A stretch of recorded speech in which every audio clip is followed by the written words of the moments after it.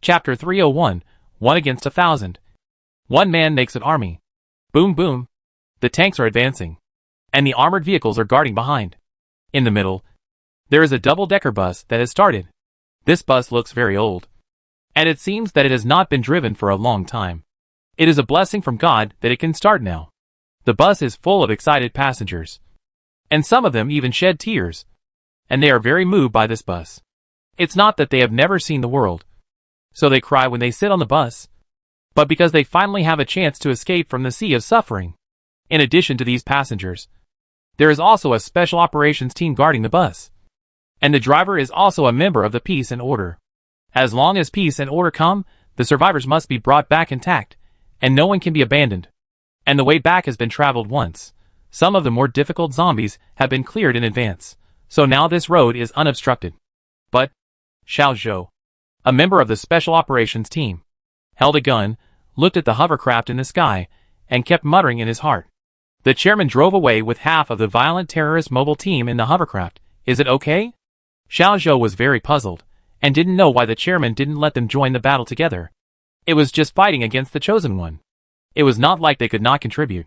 He did not know why the chairman did not allow them to take action, but only brought 5 members of the terrorist mobile team. Moreover, the 5 members of the terrorist mobile team did not include the captain Wanting. This made everyone wonder why the chairman did this. It felt that the chairman was too caring for them, and did not allow them to do such dangerous things.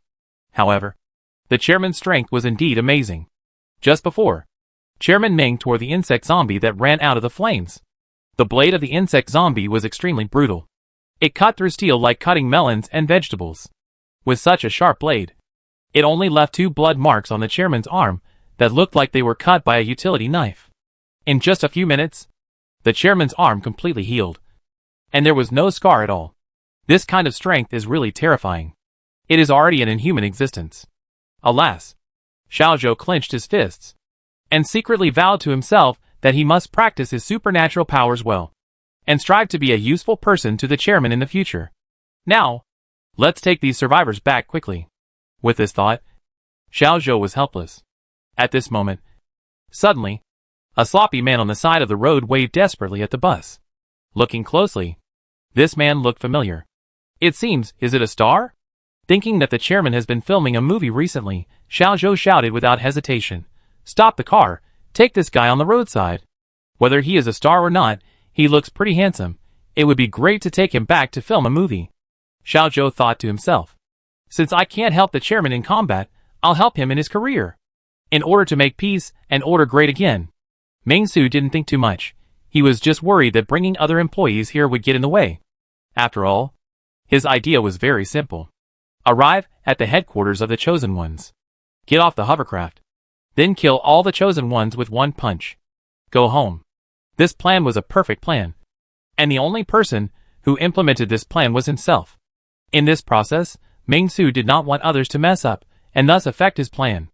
In addition, he brought 5 terrorist mobile teams, because they had no ideas of their own, and they could attack wherever they wanted, which was perfect. And it doesn't matter if they sacrificed themselves in the end.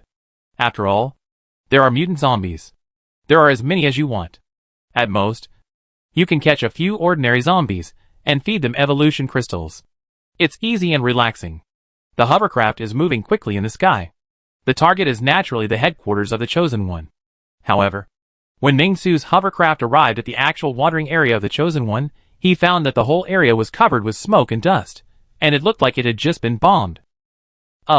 This Chosen One seems to have been beaten on the ground. After seeing this situation, Ming Su thought it was normal.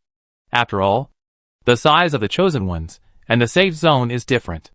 They are better at street fighting, and it is normal for them to be pinned to the ground by the safe zone in positional warfare. Stop the car. Wait nearby. Patrol on your own. And attack enemy tanks and the like when you see them. Ming Su calmly gave the order and turned on the auto cruise function. After turning on this function, Ming Su calmly opened the door of the hovercraft and jumped with 5 fully armed members of the violent terrorist mobile team from a height of about 10 meters above the ground. It can only be said that the hovercraft is almost landing, but it is not even 10 meters away. After landing, the 5 zombie employees of the violent terrorist mobile team were very stable. As for the hovercraft, after all members were detached, it immediately took off and began to strictly implement Meng Su's orders and patrolled around. Patrolling within the influence of the Chosen One, it was very arrogant. Let's go, find someone first. Meng Su yawned, casually took out the breath simulation device, simulated the breath of an ordinary person for himself, and began to walk on the road in a swagger. Meng Su was tired of pretending to be the Chosen One and sneaking behind enemy lines. He just wanted to be an ordinary person. It was just that his equipment and the 5 terrorist mobile teams behind him didn't seem like ordinary people. But it didn't matter. As long as he could meet people. Where are all the people? Meng Su walked freely on the bombed street. But it was obvious that the street had not been bombed on a large scale. It was probably only a small-scale bombing. That's right. After all, this is not the era before the zombie crisis broke out. Before, satellite guidance could be used, drones could determine the direction, and large-scale bombing could be carried out. But now the satellites have been sent away. Even the communication satellites are gone. Not to mention other things. It is indeed a bit difficult to carry out precise strikes in this environment. Meng Su went north. His order to the hovercraft was to patrol the south. Now he went north, which was just right for the south and the north, and could completely cover the entire range of the Chosen One and find the location of the Chosen One. Just like this. He was bored and searching. Suddenly, Meng Su felt a sense of being watched. In an instant, Meng Su's mouth corners slightly raised. Here they come. So, he immediately aimed his sight in the direction of being watched, and the next second, he ordered the 5 members of the violent terrorist mobile team behind him, go to that building, and pull the people out for me. Roar! The 5 zombies roared at the same time, and then, like ghosts, quickly rushed towards the tall building Meng Su mentioned. While the 5 zombies were heading towards the tall building like ghosts, a bullet was fired from the tall building in an instant, aiming directly at Meng Su. Bang! The sound was loud, and the bullet came through the air. Meng Su naturally noticed the bullet coming, but there was no panic in his eyes, and he was aware of the coming impact. He raised his hand gently, without haste, and his 2 fingers, like a pair of pliers, accurately clamped the bullet that was shot at him. The bullet stopped its ferocity in the air, as if it had become a motionless toy at Meng Su's fingertips. Suddenly, it hit a steel wall, making a slight ding sound. The bullet was like a grain of sand thrown into the ocean, failing to stir up even a ripple. Meng Su's face remained calm. Not even one of his eyelashes trembled. His eyes were deep, and with a light flick, the bullet flew out like a meteor and sank into the mud on the side of the road. Ah! The Chosen One who was in charge of sniping on the high-rise building was stunned, rubbing his eyes, as if he couldn't believe the scene in front of him. What's going on? Catching bullets with one hand? You, Fire Cloud Evil God. Buddy? No, Fire Cloud Evil God can only catch those rubbish pistols from the last century. What did you catch? A sniper rifle. The Chosen One in charge of sniping looked down at the sniper rifle in his hand, and now he felt that the gun in his hand was fake. What's going on? Why didn't you kill him? Did you miss? Beside him, another Chosen One frowned, and asked the sniper Chosen One, "This guy is stupid, he actually stood still, fire another shot, kill him." I think it's a bit difficult. The sniper Chosen One muttered, but he was not idle, and fired another shot. However, the ending is the same as last time. The other party instead walks towards the tall building, no illness. What happened? Why didn't you shoot it? The candidate was a little surprised that day. He was incredible to look at the sniper heavenly candidate. The eyes are full of unbelievable. Damn it. Sniper celebrity cursed. I don't explain why they have not shot instead. I was just holding a gun to leave. Go away. It's too late to go. It's hard to imagine what level of people who can pick up bullets with bare hands. Hurry up now, otherwise. It's too late. The heavenly candidate around was stunned, but I didn't say much. He naturally understands that his companion is not right. There must be their own reasons. However, just as the two were about to leave, they suddenly heard screams coming from downstairs. Along with the screams, there were also gunshots. It seemed that the team escorting them downstairs had encountered some kind of attack, and the action was extremely fast, causing a large number of casualties in almost an instant. In an instant, the sniper Chosen One thought of the 5 fully armed but unarmed soldiers behind him when he found that person. It can't be possible? There are 30 people downstairs. A platoon! And there are 6 people with special abilities among them. With this configuration, how could there be such a fierce movement? And from the sound, it seems that our side is still at a disadvantage. What is going on? All of a sudden, the two chosen ones looked at each other and fell into chaos. Jump off the building, we are all superpowered people, and if we jump from the 5th floor, we won't die, but our legs may be broken. The sniper chosen one took a breath, gritted his teeth and said, at this point, there is no other way.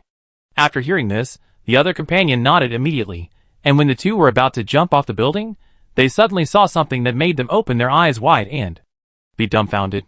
The man who had just aimed at the sniper rifle and shot twice in a row stepped into the air like a spring, as if he had climbed an invisible staircase and was walking upstairs. What was going on? Did I not wake up today? He was stunned. Besides being stunned, the chosen one holding the sniper rifle had no other thoughts. The chosen one on the side was also very surprised. Seeing this, he pointed at Meng Su and uttered a word, "You." But before he finished speaking, Meng Su just raised his hand, and a finger magic popped out from his sleeve. The green light instantly pierced his body, and he immediately fell down softly and began to twitch, ready to become a zombie. The chosen one with a sniper rifle looked at Meng Su in horror. "Don't point your fire stick at me." Meng Su yawned and said to the chosen one, "You have a radio, right? Notify your base. I'm here, I'm Meng Su." Before speaking, the 5 members of the violent terrorist mobile team downstairs had already killed the thugs stationed downstairs, and stood there coldly, pressing the other chosen one zombie that had turned into a corpse, waiting for Meng Su to interrogate. After hearing Meng Su's voice, the chosen one with a gun was startled, and then without hesitation, immediately came to the corner, and took out something that looked like a walkie-talkie from there. After debugging it, immediately said to the walkie-talkie, "I'm from A4, I found Meng Su. Meng Su is here with me. He killed Zhang Duan, and asked me to notify you to come over, be careful." After saying that, he raised his gun without hesitation, prepared to destroy the walkie-talkie. But his speed was obviously not as fast as Meng Su's.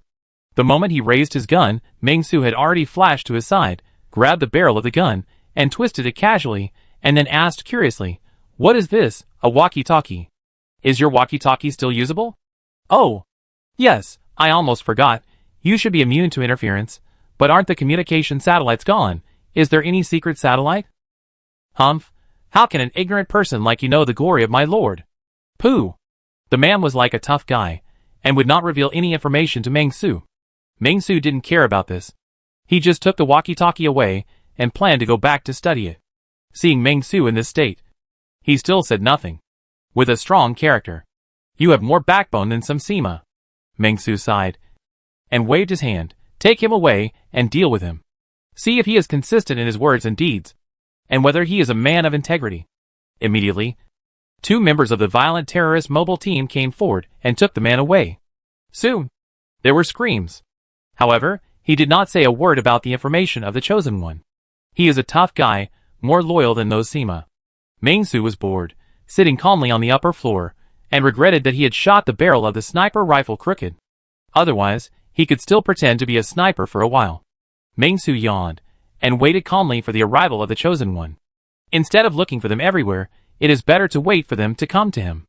About half an hour later, dozens of armored vehicles with blackened surfaces came speeding under the setting sun, and the heavy explosion-proof tires rolled over the ruins on the roadside, spattering dust. These armored vehicles are very tall, equipped with enough explosion-proof equipment, and multiple shooting holes to ensure that the people inside can fight back.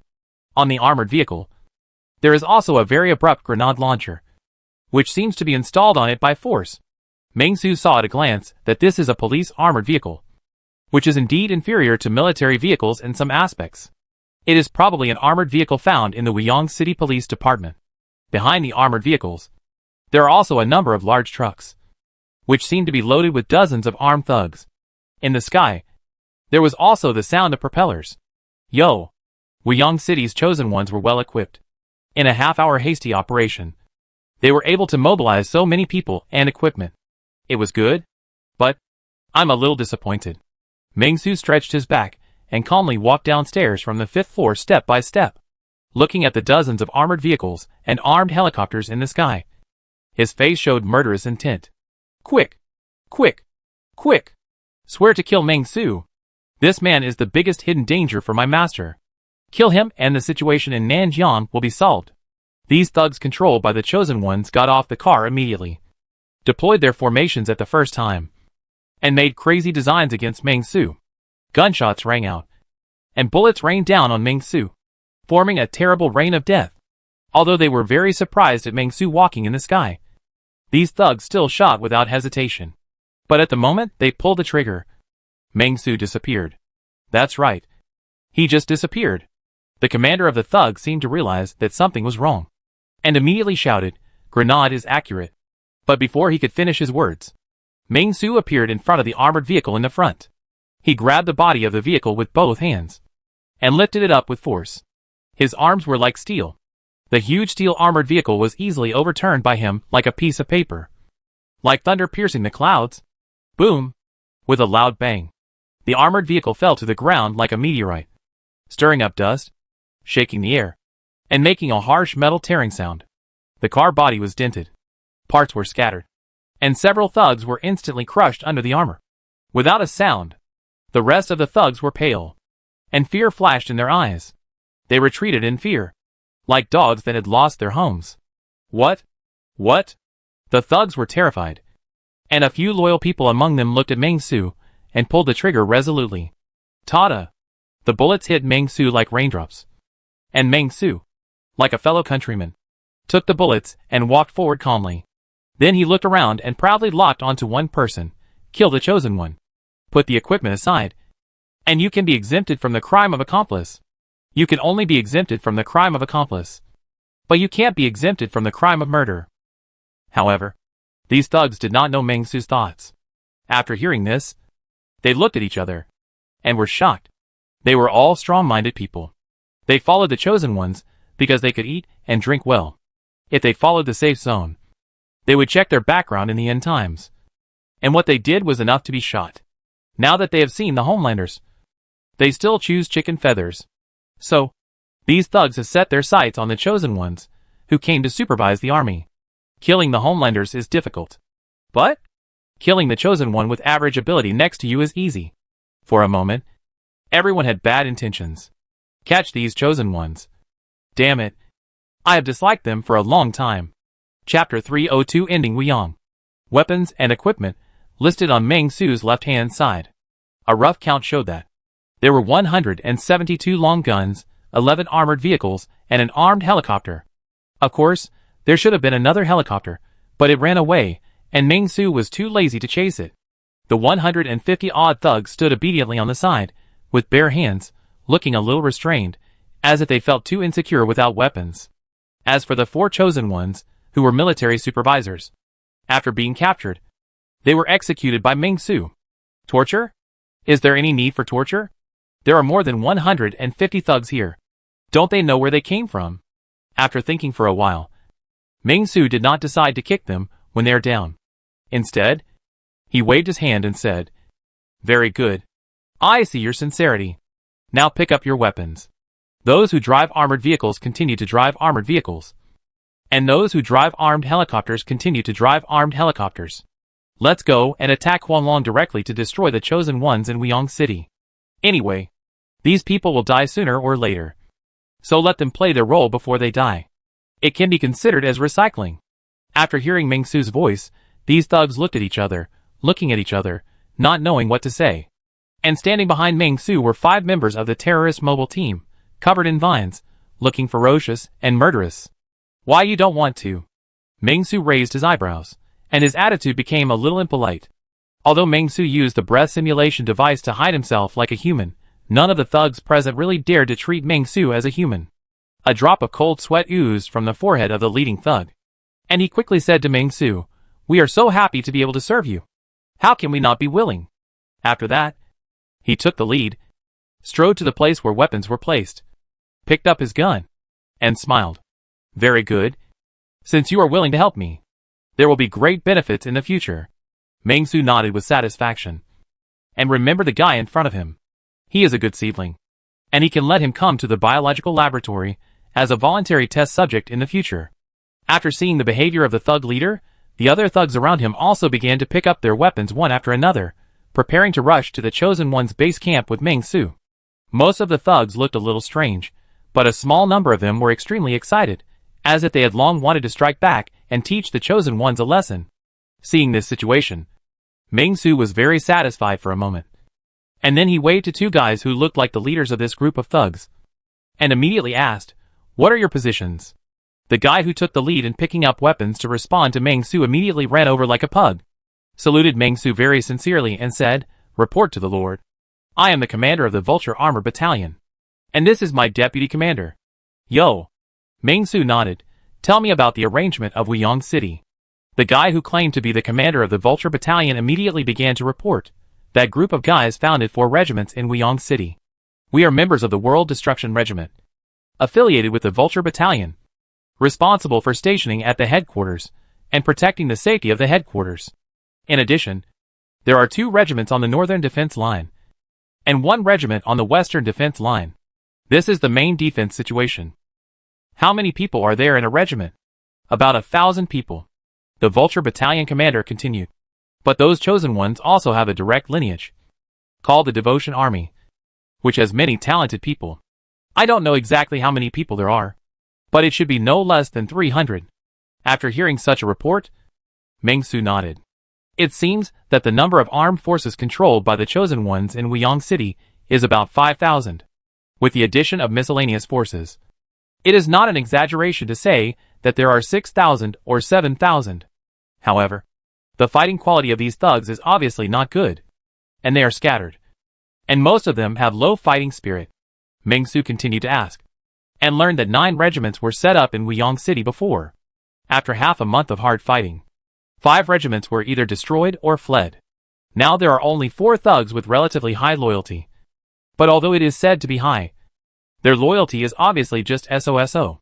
In other words, the energy of the save zone was mainly focused on the million corpses in Shunfeng City, and there was no time to pay attention to this side. Otherwise it would have been flattened long ago. "Very good." Meng Su nodded, and continued, "In that case, you should know where the headquarters of the Chosen Ones is." "Right. Let's go, and go straight to Huanglong. Kill all those Chosen Ones, and the company will reward you." After that, Meng Su waved his hand. Then, the armored vehicles, armed helicopters, and various vehicles that came to encircle Meng Su immediately started to move, and began to move in the direction they came from. The speed was very fast. It could be described as lightning speed. The morale was high all the way. At least Meng Su's morale is very high. Wuyong City, the Chosen One Command Headquarters, the address of the former First Hospital, a reserved Chosen One is pacing back and forth. His eyes are gloomy. He wants to say something several times but stops talking, but he doesn't say anything, just waiting for the final outcome. Since knowing that Meng Su has come to the vicinity of Wuyong City, the envoy who is temporarily in charge of all matters in Wuyong City seems particularly flustered. He has been able to stay in Wuyong City for so long, he must not be deaf and blind, and he naturally knows Meng Su's great reputation. He destroyed 4 generations of Nanjiang Siming, raided Beijiang, captured and killed Donghu, 2 Simings of Beijiang, destroyed the Bell Company factory, and killed Director Rupert. His reputation spread far and wide. Although he had been prepared, he was still deeply afraid of Meng Su's appearance in Wuyong City. Therefore, after learning the news about Meng Su, he immediately sent out all the armed forces he could send out, and also asked the surrounding areas to return to defense quickly, and asked the psychic ability users to quickly summon the zombies. In such an uneasy situation, he could only pace back and forth, using his actions to relieve his nervousness and anxiety. However, just when he was so uneasy, the intercom on the table suddenly made a beeping sound. Seeing this, he quickly picked up the phone. "What's the situation? Where is Meng Su?" He had no doubt that the armed forces he sent out would not be Meng Su's opponent. So the first thing he said was to ask Meng Su's current location. The person who answered the intercom obviously didn't expect his envoy to speak like this. But he immediately reported honestly, "I didn't see any trace of Meng Su. I only saw our vehicles returning to the camp. It seems that the Vulture camp is returning to the camp." Hearing this, the envoy couldn't help but breathe a sigh of relief. That should mean that he didn't meet Meng Su. Fortunately, not right. Suddenly, the envoy became more alert. Didn't meet Meng Su? That means Meng Su has lost his whereabouts. No one knows where Meng Su is now. Damn it! Thinking of this, the envoy's face couldn't help but darken. After thinking for a moment, he decided to make such a decision. "Let those armored convoys escort me away from here. Go to the west front. The infantry regiment on the west front escorts me out of Wyong City, to Donghu. I have resisted in Wyong City for so many days, I have done my best for everyone. The situation in Nanjiang province is no longer something that can be solved by human power. Unless my lord brings down a new miracle, no one can be a match for Meng Su. The envoy's cognition is very clear, and his words are firm and unquestionable. He was very clear about this fact. Who can be Meng Su's opponent? In his opinion, no one can be Meng Su's opponent. So let's run quickly. This is easy. But this time, the intercom did not receive the answer of the previous chosen one, which made Ling Shi startled. Then, he heard the sound of howitzers outside. Boom! A flash of fire, followed by the roar of the explosion. The already fragile skeleton of the building trembled under the bombardment of the grenade, dust flew, and bricks and stones splashed. The shockwave brought with it a sharp whistle, making the windows rattle. This scene caught Ling Shi off guard. He squatted down in a hurry, looking through the gap, but he only saw flames spreading in the ruins.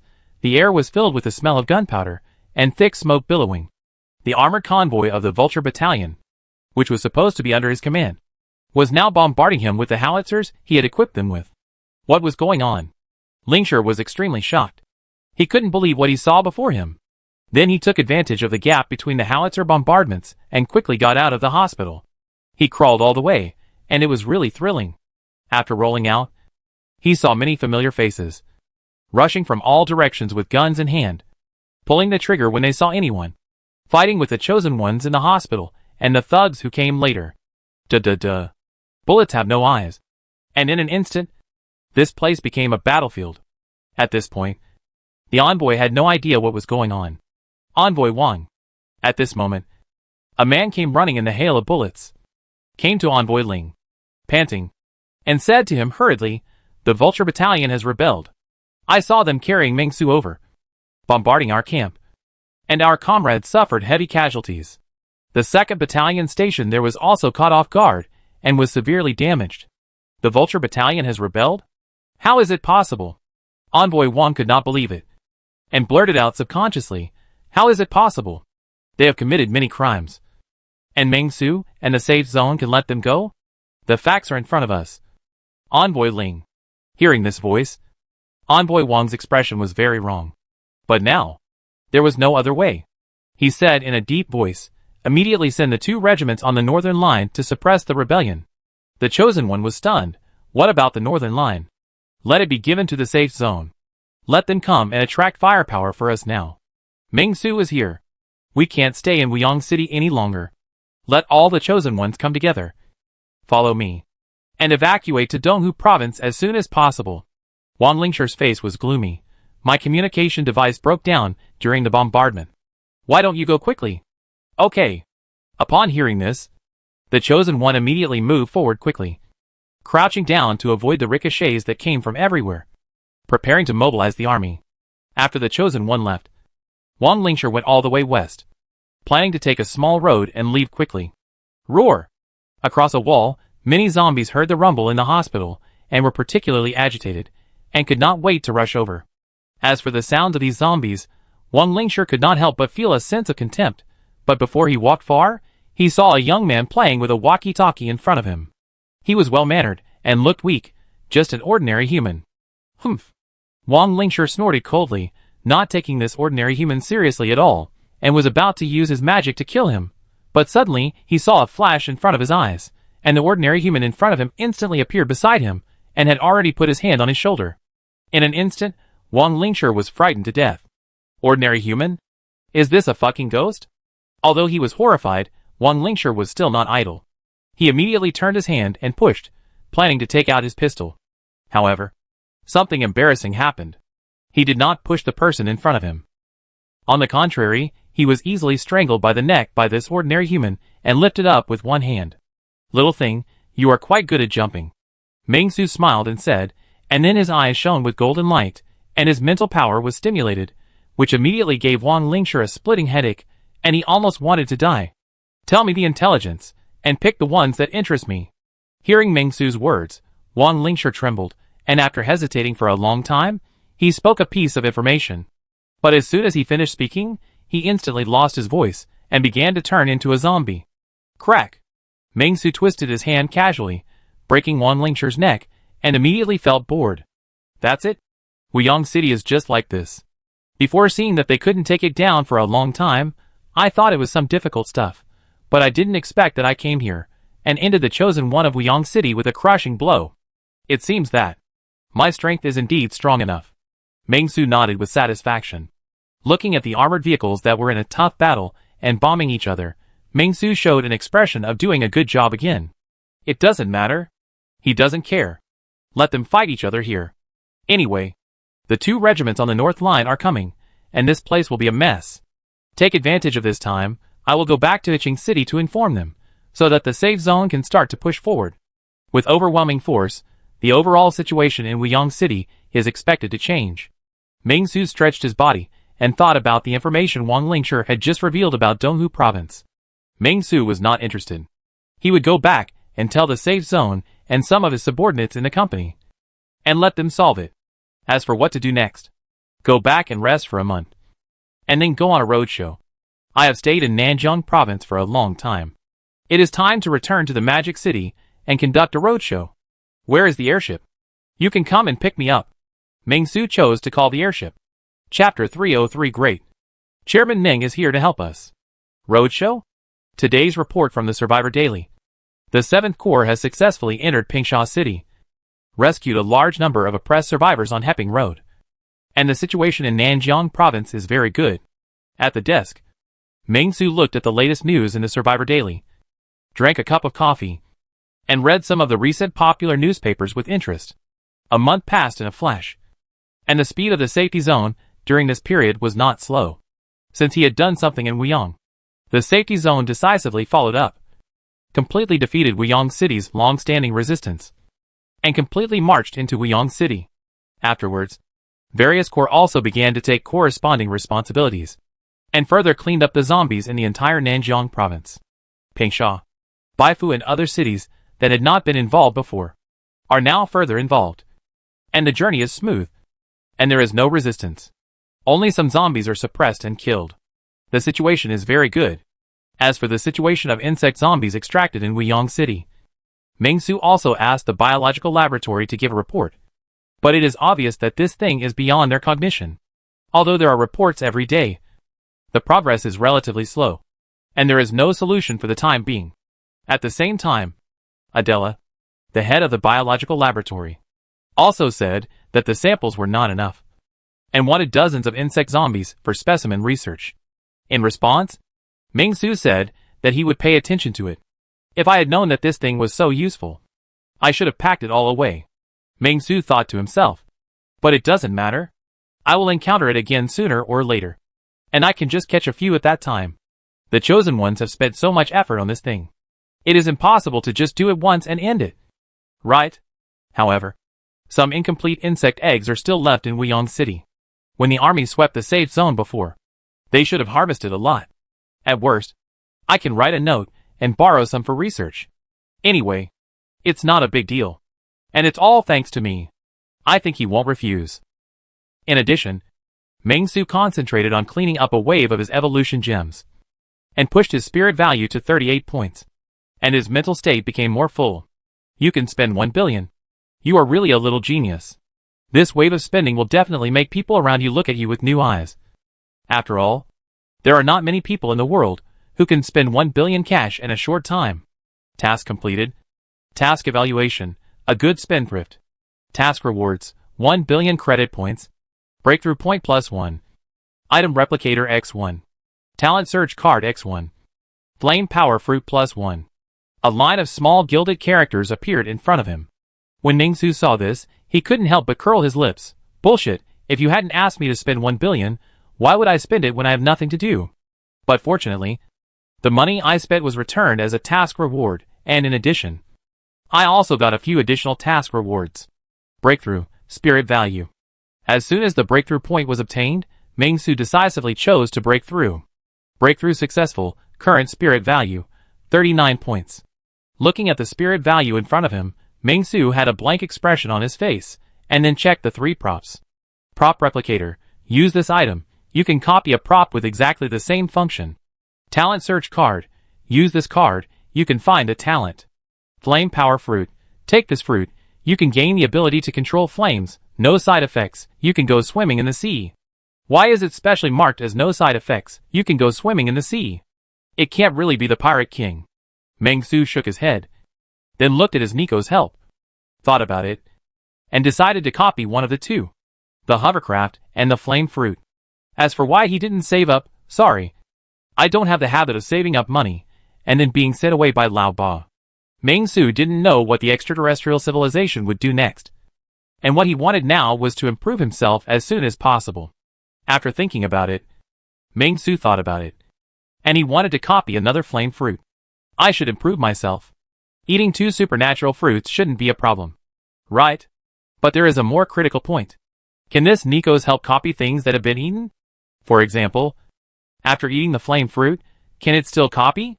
After all, if after eating this flame supernatural fruit, I can only make a small spark on my fingertips at most, then this supernatural power has basically no effect, and it's useless to copy it. Forget it. Eat it first, and then see after eating it. If the effect is good, and can be copied, copy the flame supernatural fruit. If the effect is average, then choose the hovercraft.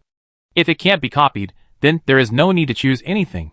Meng-Su thought in his heart, and at the same time, he turned his wrist, and immediately a red fruit appeared in his hand. It looks a bit like a tomato, or rather, it is a tomato. Seeing this, Meng-Su didn't know what to say. After carefully examining it, he determined that the tomato had a good color and was a premium tomato. It was definitely a high-end tomato in the supermarket. It was nothing ordinary. Was he being fooled? This thought flashed through Meng-Su's mind. But he didn't hesitate and swallowed it in one gulp, as smoothly as Zhu Beiji eating the ginseng fruit. After eating it easily, Meng-Su felt very comfortable. The juice was rich, and the taste was exactly the same as tomatoes. The difference was that, after taking it, there was a warm current running around in Meng-Su's body, and a faint blush began to appear on his skin, and then Meng-Su felt as if he had swallowed a sun. It was as if there was a flame spreading in Meng-Su's blood vessels, as if countless fires were jumping in his blood, and the heat waves gathered in Meng-Su's body into an unstoppable torrent. Meng-Su closed his eyes, and felt the flame in his heart. This burning heart of fire made Meng-Su feel very hot. It seemed that every breath was filled with the breath of heat, burning and strong.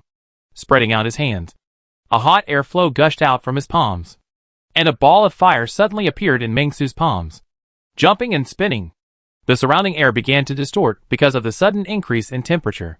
The light of the flame jumped on Meng-Su's face, casting his shadow on the nearby wall. Meng-Su's mind moved, and he threw it casually. The ball of fire did not dissipate, but continued to burn in the air, like a small sun, standing under the ceiling of the office.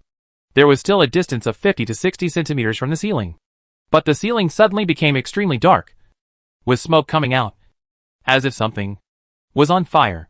Fuck. Seeing this, Meng-Su had an idea in his mind, and instantly extinguished the floating little sun. Then, looking at the ceiling that was about to catch fire, he picked up the water dispenser next to him without hesitation, and then used precise aiming. Just when he was about to pour water, he suddenly thought of something and stretched out his hand. However, the ceiling that was about to start burning began to go out.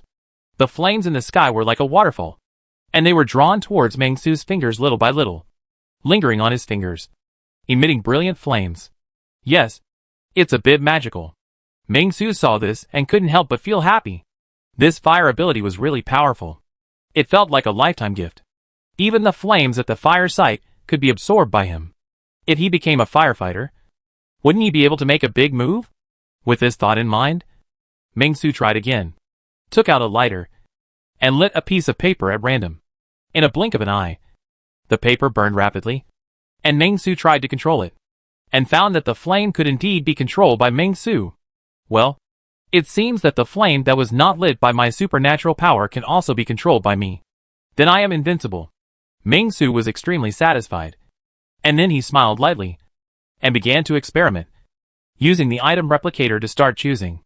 Please choose one of the following items: War-class hovercraft, Flame supernatural fruit, Talent search card, Red Heart intelligent assault rifle. Densely packed. A dazzling array of items appeared in Meng-Su's sight. It was the first time that Meng-Su knew that he actually had so many props.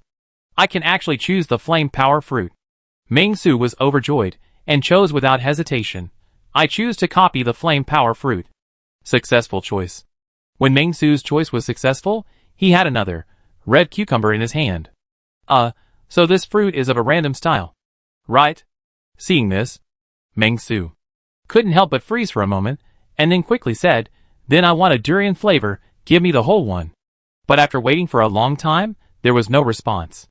Seeing this, Meng Su felt a little bored. So he just broke the cucumber, chewed it, and ate it all. The feeling was the same as above, but it was not as hot as before. Meng Su exhaled, and it felt like he exhaled a mouthful of fire. It feels really strong. It seems that I can continue to eat it. Meng Su nodded, and was about to bathe his whole body in the flames, but thought that his clothes might be burned. So he stopped. However, after thinking for a moment, Meng Su waved his hand, and the flame in his hand immediately turned into a fire dragon, which kept circling in the air, extremely ferocious, and looked very scary. Very good. Meng Su was extremely satisfied. He waved his hand again, and the fire dragon hovering in the air disappeared without a trace, as if it had never appeared. This fire control technique was extremely exquisite. Meng Su felt very curious, just like a child who got a new toy, playing with it very happily. Playing with fire? This is much more fun than Meng Su's previous ordinary strong hand skull splitting. It's really fun. But after playing for a while, Meng Su returned to normal. 1 month is almost up, and the next step is to start the road show. Meng Su has already set a goal. The first stop is Shanghai, the second stop is Nandu, the third stop is Shangfeng, the fourth stop is Tanzhou, the capital of Donghu Province, the fifth stop is Jingzhou, the capital of Handong Province. 5 stops are okay. It is called a national tour, but according to Meng Su's route, it is actually just a stroll in the south of the central part. But it doesn't matter. Anyway, the task does not require a certain place to go. Chairman. At this moment, there was a knock on the door of the office, and a gentle female voice came from outside the door. Everything is ready. Your team can set off at any time. Yes. Meng Su nodded, indicating that he understood. This time, Meng Su did not plan to bring a hovercraft. On the one hand, the company was cooperating with the safe zone in the expedition. The 2 hovercrafts were now fighting with the safe zone's army, providing air artillery strikes. After all, in this environment where on-site reconnaissance was impossible, the role of the 2 hovercrafts was very significant. Various types of missiles could be launched directly from the hovercraft, which was much stronger than a simple armed helicopter. Moreover, when floating in the air, it was able to easily obtain information from a high position. Therefore, after the airship joined the battle, the casualties of the army and company employees in the safe zone were greatly reduced. In this regard, Meng Su said that it didn't matter, and he didn't need to ride the airship. Of course, the core reason was that the 2 airships were rented out by Meng Su at a friendly price. The safe zone was fully responsible for energy and shells. In this way, Meng Su collected a net rental fee of 5 million per day, and 2 cars would be 10 million. Why not? The only pity for Meng Su now was that the rental time was too short. I couldn't send it out earlier to exchange for money. For Meng Su, who was going out for a roadshow, it really didn't matter if he didn't drive the hovercraft. After determining the route, Meng Su pushed the door open and walked out, and immediately saw a young and beautiful secretary in professional attire reporting to Meng Su. This secretary was arranged by Anchioyu to be beside Meng Su. She had other things to deal with, and naturally she couldn't come to play role-playing games with Meng Su every day. Mr. Chairman, Vice President Jiang and Manager Qi are already in the car, and the rest of the crew are ready. The secretary followed Meng Su and walked bumpily all the way. It seemed that her high heels could hardly keep up with Mr. Meng's pace. Meng Su didn't have any sympathy for women, and then said, "They want to go too? Forget it, just go." It didn't matter. It wasn't uncommon for company executives to attend roadshows, but these 2 guys never said hello to me. Taking the elevator down, looking at the bus parked at the entrance of the company, which had been completely modified, with amazing defense and comfortable interior environment, Meng Su nodded with satisfaction. Since everything is ready, let's go. Take a telegraph. Before, we couldn't get in touch with the Magic City office because of the long distance. Now we are on the way. Let's see if we can contact Lu Jiangming of the Magic City office. Accompanied by Meng Su's instructions, all the equipment began to be configured. Modu Office of Peace Order Group. LV Jiangming's life was not satisfactory, but it was the end of the world after all. In the end of the world, if you compare it with other people, it was still pretty good. At the beginning, Meng Su left some zombie employees around Lu Jiangming, and also gave Lu Jiangming a good place, robbed a lot of supplies, and let Lu Jiangming live a well-off life. However, Lu Jiangming did not just lie down, but chose to rescue as many survivors as possible in Modu. Of course, they were selected rescues. LV Jiangming had been a leader of the survivors for a period of time before, so he had some experience. Therefore, he handled the affairs in the Magic City in an orderly manner this time, without any mistakes, and successfully supported the Magic City office. Before that, Meng Su told LV Jiangming a secret telegram order before leaving, so LV Jiangming waited for the call from the headquarters every day. On this day, LV Jiangming slept as usual.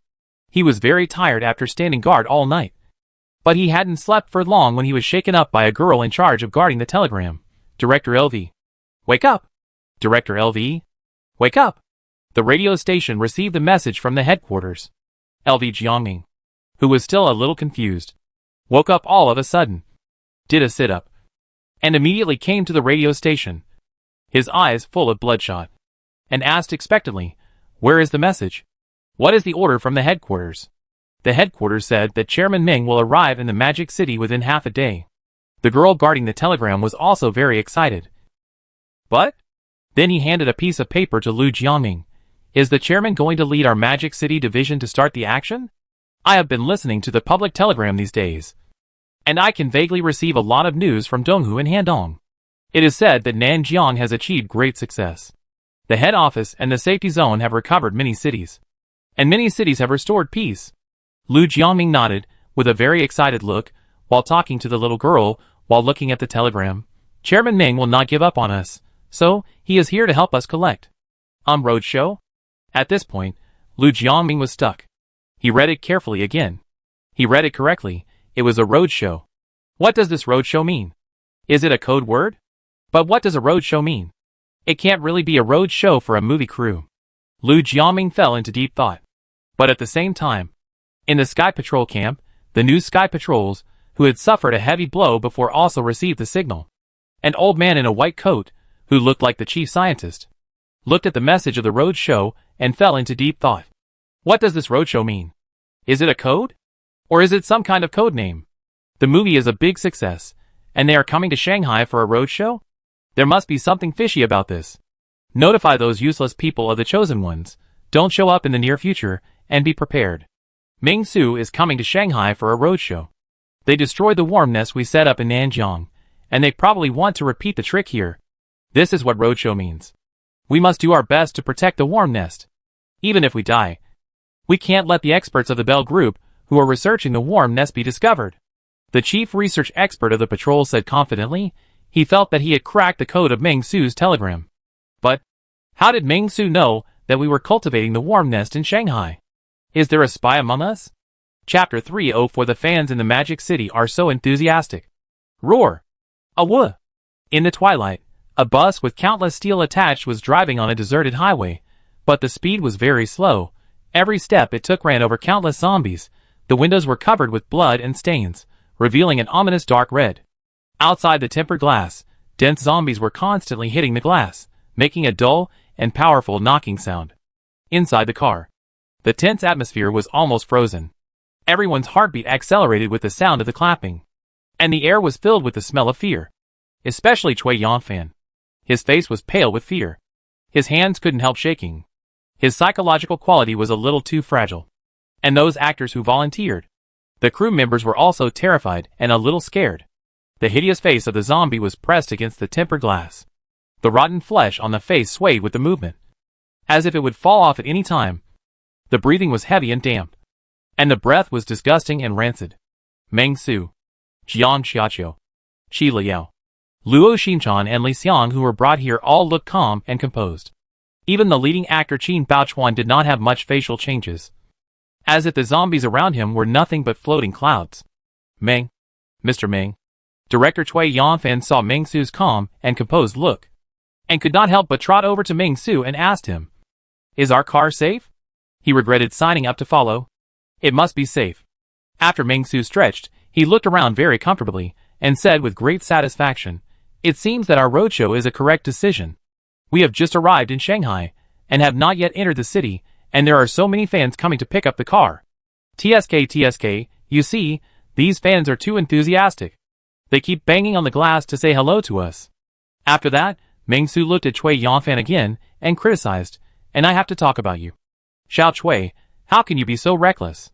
This time on the roadshow, you must smile in front of the fans. You can't give the fans such a panic expression. What if you scare the fans away? If you scare the fans away, who will pay for our movie? You will be the leader of my fan circle? Cui Yanfan? Ah?" After hearing what Meng-Su said, Cui Yanfan was completely stunned, and didn't know what to say at all. "Outside, are they fans? This is not a zombie attack. Are they fans surrounding the car? Mr. Meng, are you serious?" Cui Yanfan looked at the hideous zombies outside, and did not feel any familiarity at all, but only felt extremely creepy, and somewhat abominable. He could not help but shudder. "Yes, is that so?" Cui Yanfan forced a smile. He felt that Mr. Meng was crazy, and did not dare to say any more nonsense, and could only sit back trembling, and his heart was full of panic. Looking at the other colleagues, such as Team Leader Li Xiang, who was in charge of the safety of this event, Team Leader Li just sat there calmly, with an expression of "do not disturb strangers," which immediately made Cui Yanfan feel more terrified. Why did he feel that Team Leader Li was not quite human? His mind was full of what to do next. Crazy boss, dangerous environment, human colleagues, who will save me?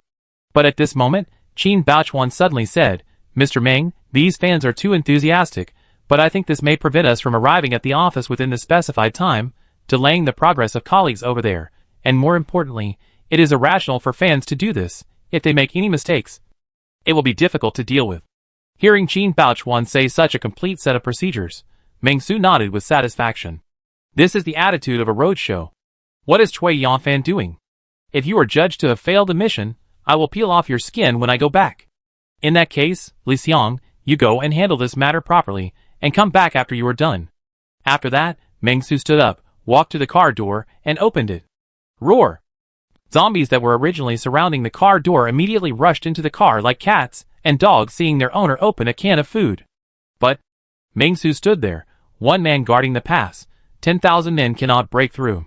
After Li Xiang received the order, he immediately stood up and walked towards the car. As soon as he got off the car, he began to clean up the zombies that surrounded him in a simple and rough manner. The cleaning method was also very simple and rough, that is, to crack the heads one by one with each hand. Crunch. After seeing Li Xiang get off the car to clean up the zombies that surrounded him on both sides, Meng-Su patted the driver Jiang Xiaqiu on the shoulder again, and said to Jiang Xiaqiu, "Driver, drive faster. Do you really think of me as a driver?" Jiang Xiaqiu curled his lips, although he was a little reluctant, but he stepped on the accelerator at the first time, and drove away at lightning speed, and said to Meng-Su, "Remember to clean the tires when you arrive. They are all bone fragments and mincemeat, and it is easy to get into trouble if you drive for a long time." The voice was flat, and the tone was beautiful, but the content of the words made people shudder. However, no one present thought there was anything wrong. Instead, they felt it was normal. The vehicle began to drive at high speed. The crazy fans by the window gradually disappeared, leaving only some even crazier fans, who occasionally rushed over after discovering the vehicle. Meng-Su sat on the leather seat, looking at the scene outside the window, and couldn't help but sigh. The fans in Shanghai are so enthusiastic. Shanghai is worthy of being a big city. The other crew members, who came with him, didn't dare to say a word. Fans? Mr. Meng, let's take a step back and say, even if they are really fans, their attitude is not like admiration. It's more like they want to tear our tendons and skin us alive. At first glance, they are definitely black fans, and they are the kind of black fans with deep hatred. But no one dared to say anything after all. Chairman Meng is gentle and easygoing when he is in the company, but he becomes crazy when he goes out. Perhaps, this is the price that the strong have to pay to become stronger. Everyone thought in their hearts. Chairman Meng has really paid a lot for the company. Everyone thought so in their hearts. All the employees of the Magic City office were waiting patiently at the gate of the town, quietly waiting for Meng-Su's arrival. The Magic City office has a total of 47 employees, in addition to the team that Meng-Su originally left for Lu Jiangming, referring to the experimental subjects rescued from the Sky Patrol experimental base. Lu Jiangming has successively developed more than 30 employees. They have really worked hard and conscientiously. In addition to the 47 employees, there are about 100 survivors living here, doing odd jobs like repairs. This town has been cleaned up by LV Jiaming. There are many wire fences outside the town, which looks like a survivor settlement in a Doomsday environment. Now, they all stand at the entrance of the town, waiting for Meng Su's bus to come to the Magic City for a roadshow. Very strange. However, everyone thinks that roadshow is an action code or secret code. LV Jiaming is not sure what the specific behavior is, but he is ready to complete the task with his life. Deputy Director, when will the chairman arrive? In the welcoming queue, a pretty girl asked the deputy director beside her curiously, and her words were full of curiosity. The girl had a neat ponytail, she was full of energy, and her movements were brisk, looking like a young executive who worked regularly. Her eyebrows were curved, and her eyes were like morning dew, crystal clear, revealing the vitality and hope of youth. After hearing the girl's question, the deputy director, that is, Li Shikai, thought for a while, and said, he is a very capable, unrestrained, strong man, who is decisive in doing things. With Chairman Meng here, our Magic City has a bright future. Once Li Shikai, Xiao Yuling, and Bao Wanyu were very dissatisfied with Director Lu Jiaming's identity, and even wanted to get him out of office, but because of Meng Su and the existence of peace and order, they didn't dare to do it. Lu Jiaming also knew that these three people were harboring evil intentions. So he first eliminated Xiao Yuling, who was the most hostile, and physically expelled Xiao Yuling, then suppressed Bao Wanyu, and finally subdued Li Shikai, appointing him as deputy director. The means were very strong. And since then, everything was fine in the Magic City office. And Li Shikai also calmed down to be the deputy director. When she heard what Deputy Director Li said, the girl showed a look of yearning, as if she was imagining the heroic figure of the chairman. Soon, after waiting for a while, a bus covered with bloody handprints appeared at the end of the site, and it seemed that it had some unpleasant journey. After the bus stopped, Lu Jiaming immediately went to meet it. Seeing Meng Su was the first to get off the bus, he immediately said excitedly, Chairman Meng, our Shanghai office has been looking forward to you for a long time. And finally you are here. Meng Su heard this, looked around, and was quite surprised. Then he patted Lu Jiaming on the shoulder and encouraged him. You did a good job. I didn't expect that with such a few people. You could gain a foothold here. I am very satisfied. After that, Meng Su waved his hand and asked all the crew members in the car to get off. Lu Jiaming was overjoyed. After looking around, he lowered his voice and whispered to Meng Su, Mr. Meng, tell me, how should we cooperate with your actions next?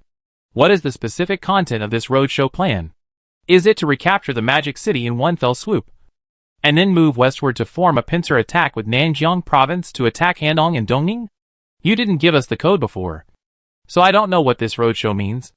Roadshow is a roadshow. What else can it mean? The movie we shot in Heqing City was very successful, so we came to the Magic City for a roadshow to promote it. In addition to the Magic City, we will also go to places like Nandu to promote it together. It does require your cooperation. First of all, find a place with a good location, preferably a place with a higher reputation, which is convenient for our roadshow, Meng Su said. Secondly, what you said about recapture the Magic City also makes sense, but we still need to contact some troops in the safe zone. Although I can kill them, I can't. There are few strong zombies, but after all, there is only one person, and he can't defend such a large defense line. LV Jiaming? Ah? Is the roadshow really a roadshow? After hearing Meng Su's words, LV Jiaming didn't know what to say for a moment. He stood there in a daze, and at this moment, Meng Su waved his hand again and took out a projector. It's just right. You haven't seen it yet? How many people are here? Take them all to see the movie. The ticket price will be deducted from your salary, and you can get a full refund if you write a good review after watching it. Although it is estimated that there is not much, but a mosquito is meat no matter how small it is. Meng Su's current box office is only about 80 million, and he needs more than 10 million to complete the task of over 100 million. After hearing Meng Su's words, this made Lu Jiaming unable to deal with it again. He could only take the equipment with a complicated expression and go to prepare. When Li Shikai saw this, he immediately came forward and prepared to introduce the employees present to Meng Su, to see if he could have the opportunity to go to Nanjiang Province with Meng Su. Mr. Meng, this is. Li Shikai talked freely, but in fact, Meng Su knew the names of everyone present without him introducing him. After all, with just one look, Meng Su can accurately know whether this person has the brush or not. After observing the words and expressions, Meng Su was suddenly startled. He found an extraordinary guy and immediately showed a playful expression. Seeing Meng Su's gaze, Li Shikai immediately understood and introduced Meng Su, Chairman Meng. This is Nalan Lan. Although she has not yet become a formal employee of the company, she has made great contributions. She can be said to be the backbone of the medical department of our office. She is a local of Shanghai, a top student who returned from studying in London, majoring in medicine. She is also not particular about details in the office. She has made a lot of contributions to our company. She will take the initiative to patrol the defense line every morning to see if there are any problems. The girl he was referring to was the girl with a ponytail before. Upon hearing this, Nalan Lan immediately stepped forward, showing an admiring expression to Meng Su, and seemed to be very excited about receiving Meng Su's favor. However, name, Jiang Jingyu. Occupation, Gene Enhancer. Student, War Criminal, Executioner. Level, 15/17/8/10. Under Meng Su's observation of words and expressions, all his movements were exposed. This guy is not even called Nalan Lan, but Jiang Jingyu. The eye-catching occupation of Gene Enhancer reveals everything. Her identity is the Chosen One. Very good. Since you are a local, you must know a lot about the Demon City. You can temporarily serve as my secretary in the Demon City. Meng Su smiled and said, and did not punch this guy who had sneaked into his men to death like before, but wanted to keep her by his side. The reason is very simple. The situation in the Demon City is complicated. Although I killed the Demon City Simon and more than 40 Chosen Ones in one go. But as we all know, this thing is like leeks in the field. It grows after cutting. Especially in an important place like the Demon City, the power of the Chosen Ones will definitely be reorganized. Meng Su needs this Nalan Lan to help him lure out these rats in the gutter.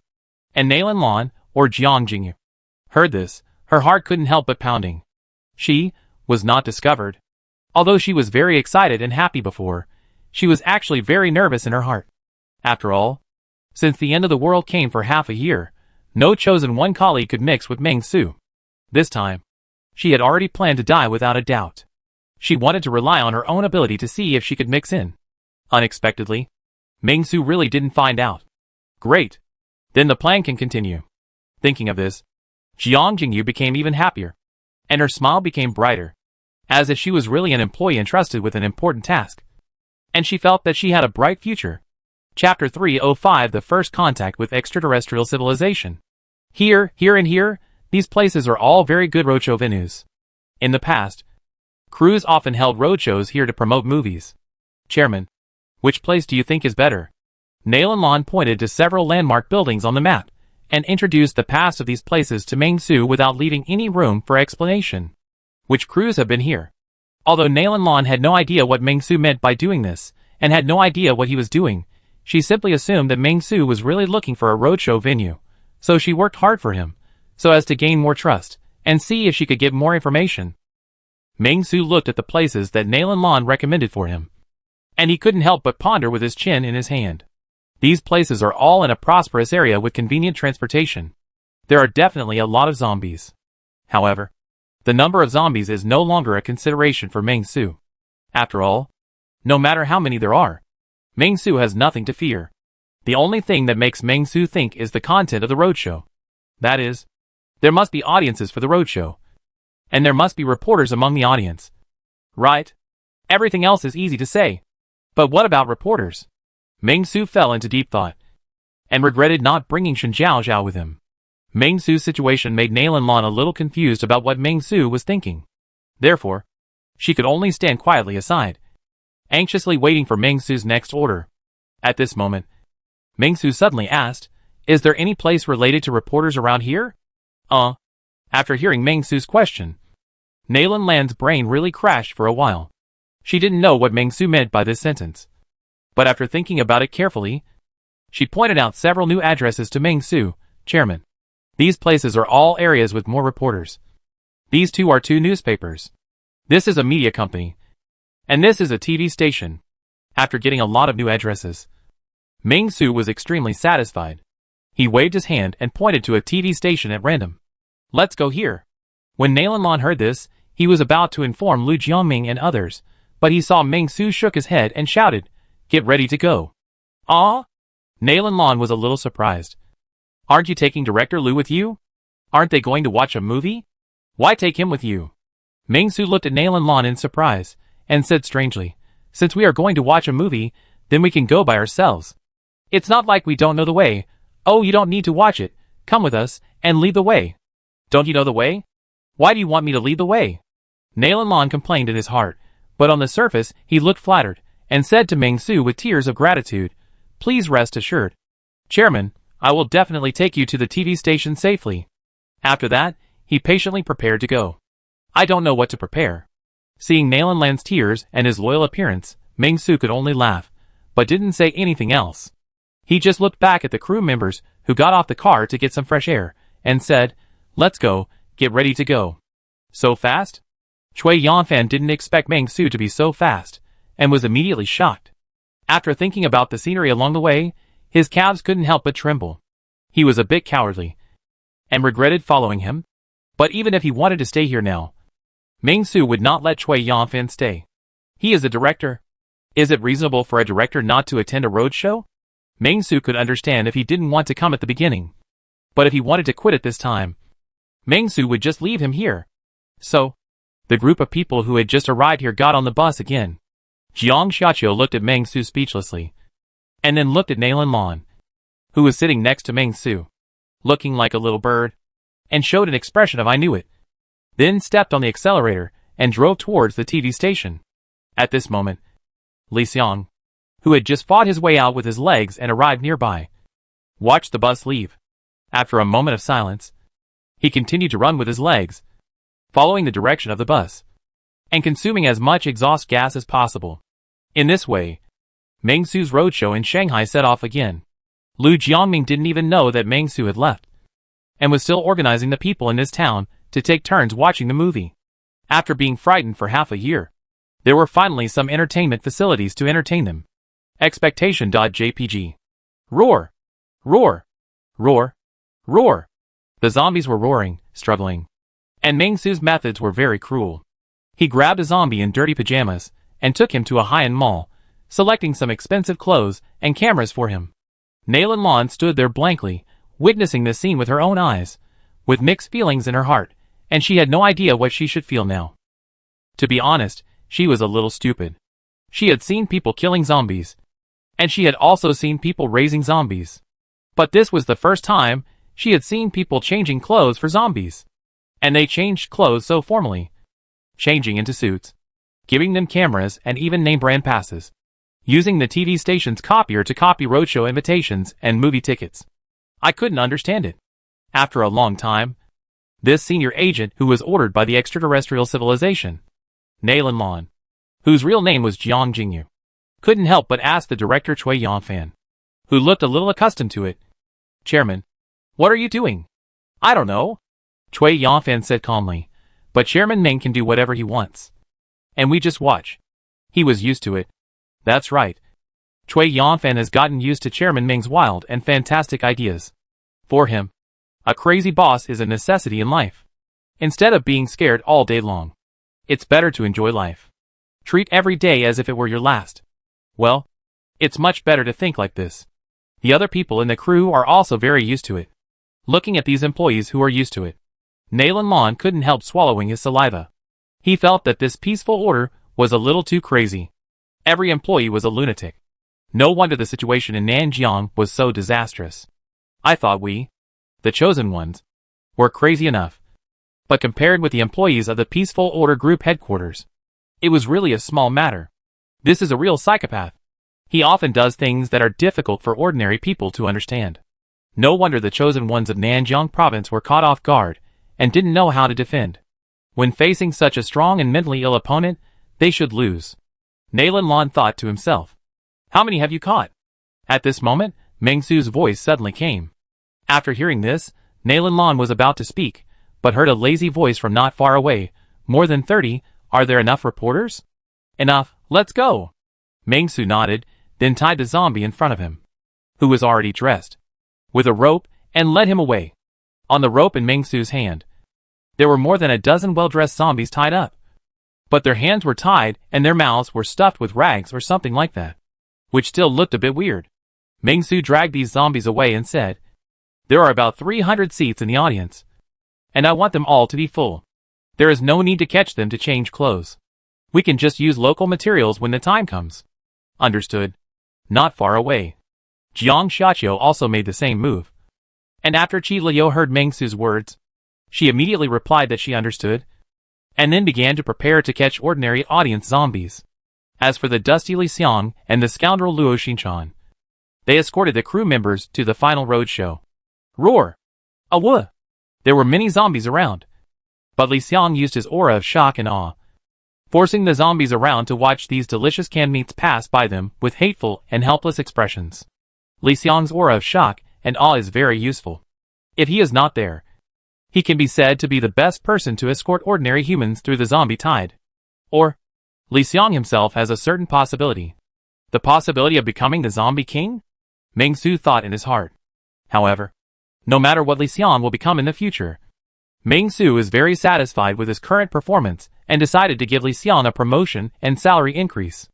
I will appoint Li Xiang as the deputy general manager of the Order Guard Company. After passing through the zombie group, Ming-Su waved his hand and appointed Li Xiang as a company executive at the level of deputy general manager. Li Xiang looked up at Ming-Su, but there was no big change in his emotions. Yes, what kind of emotional changes can a zombie have? At this moment, inside the TV station's theater, the lights are shining and the ribbons are flying. Although the outside world is full of zombies, the atmosphere in the theater is as hot as day. The staff, that is, Ming-Su, Jiang Xiaqiu, Qi Liu and others shuttled back and forth, adjusting every detail on the stage, ensuring that the upcoming show can go on smoothly, and also began to arrange the audience. The arrangement is very simple, that is, to fix this group of zombies on the seats, so that they can well watch the next roadshow.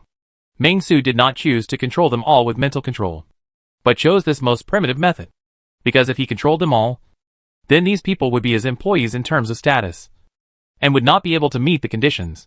To be honest, it was a bit tiring to do this, and Ming-Su felt depressed. But thinking that he would have to arrange 4 more performances in the same way, Ming-Su couldn't help but feel a little overwhelmed. The huge curtain behind the stage was like a blank piece of paper waiting to be painted, waiting for the lights and shadows to draw a moving picture on it. The sound equipment made a slight buzzing sound during the debugging, just like the giant of the theater was breathing, and gradually getting into the state. As for all the crew members, they were already ready on the stage. Now, the plot was a bit up and down, which made it hard to understand. On the stage, there were crew members with calm expressions. Under the stage, there were employees who were firmly fixed to their seats with iron chains and ropes. However, all of these audience members were a bit smelly, regardless of gender, age or young. Although they were all well dressed and bright, they could not hide the stench on their bodies.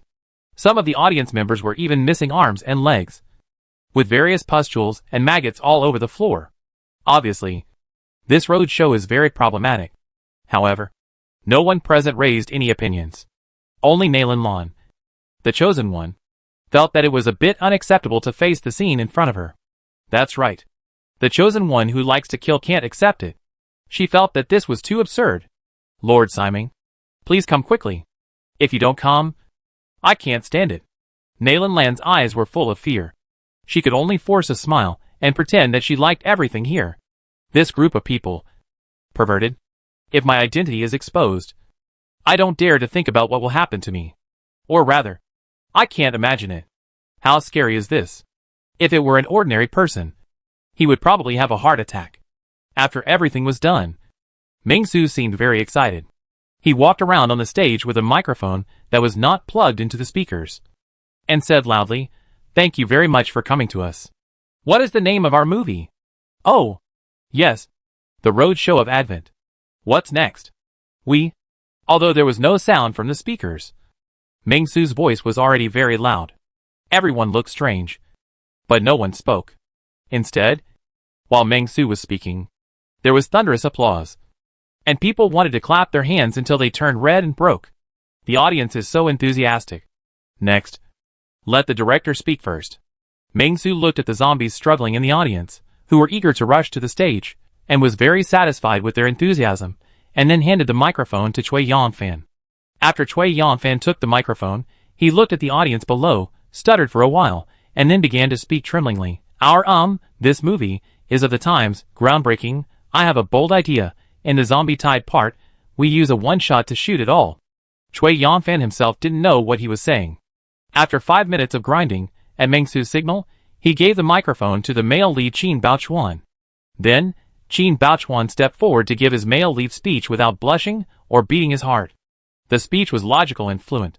It seemed that the audience were really journalists and audience friends who came to participate in the roadshow. Everything seemed to have never happened. Qin Baochuan's words made Mengsu very satisfied, and he couldn't help but applaud. What is the best actor? This is the best actor. It's worthy of the name. And Nalan Lan has begun to adapt to the rhythm, and even started to prepare in his mind, decided to go up and give a passionate speech later, which would make Mengsu's eyes light up and gain more of his trust. If you can't beat them, just join them. But unfortunately, although she was full of knowledge and had spent a long time drafting, Mengsu didn't let her speak at all. After an hour of roadshow, all the crew members had finished speaking, and Mengsu announced that the roadshow was successfully concluded. He also gave travel expenses and tea money to these Tide zombie reporters. It's an old tradition. As everyone knows, if you don't give tea money or travel expenses, the reporters will slander you to death when they go back to report. This is considered life-saving money. If the people here were real entertainment reporters, and they refused to leave, Mengsu would have gone up and slapped them, to see if they would still go crazy. But these were zombies after all, and they had stayed here for a day, and they had worked hard even if they had no credit. And if they had no money, how would they sell the box office next time? That's right. Mengsu planned to show the movie on the spot, and sell more box office. As a businessman, the plan worked. However, facing Mengsu's behavior of giving money to zombies, letting them watch movies, and collecting their movie tickets, Nalan Lan couldn't understand it. It felt like taking off his pants to fart. I don't know what I'm doing, but I feel powerful. Nalan Lan opened her mouth and was about to say something to flatter Mengsu. But suddenly she felt a flash of thunder in the sky, and the powerful information was instantly transmitted to her body through various positioning. Ah! Nalan Lan was caught off guard, and was disturbed by this powerful information. She instantly collapsed on the ground and felt a splitting headache. Huh? What's the situation? What happened to Nalan? Mr. Ming? Something happened. Seeing this, the staff standing next to Nalan Lan were stunned, and they all stepped forward to take care of it, and at the same time called Mengsu loudly. At the same time when the powerful information arrived, Mengsu had already noticed it. He was not deaf or blind. If he did not notice such an obvious signal, it would be a big problem. What's going on? This information looks familiar. Isn't it a message from an extraterrestrial civilization to the Chosen One? What's going on? Why are there so many information sources this time? Jiang Jingyu was completely numb. It wasn't like this before. Mengsu thought to himself. He felt very surprised and astonished. He wondered what the extraterrestrial civilization wanted to do. Could it be that the extraterrestrial civilization discovered that he was planning to do Mission Impossible, and came up with a counter-tactic? So he wanted to use the huge information source to crush Jiang Jingyu and make his plan fail. Mengsu thought to himself, not knowing how to describe his current mood. But his feet still turned like the wind. And soon he came to Jiang Jingyu. Oh! It was Nalan Lan again. And he came to Nalan Lan and said with concern, Xiao Lan, what's going on? What did your master say to you? Tell me. Mengsu directly revealed his cards. Stop pretending, I'm going to show my cards. I've known for a long time that you are the Chosen One. After all, Nalan Lan looks like she's almost dead. If she was really dying, she should have known before she died that it was her master who killed her. So just show your cards. Hurry up and tell me all the information you know. I'll avenge you. Nalan Lan's eyes were dull, and she seemed to have lost her mind. After hearing Mengsu's words, she didn't respond at all. What does it mean, become a vegetable? Mengsu felt very strange when he saw this situation. Just when he was about to test it further, he saw Nalan Lan utter a few words. Mengsu, I am Karen Matwarshan Inter-Universe Commercial Company, third-class specialist, responsible for Blue Star, Asia, new resource recycling. Fuck, inviting a god to possess me. The moment Mengsu heard this voice, He was suddenly very surprised. Oh no, inviting an alien to possess me. Our company sincerely invites you to join. You will get the status of fourth-class specialist. If you agree, our company will appoint you as the General Commander of Blue Star Resource Recycling, the General Manager of Blue Star Branch. Give, technology, breeding, resources, raising, annual, quantity. The voice was intermittent, and it seemed very stuck, and it seemed that the signal was not very good. However, Meng-Su had completely understood the content. The other party wanted to call for peace. What did it mean? If you can't win, call for peace? What is the identity of a fourth-class specialist? The Chief Specialist of Blue Star Resource Recycling. The General Manager of the Blue Star Branch? It means that I should be the boss of Blue Star. However, Meng-Su barely understood the resources at the end. It means that Blue Star will enter the resource harvesting state and let itself turn in a certain amount of resources every year. It is estimated that it is the crystallization of evolution. Meng-Su said to the guy lying on the ground, "You are doing this kind of thing on Blue Star, and you still want to recruit me? You are committing genocide." My friend, the company has no restrictions on race. Our employees come from various galaxies. If we distinguish by galaxy race, it is undoubtedly a symbol of backwardness. The spirit of the individual represents everything. Only when the best talents from all races in the universe are combined together can we truly become bigger and stronger. The creatures on the powerful Huma star in the IC 2391 galaxy of the Able 2029 galaxy cluster find it difficult to gain a foothold in the universe. With a protracted interstellar war, they will eventually become lonely. I don't know why. The latter sentence suddenly stopped stuttering, and the speed was very fast. It seems like he is a repeat offender. Able 2029 galaxy cluster? What is this? I have never heard of it. Meng-Su was extremely surprised, but he soon changed his mind and sneered at this sentence. You are a boaster. If you are really as awesome as you advertise, why would you talk so much to me? You would have been killed long ago. Why would you call for amnesty? The Song dynasty called for amnesty for Song Jiang. Wasn't it because it could not be resolved in the short term?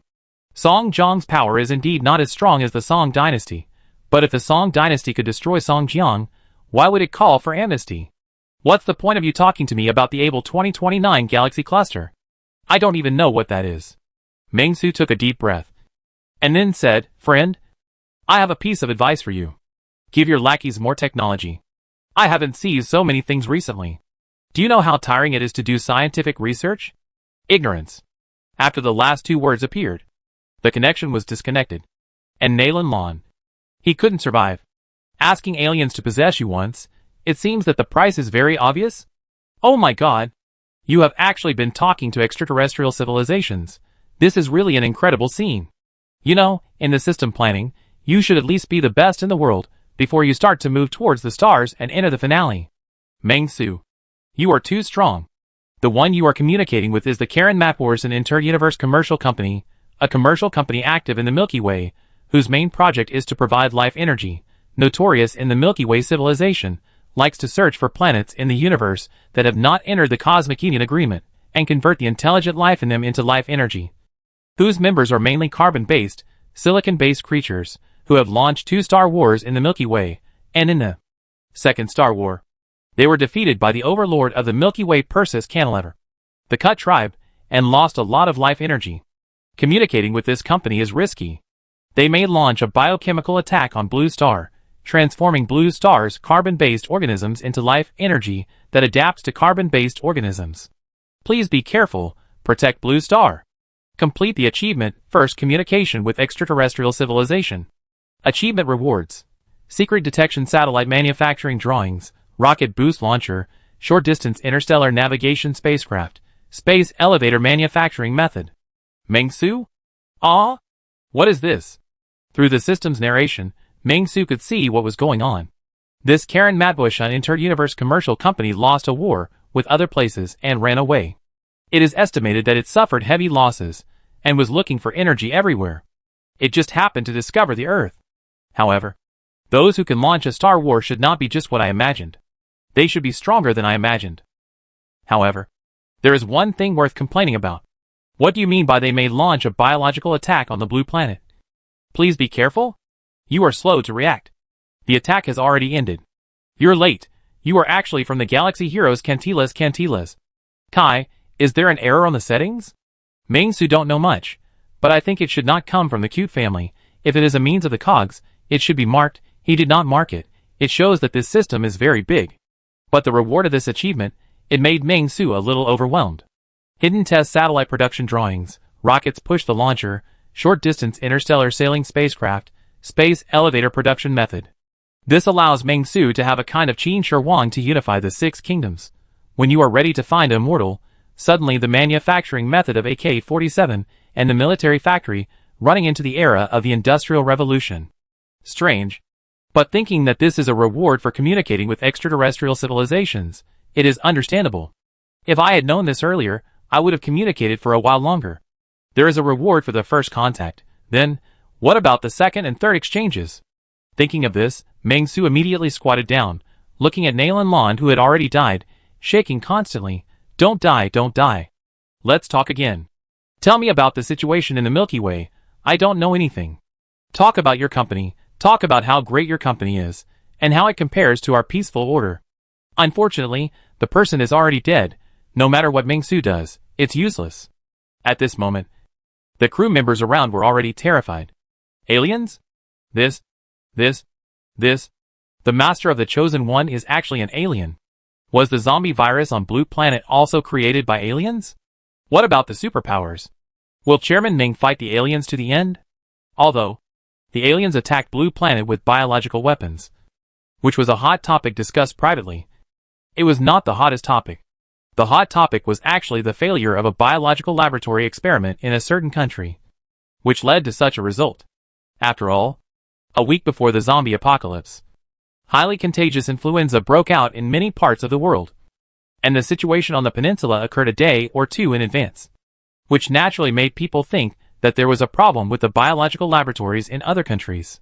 But now, all doubts have been solved. It must be the work of aliens.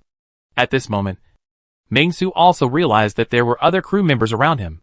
He immediately stood up, looked around with a cold look, and said seriously, "This matter? No one is allowed to spread it. If I know who is gossiping, the end will be like this." Although Nalan Lon was not killed by Meng-Su, it did not affect Meng-Su's example. Chapter 306. The Flame Boy Meng-Su, Qi Liao and his sister meet. Chairman, what should we do next? I learned this secret by chance. The crew members looked at each other, and seemed to be at a loss as to how to express their emotions. Qin Baochuan stood up very rationally at this moment, and asked Meng-Su in a low voice, "Do you want to kill all the zombies here? They are all meritorious officials. We still have to watch a movie later." Meng-Su shook his head and said calmly, "You can organize the movie screening. The movie tickets will be deducted from the tea money. Xiaoqiu, Lu Yao and Xian Chan, please guard the crew members here. After the movie, you can take them away one by one and return to the small town before. Li Xiang, you are responsible for guarding outside, keeping the zombies outside safe, and preparing a perfect passage in advance, so that after everything is settled, you can quickly transfer people at the first time." Meng-Su continued to command, as if the words of the extraterrestrial civilization just now were not taken to heart by Meng-Su, but were just a trivial matter. However, the other employees looked at each other in bewilderment. They were obviously not as open-minded as Meng-Su, and regarded this matter as a trivial matter. After swallowing their saliva, they did not dare to say anything more. After all, Chairman Ming said that the leaker will die. Jiang Xiaqiu was not like Qi Liao and Luo Xinchan, who were big-breasted and brainless. Instead, she looked at Meng-Su seriously and asked him, "So you assigned all the work to us. What are you going to do?" "Of course, I have more important things to do." Meng-Su nodded seriously and said to everyone, "Don't panic because of the aliens. This is a very normal thing. It's no big deal. Everyone should do what they should do. It's just an extraterrestrial civilization. Its strength is not that great. Otherwise, they would have destroyed us long ago. So just relax." Meng-Su was not in a hurry, and he didn't know why his employees were in a hurry. After hearing Meng-Su's words, the crew members seemed to relax a lot, but only they knew what was going on in their hearts. Okay. Be alert. Don't lose face," Meng-Su said again. "I'll go out to find the traces of the Chosen Ones, and I'll be back tonight. So don't worry." "Yes. Ming-Su now just wants to find the location of other chosen ones in Magic City. Sky patrols are also okay. It doesn't matter, as long as they can be related to the Karen Matt Morrison Inter-Universe Commercial Company. He still wants to continue asking, to see if he can trigger some tasks about the Milky Way and the universe, or unlock other achievements if that doesn't work. Anyway, communicating with this Karen Matwishon Inter-Universe Business Company, I gained a lot. Ming-Su's mentality now is a bit like that of an online anchor who broadcasts live at the doorstep of an Olympic champion or a grassroots star. He just needs to use all the traffic, because it would be a waste if he didn't use it. After hearing Ming-Su's words, Jiang Xiaqiu, Qi Liao, and Luo Xinchan actually wanted to go with Ming-Su, but when they thought that after they left, the defense of these crew members would indeed become very weak, and problems would easily occur, so they had to give up. Their minds are now quite mature, and they have begun to learn to analyze the pros and cons. If it were a few months ago, they would have said that they would go with Ming-Su no matter what. Their minds have improved. After seeing the change in the minds and attitudes of Jiang Xiaqiu, Qi Liao, and Luo Xinchan, Ming-Su also smiled, looking quite pleased, and then walked out of the TV station with big strides, leaving behind only a back that was elongated by the lights and looked very majestic. At this moment, Ming-Su's figure became very noble in the hearts of all the crew members. In order not to worry us, Chairman Ming actually decided to go alone to solve this matter. Great. No need to say more. For a moment, everyone just felt that Chairman Ming was really great. If there was an afterlife, they would definitely work under Chairman Ming and work for Chairman Ming. As Ming-Su's figure completely disappeared in the theater of the TV station, Jiang Xiaqiu's delicate face, as cold as ice, immediately turned cold. Looking around, he said coldly, "Okay, you all heard what Chairman Ming said, right? Let's start now and work." Facing Vice President Jiang's state, everyone had long been accustomed to it. After all, Vice President Jiang only showed her cute side when facing Chairman Ming. When facing other people, she was always in this state of an iceberg beauty who kept people at a distance.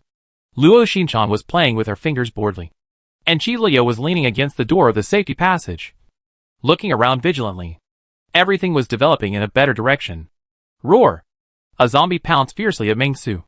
But to Ming-Su, the behavior of this zombie was no different from a child playing. Ming-Su didn't even make a move, but just took a look at this fierce zombie, and the clothes on the zombie began to spontaneously burn with a whoosh. The zombie struggled hard in the flames. Its roar was swallowed by the flames. The flames wrapped around its body like a python, from clothes to skin, gradually devouring every inch of flesh and blood. Its facial muscles twisted and twitched, and it seemed to be in great pain. Its empty eyes also reflected a strange light. This low-level zombie naturally did not feel pain.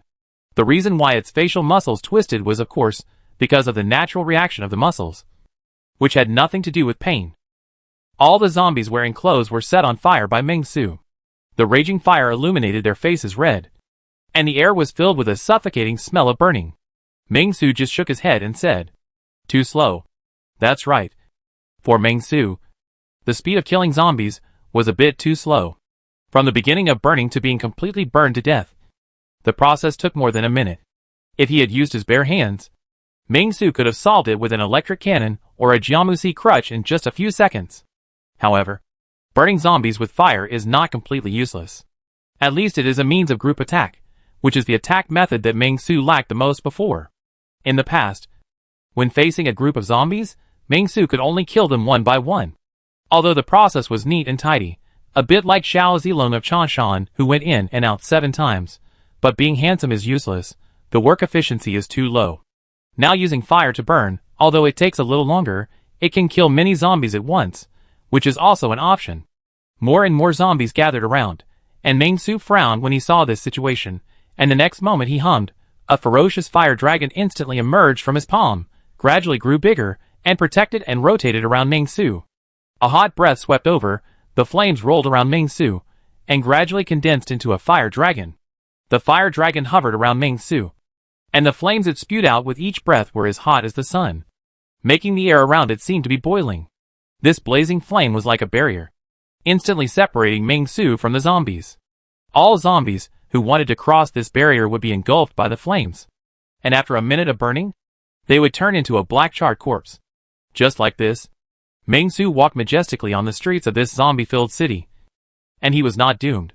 Meng Su's behavior of strolling leisurely in the streets of the Magic City, in addition to attracting many zombies, naturally shocked other creatures around him, especially the survivors around him, who were stunned and looked at the fire dragon devouring the corpse in disbelief. Where did this superpower come from? Such a powerful fire power, his. This performance is like a myth. On a high building, a survivor with a short haircut leaned over and looked at Meng Su, who was wandering in the zombie tide. He couldn't help but be stunned and couldn't help muttering to the people around him. Next to the survivor with a crew cut, another young man who looked righteous said seriously, "Who is he? There has never been such a strong man in this area before.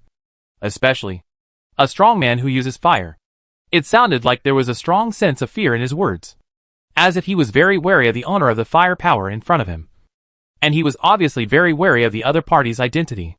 After all, in this environment, a strong man suddenly appeared without any signs, which was definitely problematic. Either it's an outside expert, or it's the chosen one. The latter is much more likely than the former. In the current environment, most of the superpowers are the chosen ones. Even if there are wild superpowers, most of them are perverse and violent. It's hard to get along with them. And there are very few superpowers who pursue pacifism. Alas. Thinking of this, the young man sighed heavily, seemingly feeling helpless about it, and then said, "Keep following and see, if there is really no problem, we can try to contact them.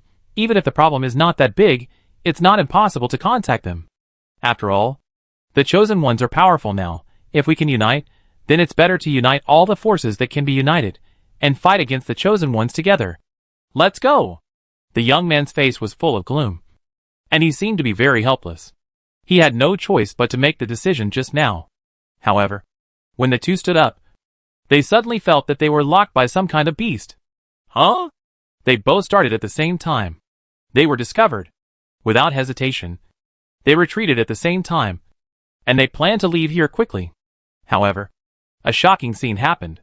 Meng Su, who was originally there with the fire dragon, and who came and went as if there was no one, had disappeared there at this moment, leaving only a group of ownerless flames running around in the same place.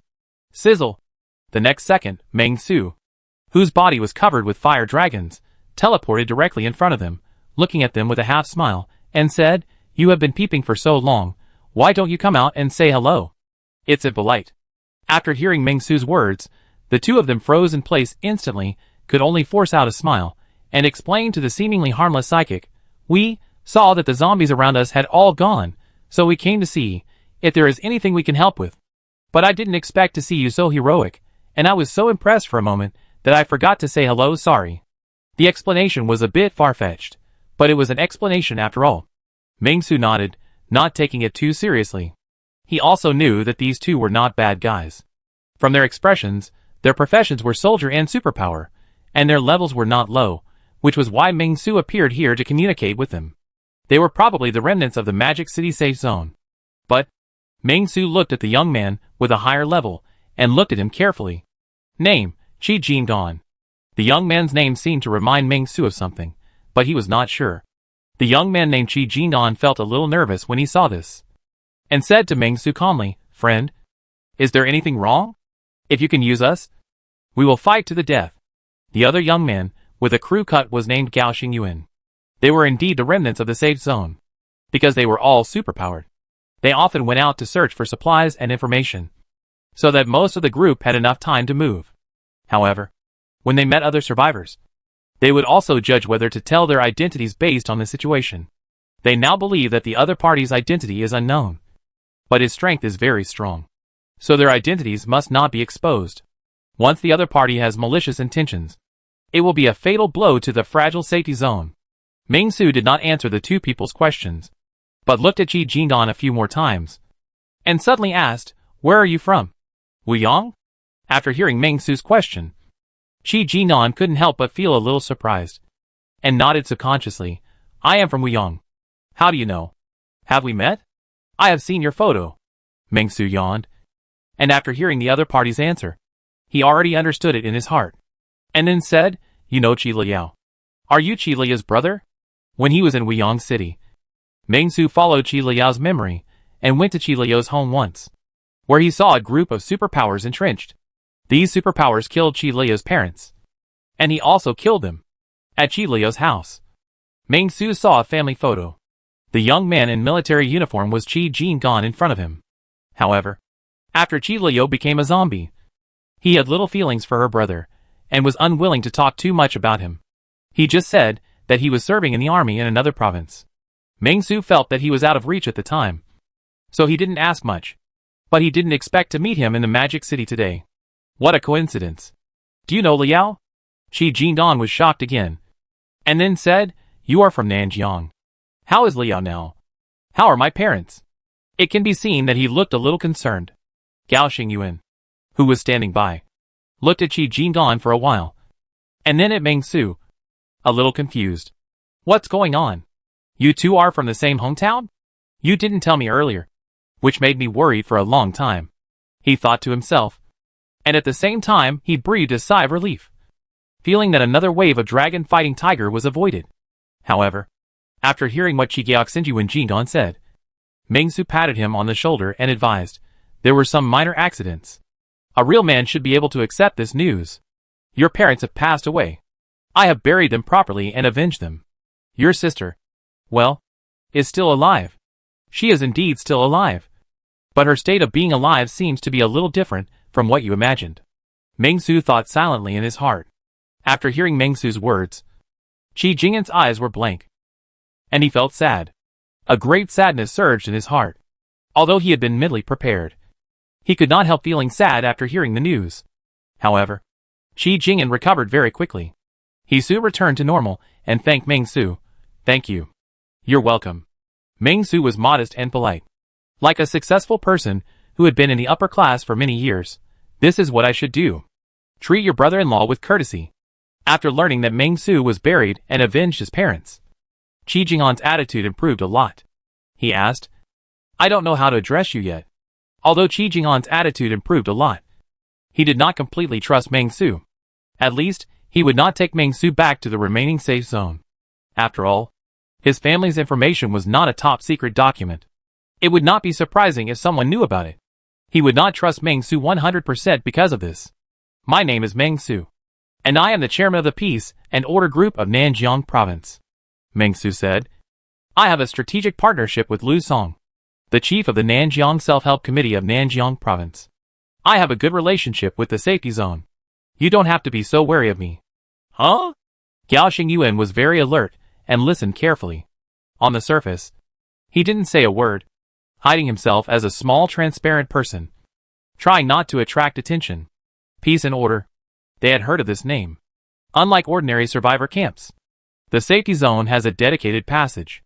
As soon as Nanjiang Province was liberated, the Nanjiang Self-Rescue Committee announced the news to several surrounding provinces, especially those closer to Nanjiang Province, asking the safety zone troops in those areas to temporarily abandon their positions and rush to Nanjiang Province to join forces, and then fight back in one go. Therefore, the remnants of the Magic City Safety Zone naturally received this special signal, and were immediately very surprised, and secretly recorded this information. As for whether to transfer to Nanjiang Province, it's too far. To cross Handong Province and Dongcheng Province, it's difficult for them to get through. But what they didn't expect was that the chairman of the Peace Order Group would appear in the Magic City? This is too surprising. Could it be that the Chosen One is pretending to be him, and is trying to plot something? Gao Xingyuan was very alert in his heart. He was now like Fu Jian, who was afraid of everything.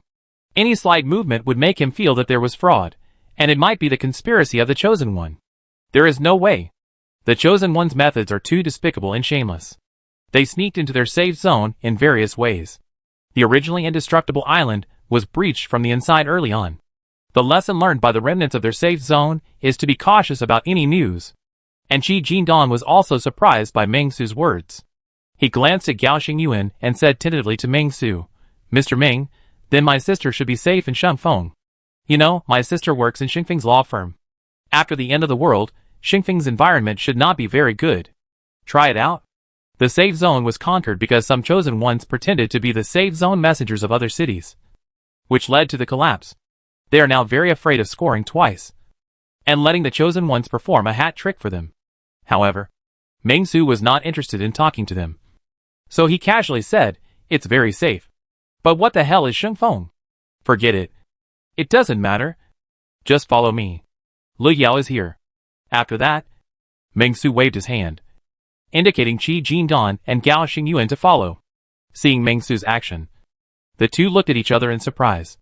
Qi Jingdan hesitated for a moment before following Meng Su's steps. As for Gao Xingyuan, he thought about it and followed his steps. The worst that could happen is death. Let's see what other tricks Mr. Ming, who claims to be the chairman of the Peace Order Group, has. Qi Jingdan's sister is here. So can she still pretend to be someone else? You can't say Qi Jingdan doesn't know his sister, right? Gao Xingyuan thought to himself. The two followed Meng Su. But Meng Su didn't care and walked straight outside. Seeing this, Gao Xingyuan couldn't help but whispered, "Mr. Ming, there are a lot of zombies outside. Should we wait a while before leaving?" "Don't worry." Meng Su shook his head, indicating that he didn't care, and then kicked the door open. The zombies around him roared and rushed into the building. "Get out of here!" Meng Su was as cold as frost, and slowly stretched out his hand. Suddenly, a hot and powerful force burst out from his palm, and the flames rose into the sky like an awakened dragon.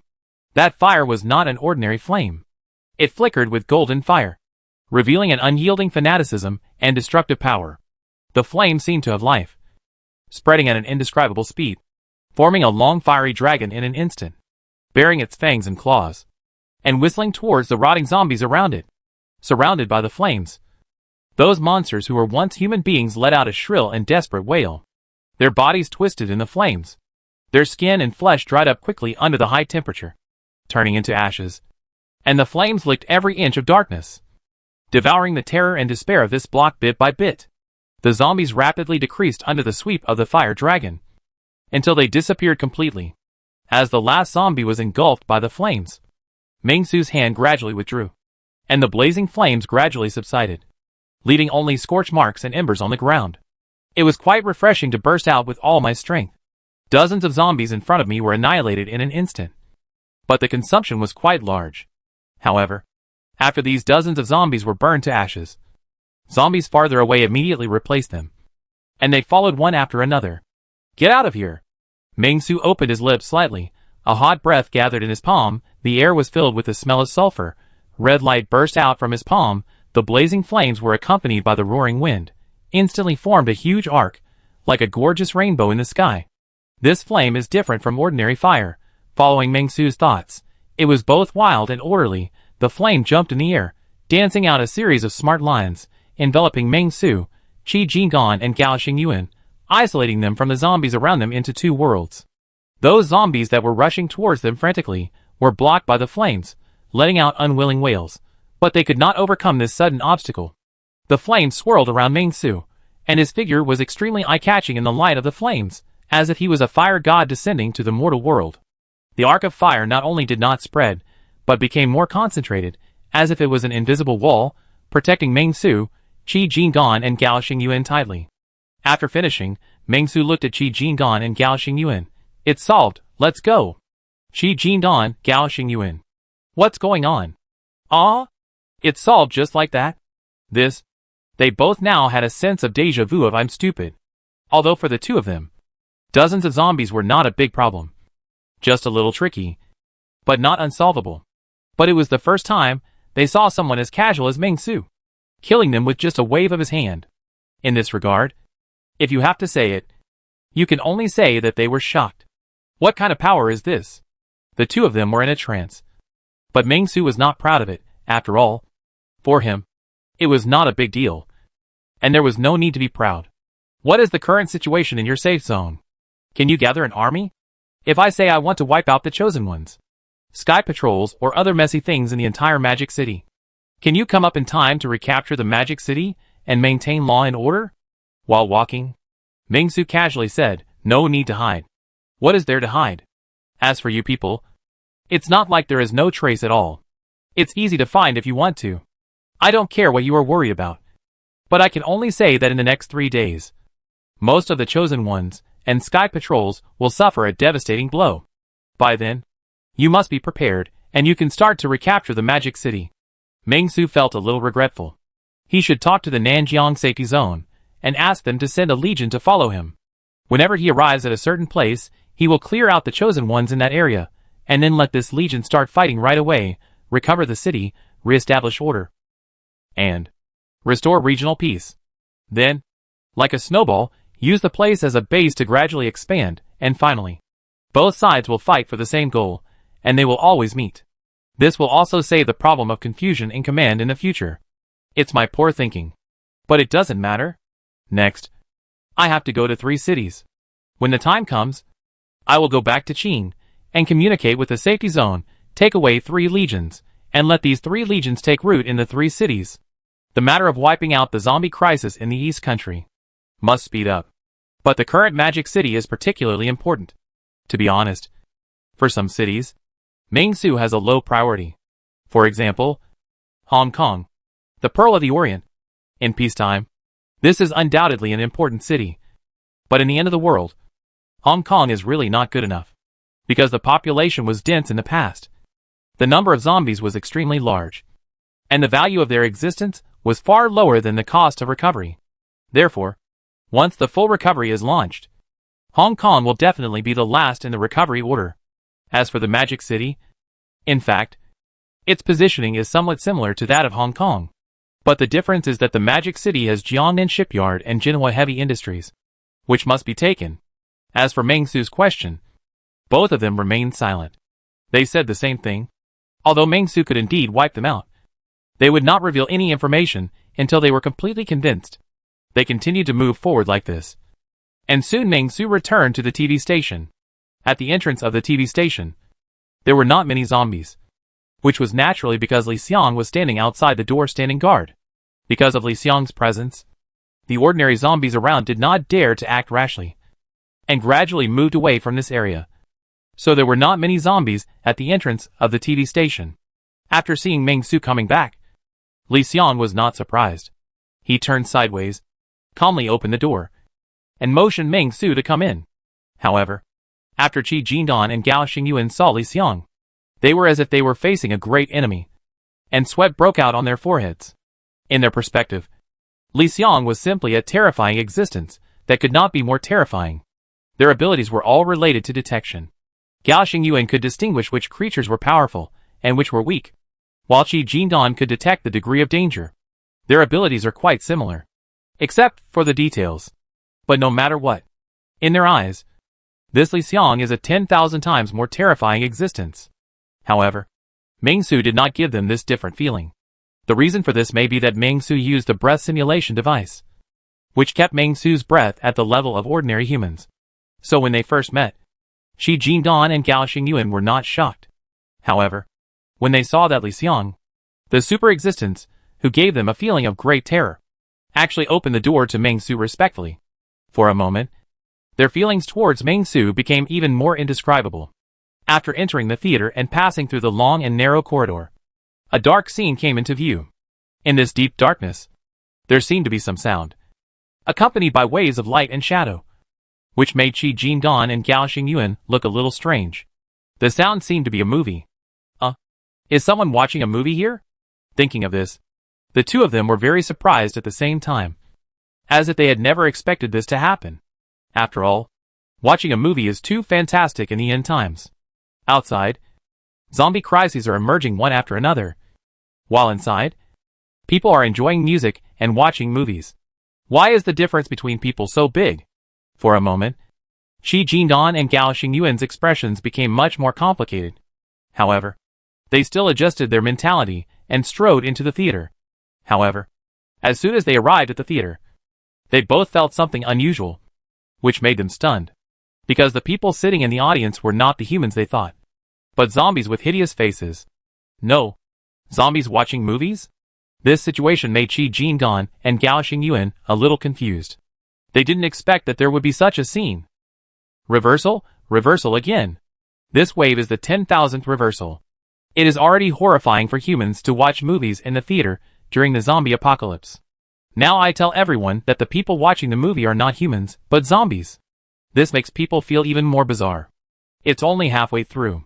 After taking a look at the progress of the plot, Mengsu said to the two, "You will pay for the tickets later, and you can't just walk in casually." The two were confused, but before they could react, Ming Su waved to the side not far away. Lu Yao, come here. After seeing Ming Su wave, Qi Lu Yao nodded, and then walked over, with a steady step, wearing a green sportswear with peace and order written on it. With a single ponytail, she looked nothing like the former legal beauty, but more like an athlete. Yeah. Qi Lu Yao crossed the theater and came to Ming Su. She glanced at Qi Jingdan and Gao Xingyuan, and then said to Ming Su, "Why did you call me here?" Lu Yao. At this moment, Qi Jingdan saw Qi Lu Yao and trembled with excitement. He took a step forward and was about to hug Qi Lu Yao after a long separation. However, Qi Lu Yao just leaned sideways and avoided the hug. Yeah. Faced with such a situation, Qi Jingdan was a little surprised. But Qi Lu Yao said to Qi Jingdan very calmly, "Brother, long time no see." His voice was flat, as if he had met a stranger.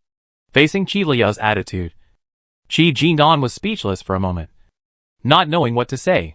He felt that his sister seemed a little strange. It's been more than half a year, and a lot of things have changed. Those who understand will understand. Seeing this, Ming Su patted Qi Jingdan on the shoulder and comforted him, because of a little mistake. Lu Yao has some emotional disorders. Don't think too much. Is this really the case? Qi Jingdan was distracted for a moment, and Gao Xingyuan on the side was silent, without saying a word, because he felt that the sister in front of him, who was his lifelong friend, was terrifyingly strong. Compared with the situation here, the big terror standing guard at the door was just like a younger brother among younger brothers. There were two girls over there. Although their faces could not be seen clearly, their aura was terrifying. Compared with him, Qi Lu Yao looked like a younger sister. Layer after layer. Gao Xingyuan just wanted to say that it was so terrifying. So, who is Ming Su?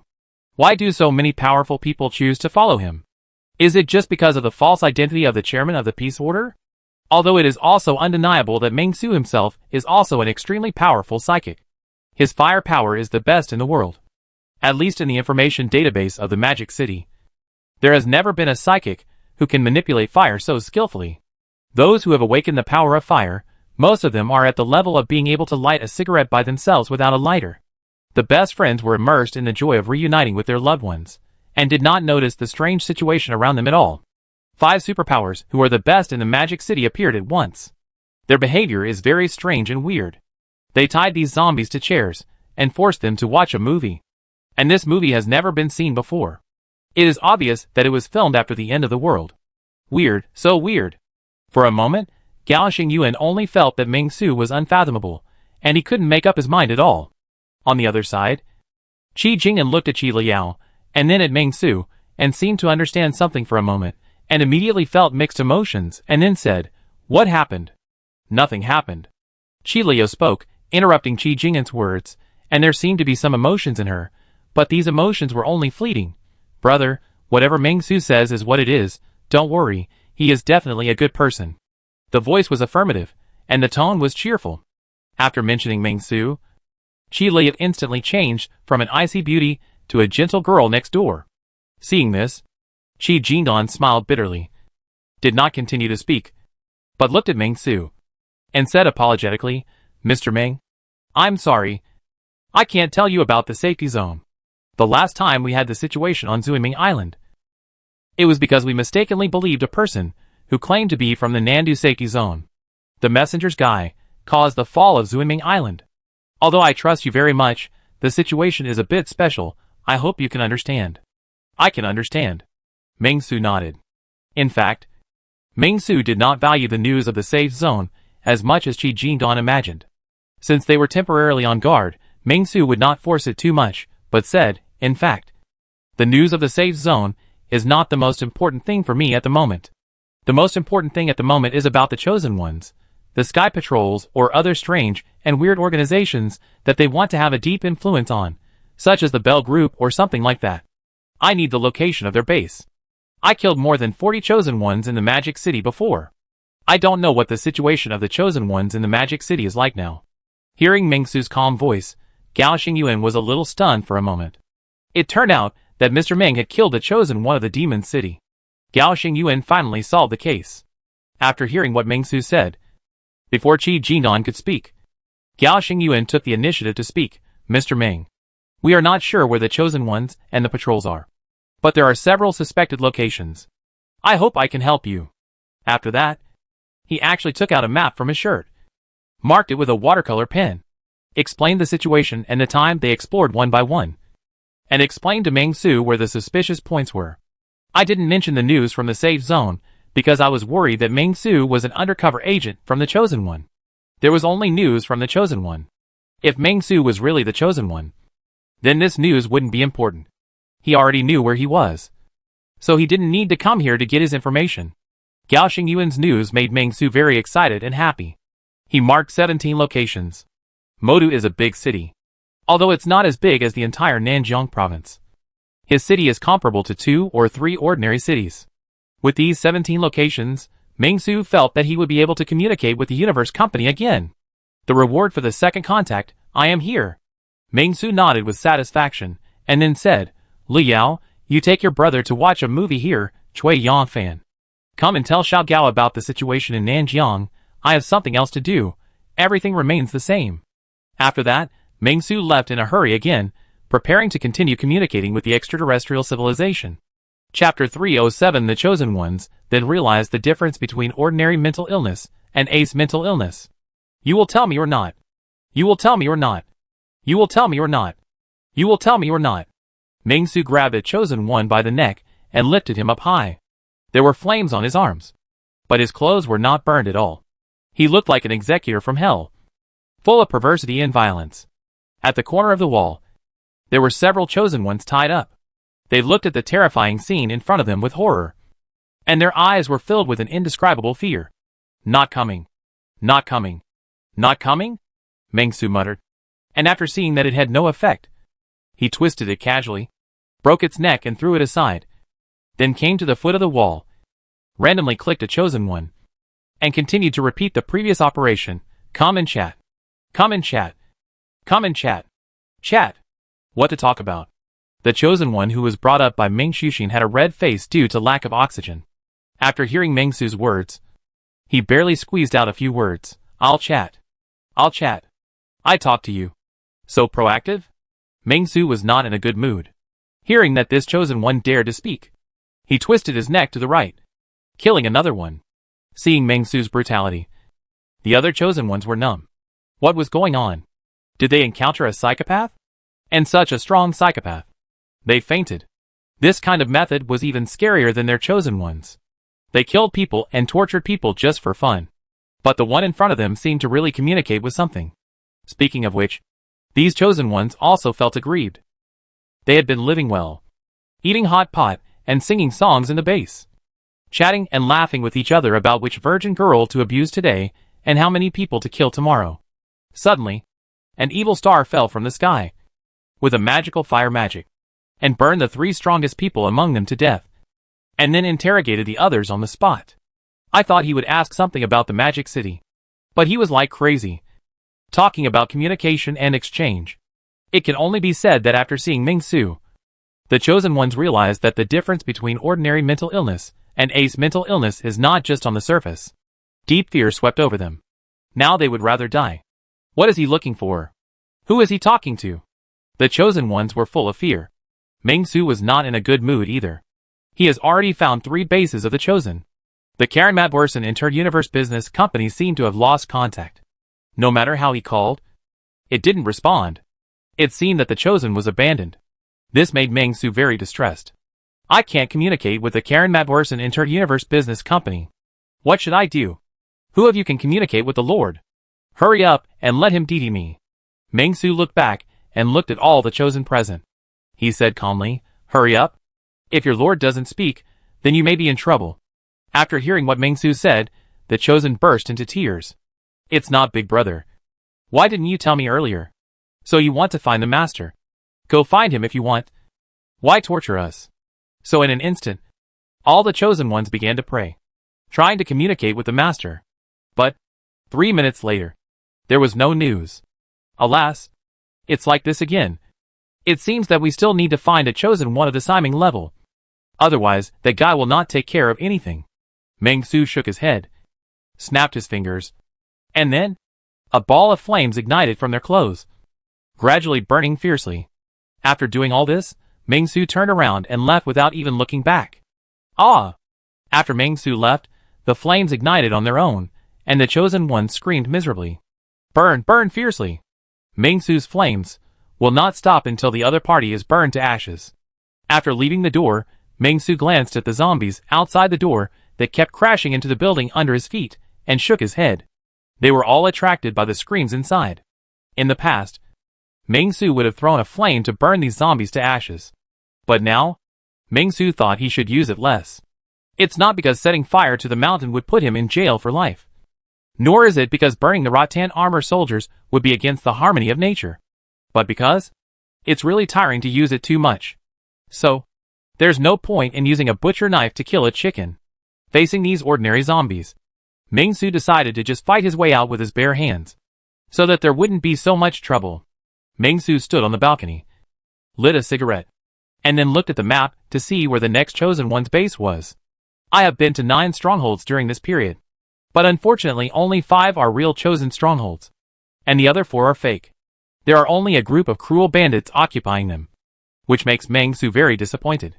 It's already this time, and there are still people cosplaying as chosen? So Meng-Su didn't say much and dealt with them all. There are still 8 strongholds now, and Meng-Su hopes to get news about Siming in the last 8 blind boxes. It can only be said that Meng-Su did not understand the value of the position of Siming in the past. Now that he knows it, he regrets it. If he had known this, he should have used so many Simings that he had caught before to communicate with Karen Matbush on Inter-Universe Commercial Company. In this regard, Meng-Su can only use regret to describe his current feelings.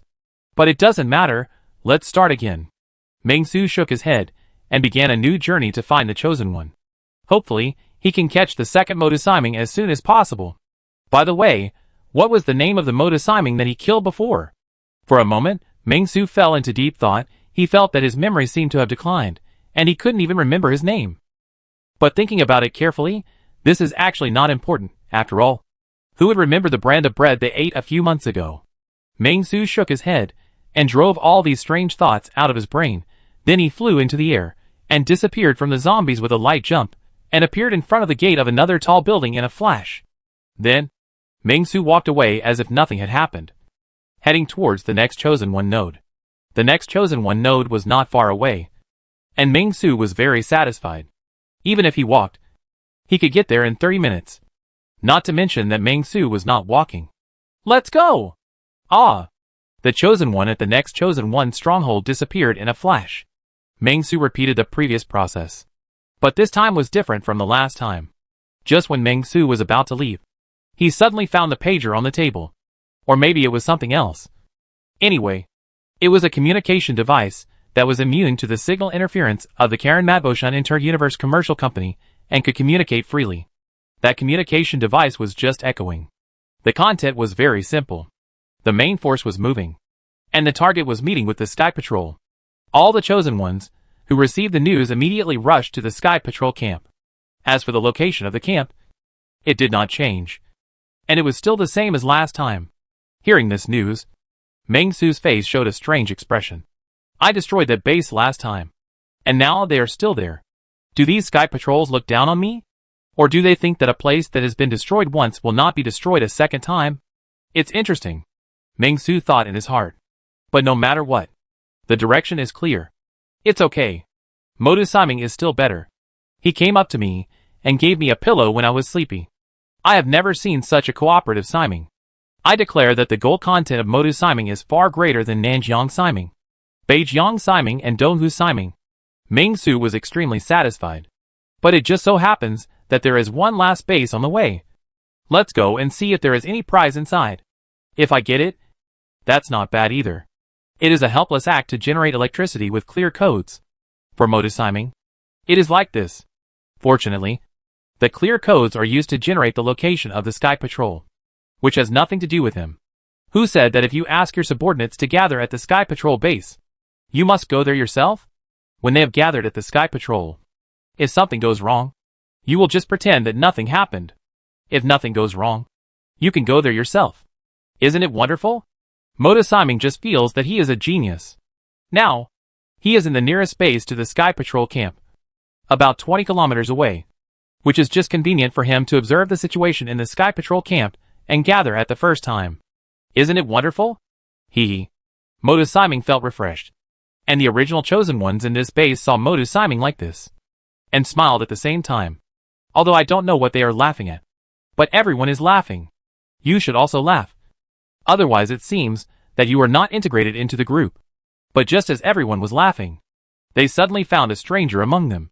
Originally, everyone hadn't noticed that this stranger had inexplicably mixed into their group, and was laughing with them.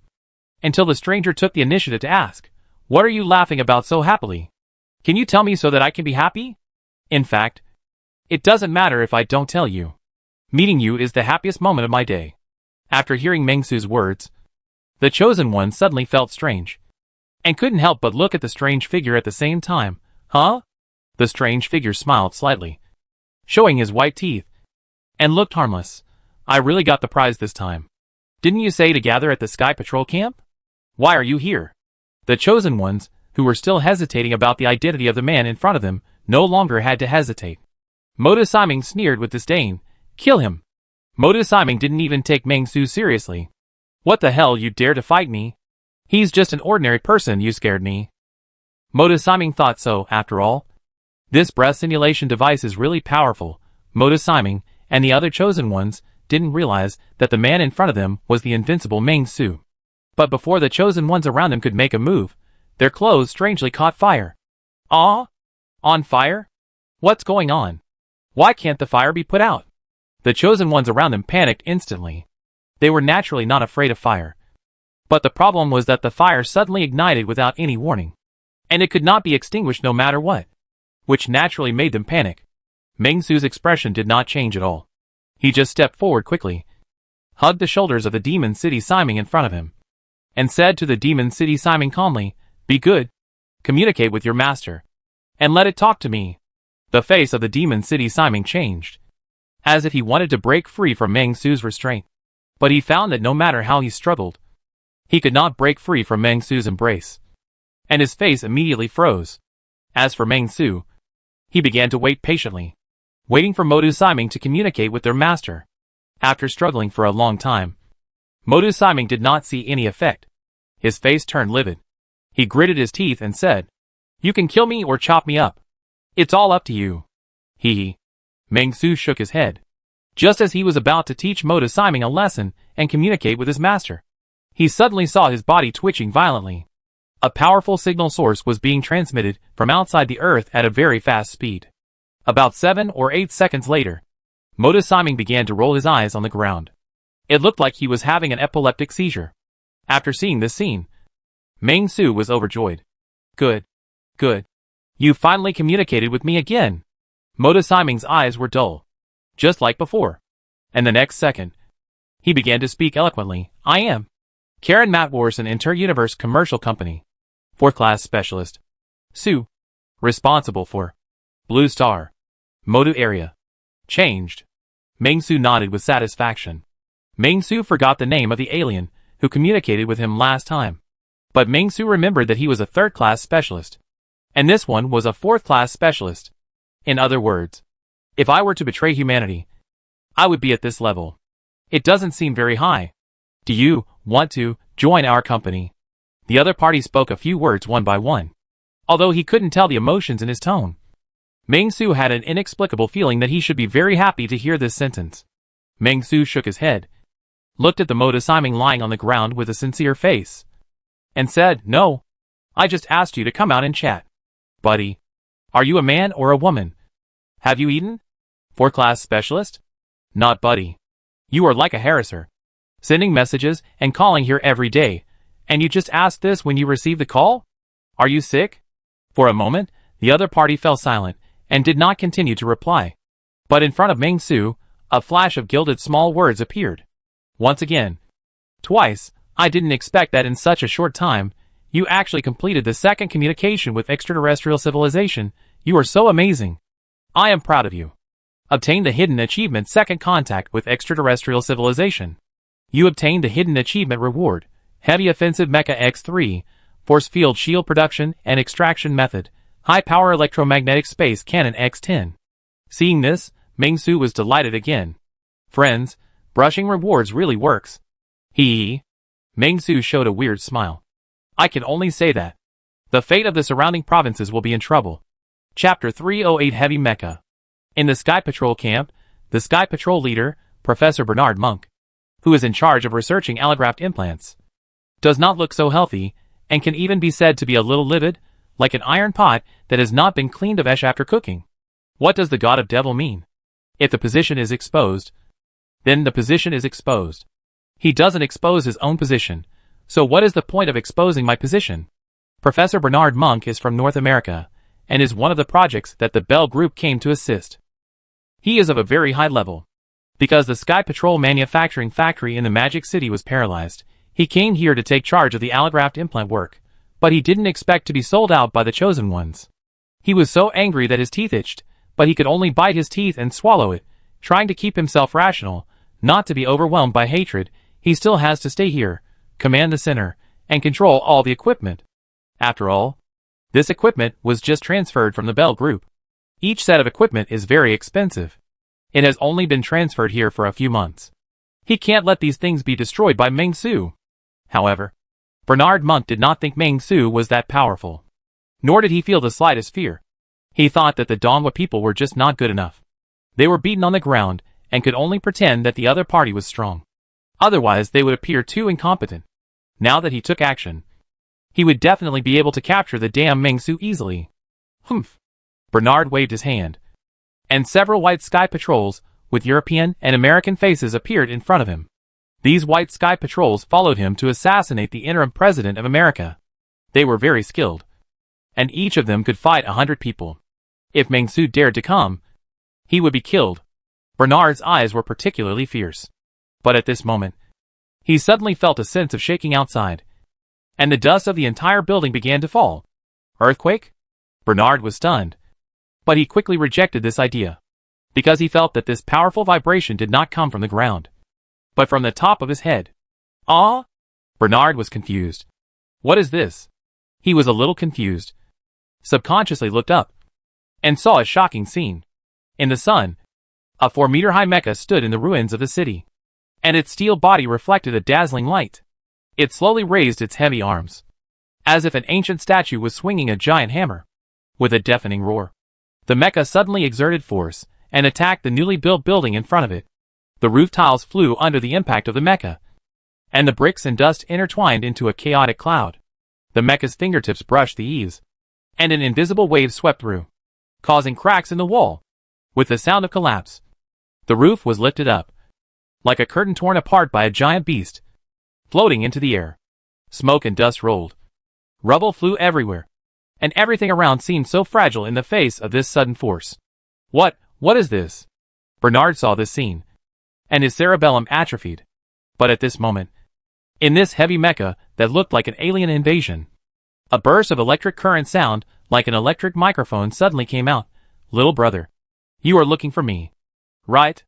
The voice was full of empty shock, like a loud bell, and Bernard was stunned. He saw the Chinese characters on the heavy mecha. Peace and order. Although Bernard is not from the East, nor is he an expert on the East, but after all, only by knowing enough can one govern, so he is relatively clear about the Chinese characters for peace and order. Of course, it is more likely that the peace and order logo on the heavy mecha allowed him to recognize the identity of the mecha. So this is Meng Su's method? Bernard laughed, and laughed very happily. He wanted to die now. This is a reward for beating the bull demon. What can alien technology say? Let those masters fight by themselves. I am just a scientific researcher. The sky patrols around naturally have no emotions. After seeing this huge heavy armor, without hesitation, they rushed directly towards Meng Su, waving various blades in their hands, as if they wanted to cut the heavy armor. However, before they could even rush to Meng Su, the hand cannon on the arm of this heavy mecha began to emit a dazzling blue halo. The next second, a roar came, and the electromagnetic cannon attacked. The sky patrollers in front of them were instantly turned into charred corpses. This heavy mecha is the super invincible enhanced version of the exoskeleton magnetic power mecha. The heavy mecha has the weapons and equipment that the exoskeleton magnetic power mecha has. And the heavy mecha also has the weapons and equipment that the exoskeleton magnetic power mecha does not have. Thump, thump, thump. A huge roar came. And this heavy mecha actually jumped up under the control of the anti-gravity system and hovered above Dr. Bernard, staring at Dr. Bernard with a very oppressive look. Dr. Bernard saw this, raised his pistol, and put it to his temple. Bang! The gunshot rang out, and the professor, assisted by the Bell group, died. Meng Su, who was sitting in the heavy mecha, couldn't do it. He just wanted to test the strength of the mecha, so he just transferred one from the previous mission reward. Facts have proved that it is really awesome. This is not just a bulky mecha. The strength it can burst out on land is far beyond any shitty tank. And its defensibility is also first class. It is equipped with a signal jammer and an automatic search device, and even an anti-power system, which can easily take off without power. It is a bit like a war mecha specially born for war. Although it is a little weak in defense, it is not something that will fall down with a missile. This mecha can at least withstand the bombardment of conventional missiles for more than half an hour. It is really a powerful weapon. Meng Su has 3 such mechas. What is this? Oh my god. No. My lord is not that strong. The chosen ones around are now stunned. Most of them believe in my lord not because they are brainwashed by religion, but because they are inspired by the evil of human nature. They want to follow the extraterrestrial civilization as lackeys, eat and drink well, and gain power beyond mortals. But when they saw that the peaceful order, which had been promoted as the biggest opponent, had such technology, their brains suddenly crashed. They were no brothers. You are so awesome. Why would I fight against you? Their mentality collapsed. What made them even more uncomfortable was that they couldn't surrender now, because of the implantation mechanism of my lord. The abilities they obtained did not belong to them. Once they rebelled, these abilities would backfire on them and turn them into zombies without any emotions. Of course, among the chosen, there are also many people with real brain problems. They are very fanatical. At certain moments, they will take the initiative to holy war, transform into strong zombies, and shed blood for the so-called master. The chosen were at a loss, and even began to curse Simon. Damn it. We were staying well in the base, and you insisted on gathering us. Now we are all wiped out. Are you happy? The situation of the chosen has fallen to this point, and you are fully responsible for the demon city Simon. However, just when many chosen were desperate and thought they were going to die, they suddenly heard a thunderous electric sound from the heavy mecha. Now, contact your master. I have something to talk to him about. Contact me quickly. At all costs. No matter what method you use. Contact me. There was even a little madness in the voice. After hearing Meng Su's words, these chosen ones were a little at a loss for a moment, but they still followed Meng Su's instructions, trying every possible means, and began to call on the Lord's existence.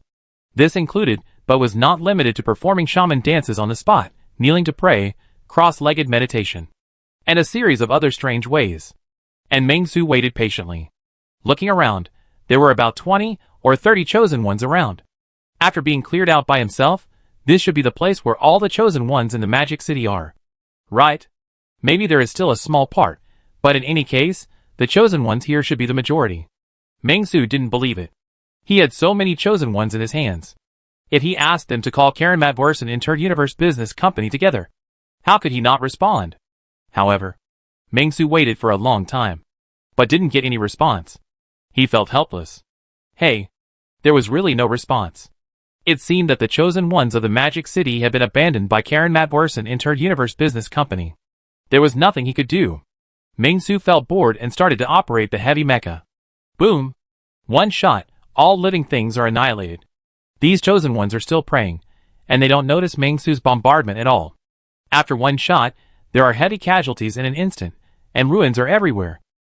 Meng Su looked around, and after confirming that there were no survivors, he immediately regretted it. The equipment here is actually quite good. If you can use it yourself, it would be a good choice. But it doesn't matter. It's destroyed. I'll go back and see if there are any scraps to pick up. There's nothing to do. Meng Su thought about it, and immediately operated the mecha, prepared to go to the TV station, and meet up with his employees, and then go to the small town before the chosen one of the Magic City was destroyed. It was no longer interesting. Let's go! In the border town, Lu Jiangming sat on the watchtower, staring at the dusk in the distance. Lost in thought, Mr. Ming came and left again. He didn't know what happened, but he was full of energy now. He felt that with Mr. Ming's arrival, the Magic City would have a bright future. Their good days were coming. In this environment, Lu Jiaming now had only a beautiful vision for the future. He felt that he was too lucky to meet the kind-hearted chairman Meng Su in the end-of-the-world environment. But just as Lu Jiaming was thinking, he suddenly saw a giant coming from afar. It didn't seem to be a giant. It was a Gundam? Just as Lu Jiaming had this thought in his mind, he saw that behind this Gundam, there was another identical Gundam. It turned out that there were not one, but two. Lu Jiaming was a little surprised, and he quickly stood up, picked up the telescope beside him and looked, and his other hand was anxiously preparing to press the button to fight, so that everyone could get ready. But soon, he put down the button that was ready for everyone to fight, because he saw the words peace and order sprayed on the Gundam mecha. And between the two Gundam mechas, there was a bus driving out, which was the bus that Director Ming and his party came from the headquarters. The headquarters is really amazing. Even having Gundams, there is no need to worry about not winning. Lu Jiaming sighed in his heart, thinking that the future of the Magic City is bright and promising. Soon, these two extremely deterrent heavy mechas appeared in front of the town. Standing in front of Lu Jiaming immediately felt his insignificance. But before he could say anything, the heavy mecha that served as the vanguard suddenly bounced, and a cockpit appeared from its chest. Meng Su quietly emerged from the cockpit and came to the ground. He couldn't help but smile and said to Lu Jiaming affectionately, "Come on, Jiaming. Go up and try to drive it." "Ah? Me?" Lu Jiaming was stunned when he heard it. He swallowed back the words he wanted to say. "Hello, I can't do it." "Don't think you can't do it. How can you think you can't do it without trying?" Meng Su shook his head, patted Lu Jiaming on the shoulder, and said to Lu Jiaming, after entering, "There will be intelligent guidance, and it will teach you 100%. Don't worry. It's like this. This heavy mecha is quite intelligent. As long as Meng Su authorizes it, new drivers will have novice guidance, and they can basically get started easily. The difference lies in the combat ability. However, facing a group of zombies, you don't need any strong combat ability, you can just kill them randomly. The reason for this is that, after picking up the crew at the theater, Meng Su had already extracted another mecha, and let Jin Baochuan drive it. The effect is outstanding. But the driver is better to be a psychic, so that he can withstand the high-intensity mental connection. Meng Su rewarded 3 mechas, so he decided to leave one for Lu Jiaming, letting Lu Jiaming cooperate with the remnants of the Magic City safety zone to carry out the mission, and recapture the Magic City as soon as possible. It doesn't matter if it's not completely recovered. Just establish a safe order. In the next few months, the Nanjiang Self-Help Committee will be able to come over, and everything will be solved at that time. As for Meng Su, he plans to strike while the iron is hot, and go straight to the provincial capitals such as Nandu and Jingzhou. On the one hand, he wants to complete the tour mission, and on the other hand, he wants to capture the chosen ones in various provinces, and ask them to contact the extraterrestrial civilization, XXXX commercial company, for him to give him gold coins. Again and again. I believe that as long as I keep working hard to contact extraterrestrial civilizations, I will be able to use this to create a spaceship at the speed of light sooner or later. Meng Su was satisfied. In the bus, Qi Jingdan sat next to Qi Liao, chatting about their childhood memories. Although Qi Liao didn't say a word, her expression showed impatience. She now felt that her brother was annoying. But she didn't do anything. She is now a good zombie with high quality and good manners. The reason why Qi Jingdan came here was, naturally, because he was here to represent the remnants of the safe zone and discuss cooperation with Lu Jiaming. After Meng Su arrived at the theater, with this heavy mecha, Qi Jingdan was really shocked. Gao Xingyuan had been happy for a whole year, and then Meng Su took them to see the remains of the chosen one. Qi Jingdan and Gao Xingyuan fell silent, and the discussion ended quickly. Gao Xingyuan decided to go back and inform the remnants, we can counterattack. Qi Jingdan followed Meng Su all the way back to the Magic City office, preparing to cooperate strategically with the Peace Order group. Although the Magic City office had nothing, it was enough to have this Gundam mecha. This thing, one rider is worth 1,000. Even if facing hundreds of thousands of zombies, it can still fight. At this moment, Meng Su suddenly knocked on the car window, signaling Qi Jingdan inside to get out. Don't say anything. Get out. Hearing Meng Su's words, Qi Jingdan got out of the car reluctantly. I haven't seen my relatives for half a year. This time I finally saw one. And he is my only relative now. Shi Jingdan was naturally reluctant to part with Qi Liu. Shi Jingdan got off the car. But Qi Liu just felt a little noisy. I should have known not to come. Qi Liu sighed deeply, and then looked at Jiang Xiaqiu with envy. Jiang Xiaqiu's uncle was hacked to death by her own hands. It feels good to have no relatives. Qi Liu thought in her heart. Shi Jingdan, who was asked to get off the car by Meng Su, looked left and right, and felt that this place was really good. Then, under Meng Su's introduction, he shook hands with Lu Jiaming seriously. Mr. Meng, can I do it? Lu Jiaming was a little uneasy. Just now, Meng Su had told Lu Jiaming all the tasks to come. Lu Jiaming now knew that he would have to shoulder the heavy responsibility of recovering the Magic City in the future. This was something Lu Jiaming had not expected. He had always thought that this was the purpose of Meng Su's visit. He was just a subordinate of Meng Su, and was driven by Meng Su. Now the heavy responsibility has fallen on his head. With just a few guns and a few men. Can he do it? Don't worry. Of course.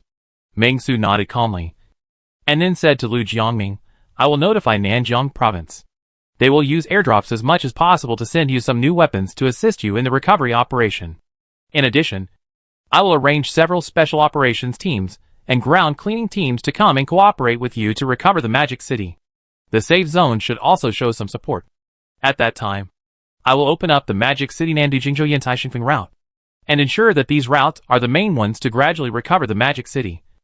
Hanong and Dongcheng provinces. Meng Su's voice was sonorous and powerful, and at the same time, it was a little calm, as if everything was a natural outcome without any difficulty. After hearing Meng Su's powerful words, Lu Jiaming, who was a little nervous at first, calmed down all of a sudden, and his eyes gradually became firm. Since Director Meng has entrusted me with such an important task, I will definitely not let him down, and will complete the task.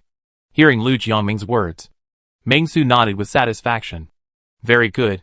After Lu Jiaming had an overview of all the affairs in the Magic City, he could set off with peace of mind. Perfect. Chapter 309. Are you done yet? Harassment. Right. Nandu, shrouded in gloom. The situation here is very bad. The famous Qinhuai River is full of dead bodies, and the products of Bell Group's failed experiments are everywhere. It can only be said that Nandu is really unlucky to have such a thing. At least that's what Meng Su thinks. The subway is full of mutant rats. It seems that the plan to take the subway has failed. Meng Su stood at a subway entrance, looking at the chi-chi squeak sound of rats downstairs, and couldn't help feeling a pity, feeling that he had missed a useful means of transportation. The crew members around Meng Su didn't react much. Whatever Mr. Meng thought was normal. It was normal to want to take the subway to other places in the end times. Okay, friends, let's get ready to start the road show in Nandu. Although Meng Su was a little disappointed that he didn't take the subway, he was still very excited. He sat in the bus, looked at the crew members around him, and said, Are there any students who know Nandu very well? Raise your hands. Do you know where the road show is better? Everyone looked at each other, but no one spoke. After all, no one is familiar with this place. But just when Meng Su was a little disappointed, he suddenly heard a powerful electric voice coming from outside. Chairman Meng, I know. The voice was powerful, and it sounded a little exciting. It was Qin Baochuan who was driving the heavy mecha.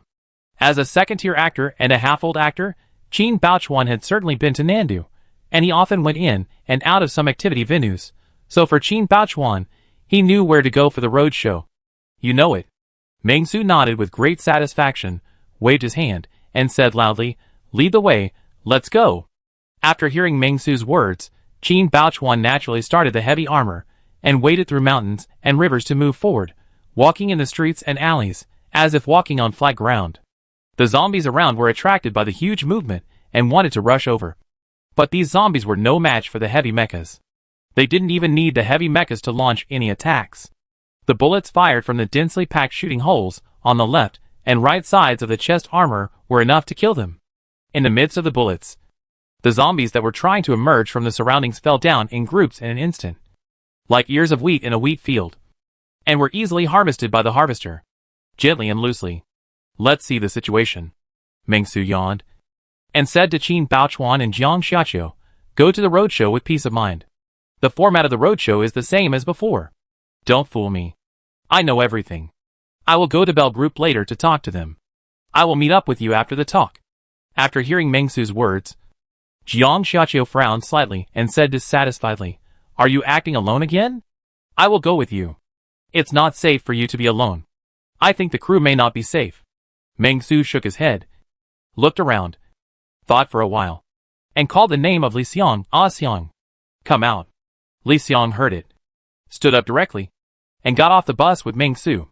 Although he didn't know what to do next, but since Meng Su called him, he must follow Meng Su's instructions. "You try it." After Meng Su looked at Li Xiang, he felt that he was reliable, and then he made a call. The heavy attack mecha has been successfully extracted. As Meng Su called, he suddenly heard a rumbling sound from the sky, and then the clouds on the horizon seemed to be torn apart by the power of God, and a huge mechanical mecha fell from the sky. The air seemed to be squeezed out of the sound, and the whistling wind blew up the dust, which fell to the ground, causing a violent sound. The crew members in the bus immediately looked out the window. After seeing another heavy armored vehicle, they all became alert. They were different from other employees. They knew about the existence of aliens. Therefore, in this case, the stronger Meng Su was, the more confident they were in surviving the alien bombardment. Where this heavy armored vehicle came from was none of their business. Some of them said that Director Ming was also an alien, but a different kind of good alien. Some people also said that this heavy armor was the product of the company's scientific research department. As we all know, the company's scientific research department has academicians per capita, which is amazing. Chairman Meng had captured so many alien technologies before. With all his efforts in research and development, it is normal for the technology to advance by leaps and bounds. However, with the blessing of various brain holes, the truth became more and more confusing. Outside, Li Xiang had successfully driven the heavy armor. Seeing this, Meng Su was very surprised. This proved that his idea was correct. Zombies can also drive heavy mechas. In this case, Meng Su felt that he had found a good routine. Letting zombies without any subjective emotions to operate heavy mechas seems to be a good choice. In this way, they will not be bound by emotions, and can complete some tasks better. However, by the same token, because they lack a lot of emotions, they are naturally not as flexible as human employees. Forget it. Whatever happens. Meng Su shook his head, and directly appointed Li Xiang as the first zombie mecha driver. After all, there is a shortage of manpower now, and the other staff members in the crew are not supernatural people. It is very difficult to let them control it, and it is easy to lose control. So Meng Su can only let Li Xiang take charge. However, Li Xiang's control is obviously good. This makes Meng Su very satisfied. In this way, with two heavy armored vehicles here, it should be easy to ensure the safety of the crew members. Now, I can complete the business war mission. And not only the business war mission, I may even get the achievement reward of the third contact with extraterrestrial civilization. Target. Bell Group. Let's go! While the Peace Order group was moving forward easily without any obstruction, the chosen ones of Nandu were shocked and hesitant. What's going on? Where did this evil star come from? Heavy mecha, what is this? Where did I come from? Is this still Blue Star? How come the end of the world has come? After the technological blockade, the technology tree has not regressed, but is still rising. What's going on? The chosen ones of Dongcheng province and Nandu were all confused.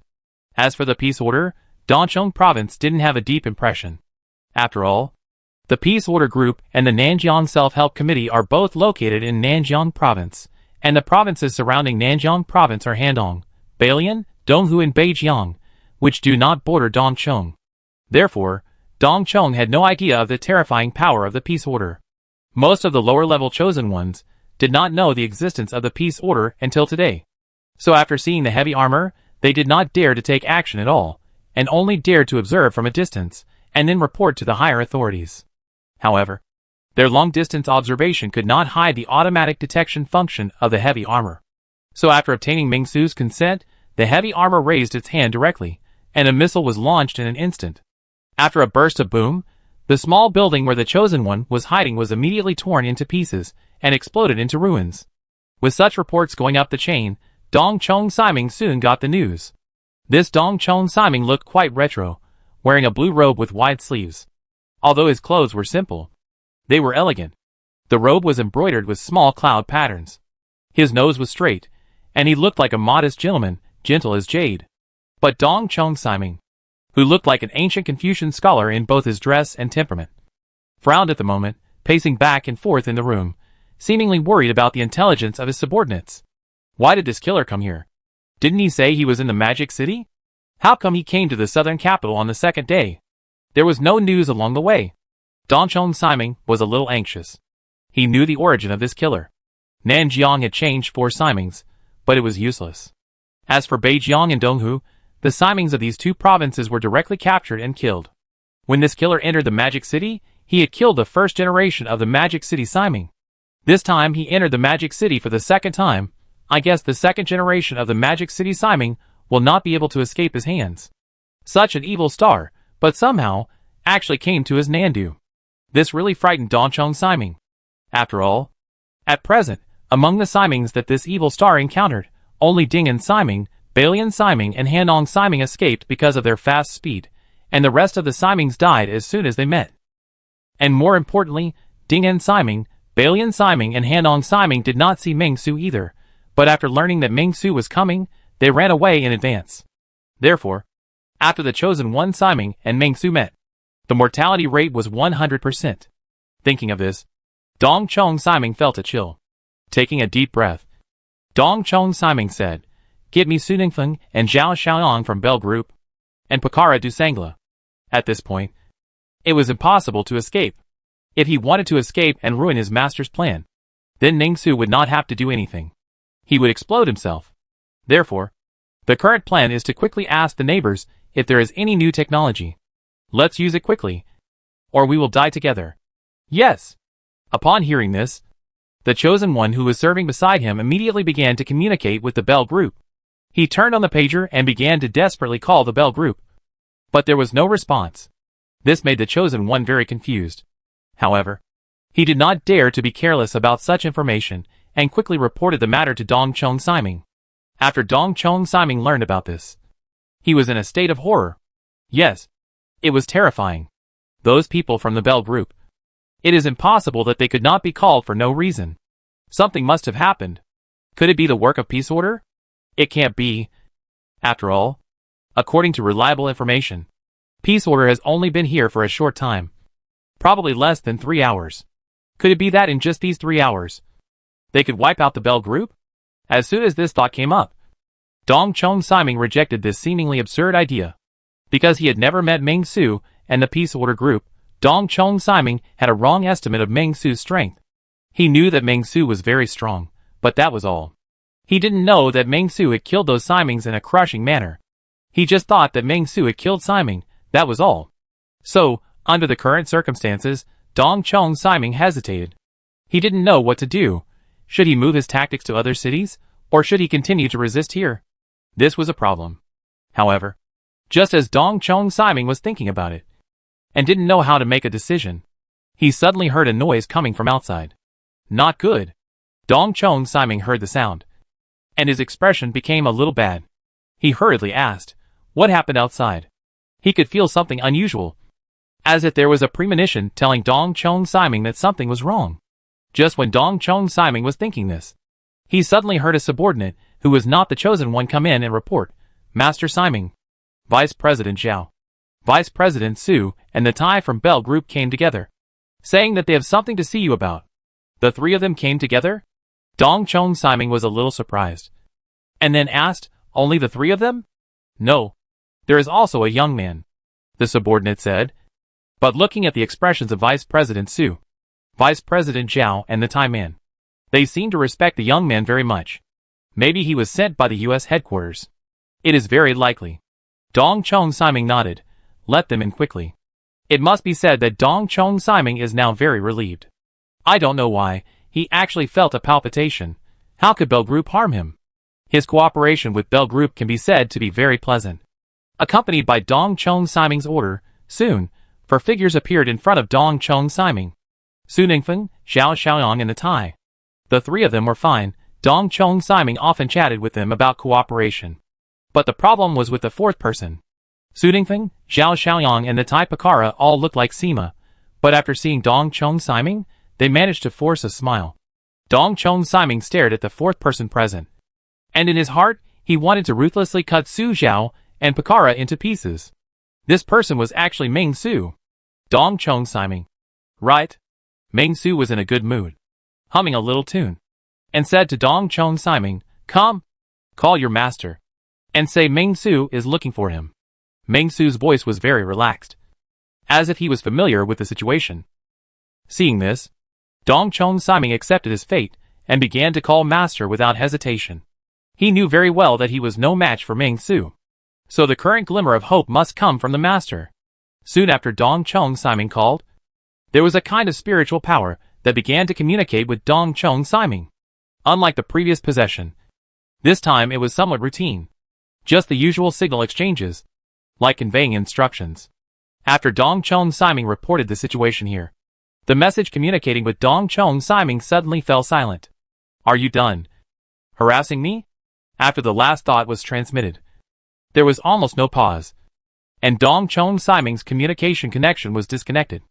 Everything happened suddenly, and Dong Chong Siming was a little caught off guard. Ming Su looked at Dong Chong Siming with expectation, and Dong Chong Siming could only bite the bullet and convey the last message of the master. After hearing this news, Ming Su's face became gloomy. It was not because this sentence hurt Ming Su. It was because Ming Su did not get the achievement reward for the third communication. Either there is no reward for the third communication, or this is not considered face-to-face communication. Ming Su looked at Dong Chong Siming with a bad face, and Dong Chong Siming could not help but shudder, feeling that he was stared at by a ferocious beast. The beast sleeping in his body. Awakened, Ming Su was very angry and decided to take it out on Dong Chong Siming. Chapter 310 Ming Su Must Die. Roar! Dong Chong Siming, who had turned into a zombie, roared and rushed towards Ming Su. However, in Ming Su's eyes, Dong Chong Siming's performance was undoubtedly a play of house. Ming Su did not even move his feet, but just snapped his fingers, and Dong Chong Siming immediately began to spontaneously combust. This scene made Suningfen, Zhao Xiaoyang and Pakara feel a little scalp numb. They have worked for the Bell Group for so long, and have never seen a superpower with such powerful means. Just a snap of the fingers can annihilate a chosen one of Siming level. It's definitely open. However, the three of them are feeling a little uneasy now, not knowing what will happen to them. They are not in the sequence of the chosen ones, so they don't have to worry about being self-destructed. So they feel at ease to bring Ming Su here to arrest Dong Chong Siming, but after arresting Dong Chong Siming, they don't know what to do next. Let's talk about your experiments in Nandu. Ming Su pulled a chair very calmly, sat on it, looked at the three people, and asked with interest, "Look at the experimental results. You can't have no results at all?"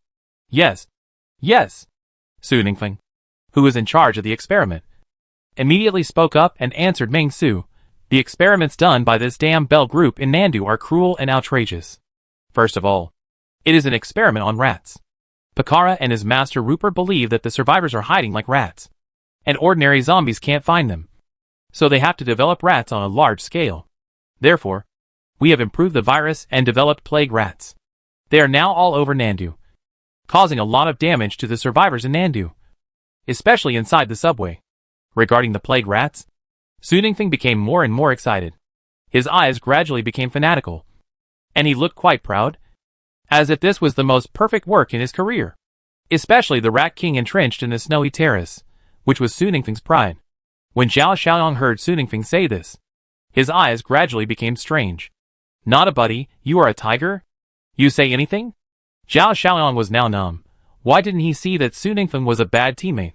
While he winked at Su Ningfeng, telling him not to show off, he secretly observed Ming Su's expression, but he saw that Ming Su's expression did not change much. Instead, he had a playful attitude, which made Zhao Xiaoyang not know what to say immediately, and he couldn't make up his mind for a while. "When I am asked about it later, what should I say?" Zhao Xiaoyang was a little confused, while Pakara stood aside, looking around nervously. He did not understand Chinese, so he could only guess. Soon, Su Ningfeng finished talking about his contributions, including but not limited to breeding the Rat King, creating bloody cases, creating many new mutant zombies, etc. After that, Su Ningfeng looked at Ming Su nervously, and Ming Su nodded, without saying anything more, but looked at Zhao Xiaoyang with a smile. "What about you? What contribution have you made?" Zhao Xiaoyang hesitated for a moment, gritted his teeth, and said directly without hesitation, "Mr. Meng, I also participated in some research, mainly on the research of self-destructing zombies." Self-destructing zombies. As the name suggests, this zombie will self-destruct, and after the self-destruction, it will splash out some highly corrosive pus, which will corrode the skin of the surrounding humans, so that the zombie virus will directly infect the infected humans, and quickly transform humans into zombies. It can be said that, when the Nandu safety zone was still there, this self-destructing zombie played a great role in destroying the Nandu safety zone. After Zhao Xiaoyang said this, he did not continue to speak. He was not sure what Meng Su meant. If he wanted to settle accounts, then he said that he did nothing. That would be treating people as fools. How could he be the vice president of Bell Group and did nothing? But if he said that he did everything, it would not be right. So, you have to be selective in what you say. What if you are lucky and escape? Hearing this, Meng Su nodded again and then looked at the third tie. Pakara. Pakara scratched his head, and it was obvious that he didn't understand anything, and he knew nothing about this. Seeing Pakara acting like a fool, Meng Su immediately looked at Su Ningfeng and Zhao Xiaoyang and asked, "What did he do?" Zhao Xiaoyang answered honestly, "He just came and didn't do anything, but he likes to rape and kill women and children." "So you two just watched?" Meng Su raised his eyebrows and snapped his fingers casually. In an instant, the clothes of the Thai physique-type psychic assigned to Rupert as a bodyguard began to spontaneously combust. The fire was as fierce as a wild beast, greedily licking every inch of combustible material. And Pakara had no idea what was happening. He was suddenly attacked by the flames and immediately began to struggle desperately. But it was useless. Pakara tried to call for help, but his throat was choked by the thick smoke. His limbs twisted in the flames, like a puppet controlled by an invisible force. Unable to resist, amidst many screams, Pashala was completely burned to ashes by the flames. Only a charred corpse remained. This Pakara was indeed a very strong psychic. It only took Meng Su 20 seconds to burn a zombie to death, but it took him 1.5 minutes to burn him to death. Very strong. During the time when Pakara was burned to death, Su Ningfeng and Zhao Xiaoyang just stood silently by the side, watching Pakara being burned to death. After Pakara was burned to death, they finally came to their senses, and when faced with Meng Su's questioning, they immediately began to hesitate. Meng Su's question made people feel a little confused about how to answer. After all, you can't just say, "They did it too." Write down all the properties of your Bell Group in Nandu. Meng Su yawned, threw out 2 pens casually, and then found a notebook in Dong Chong Siming's office and handed it over. "You two write separately. If I find any discrepancies, you're done." His words were full of warnings. After hearing Meng Su's warning, the two of them said nothing, and immediately picked up their pens and began to write. What to do if there is no ink? Then temporarily borrow the blood of deceased colleagues? Burn to a charred corpse. There is no way. There are always other companions who are not burned to a charred corpse. So in this case, the two of them wrote at the same time, and soon Meng Su got a clear report of the spoils, including but not limited to several relatively advanced technologies on Blue Star. However, this is only equivalent to the top level of Blue Star, and it does not exceed the current level of technology, which makes Meng Su a little disappointed. Bell Group, why don't you have any black technology? That's it. This extraterrestrial civilization is also stingy, not putting out any good stuff. How can you let these Blue Star people be traitors? Very good, you all wrote well, I am very satisfied. Meng Su nodded with satisfaction, and put away the list they wrote down. After hearing Meng Su's praise, Zhao Xiaoyang and Su Ningfeng were delighted at the same time, but before they could speak, they suddenly saw Meng Su walking out of the room quickly. We are saved? Su Ningfeng muttered to himself, his eyes showing ecstasy. But before he could finish, he suddenly felt a burning sensation all over his body. It's on fire. It's on fire. Why can't it be put out? It's Meng Su. It's Meng Su who did it. Ah! Screams continued, and Meng Su casually took out a cigarette, stretched out his fingers to light it, and blew a smoke ring. He never promised to let them go. More importantly, if I let them go, how can I complete my mission? The business war is a great success. The Bell Group was defeated by you, and it had no power to fight back. You are so awesome. Forcing Su Ningfeng and Zhao Xiaoyan of the Bell Group to resign. In just a few days, you were able to completely defeat the East Country branch of a multinational company. My friend, you are the legendary business genius. The third stage of the mission is completed, and the mission is evaluated as Business Wizard. Obtain mission rewards. Breakthrough point +1. Credit points +500 million. Bell Group 4% shares. Points +60. War Class Floating Armored Vehicle X1. That's great. Looking at this system reward, Meng-Su was filled with emotion.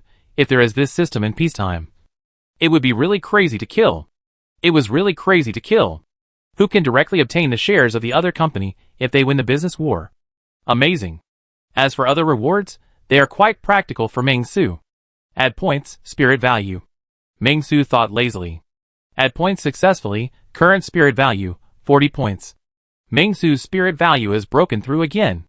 But in addition to this, Meng-Su's evolution crystals, if the evolution gems are eaten as food, then it can eat almost one attribute value. You can do it this way later. Meng-Su thought in his heart. Everything is solved. Meng-Su clapped his hands, and called up the task panel again, and began to check the situation in the task panel. As expected, the Nandu Road show has been completed. Meng-Su was very satisfied with this. It seems that his employees did not slack off while he was away. They are a group of good employees, and they can prepare for the second movie. Meng-Su nodded. What to do in the next few days? Meng-Su yawned, and decided to spend half a day to find the remnants of Nandu's safe zone and the rest of the chosen ones, to organize them, and then go to the capital of the next province, to find the local Siming, and then harass the extraterrestrial civilization. Even if the Universe Business Company won't respond to me now, but with all the harassment, someone will be unable to resist and respond to me. Right? As long as they respond, I'll make a profit. The next one is Jingzhou in Handong Province. After Jingzhou is over, I can go back to Nanjiang to arrange everything next. The plan is going through. The glory of my lord envelopes the world. Handong Province, Jingzhou City. The wind is howling, and the sky is covered with dark clouds. An ancient and gloomy altar stands in the desolate land. On the altar, there are obscure runes engraved, emitting bursts of cold air, and the internal organs of the human body are used as sacrifices, scattered all over the ground, stained with blood, and the air is filled with the smell of decay and death. The black-robed figures knelt in front of the altar. Their deep voices overlapped and resounded through the sky, as they prayed for strength from the extraterrestrial civilization.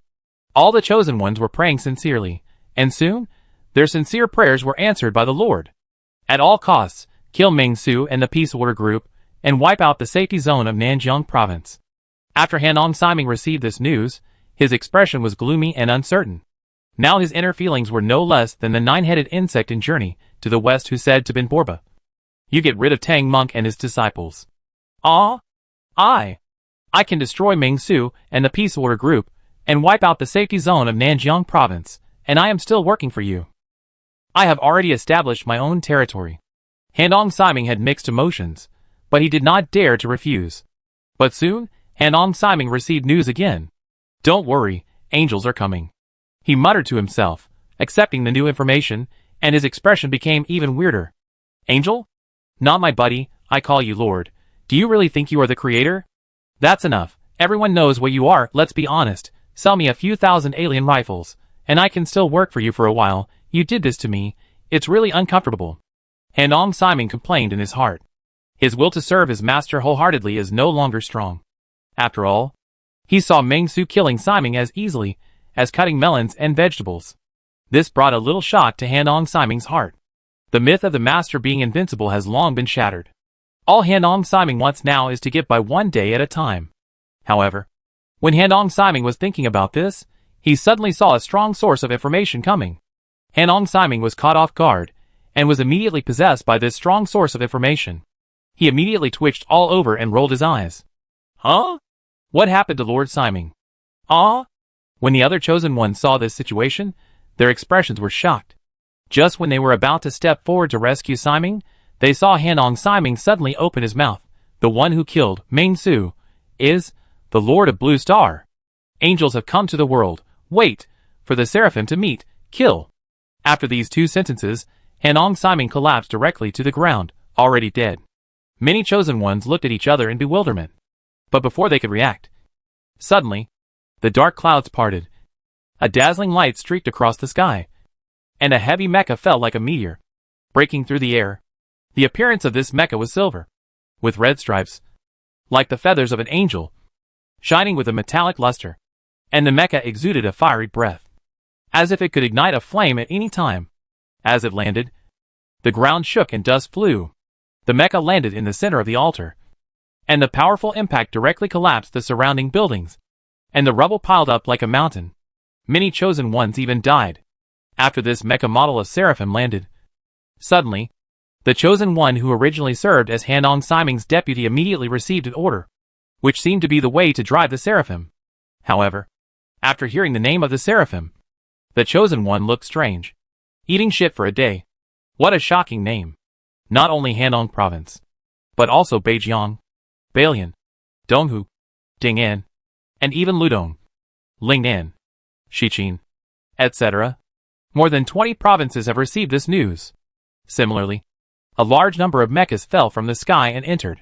Even in several key provinces, not only did mechas help, but also a large number of military aid. And they received only one order. That is to rush to Nanjiang at all costs and eliminate Mingsu. The safe zone can be spared, but the peace order group must be eliminated. Mingsu must die. Chapter 311. Raise an army together to fight against Meng? What is this for? Is this still the end of the world? In the Magic City, although the chosen ones were wiped out by Mingsu, the warm nest is still there. Siming and the chosen ones of the Magic City died too quickly. They forgot to mention the warm nest before they died. However, this thing was also awakened by the chosen ones and began to operate. Deep in the dim ovary, the breath of blood and rain spread. With a sudden click, the hard eggshell cracked into dozens of cracks, like a hungry mouth, eagerly looking for prey. The strange green light was looming, accompanied by a dull humming sound, as if an invisible spell was echoing in the air. In the cracks, countless pairs of red eyes can be vaguely seen, flashing with cruelty and greed, and slowly opening. Suddenly, with a sharp cracking sound, an insect zombie emerged from the broken ovary. Its body was twisted and deformed, and its translucent wings flashed the luster of death in the dim light. It slowly crawled out of the eggshell, and its 6 slender legs were tentative in the air. Its mouth, which should have been a simple organ belonging to insects, strangely expanded into a tentacle-like existence, covered with sharp teeth, squirming, as if ready to tear all life into pieces at any time. Following closely, there were more shell-breaking sounds and squirming figures. Every new insect zombie carried an indescribable horror, and their breath was filled with stench. After they appeared here, without any hesitation, they seemed to be guided by some kind of guidance, and began to move towards the direction of Handong province. Everything was unstoppable. However, after they appeared on the street, they were soon discovered by the joint patrol team of Peace Order and Magic City Safety Zone. For this new type of zombie like Cthulhu, no one on the streets of Magic City had ever seen it. They looked at each other for a while, and did not dare to target it casually. But they found that these new zombies did not attack the surrounding humans or any living creatures. Even when there were brave ones who appeared in front of them, they ignored them, which immediately stunned everyone. What's going on? After reuniting with his sister, Qi Jing'an, who was separated from her again, was shocked when he saw the situation on the street. He had no idea what was going on. He frowned and asked Gao Xingyuan beside him, "What do these zombies mean? Why did they give up attacking us?" "I don't know. If they want to leave, let them go. It's none of our business anyway." Gao Xingyuan said sincerely, "Our Magic City is in trouble now. We haven't even cleared a basic safe zone. It's really not suitable to get involved in such a place. I even think that the goal of our safe zone is a bit wrong. I think we should go to Linen, establish a new safe zone in Linen City, put Magic City aside for the time being, and then retake Magic City after Unity." After hearing Gao Xingyuan's words, Qi Jing'an couldn't hold back for a while. The population of Magic City is 25 million, and the population of Linen is 15 million. Although the gap of 10 million is huge, it is still dangerous in the zombie apocalypse. Qi Jing'an thought Gao Xingyuan would say a small city with only a few million people, but he said Linen City, which really made Qi Jing'an a little nervous. There is nothing to say, as long as Gao Xingyuan is happy. He felt that he and Gao Xingyuan were just like being brainless and unhappy, which was a bit touching. After a long sigh, Qi Jing'an slowly said, "Let's report this matter. I hope that Peace Order has the means of communication, and can accurately transmit this information to Nanjiang province. This will be good for everyone." After hearing Qi Jing'an's words, Gao Xingyuan also nodded and began to prepare to meet Mr. Lu Jiangming, director of the Magic City Office of Peace Order Group. Mr. Lu Jiangming is undoubtedly the most powerful person in the entire Magic City. Not because of anything else, just because he can drive a Gundam. That's enough. From all directions, all the chosen forces are moving towards Hanong Province, or more precisely, towards Jingzhou City in Hanong Province. All are coming.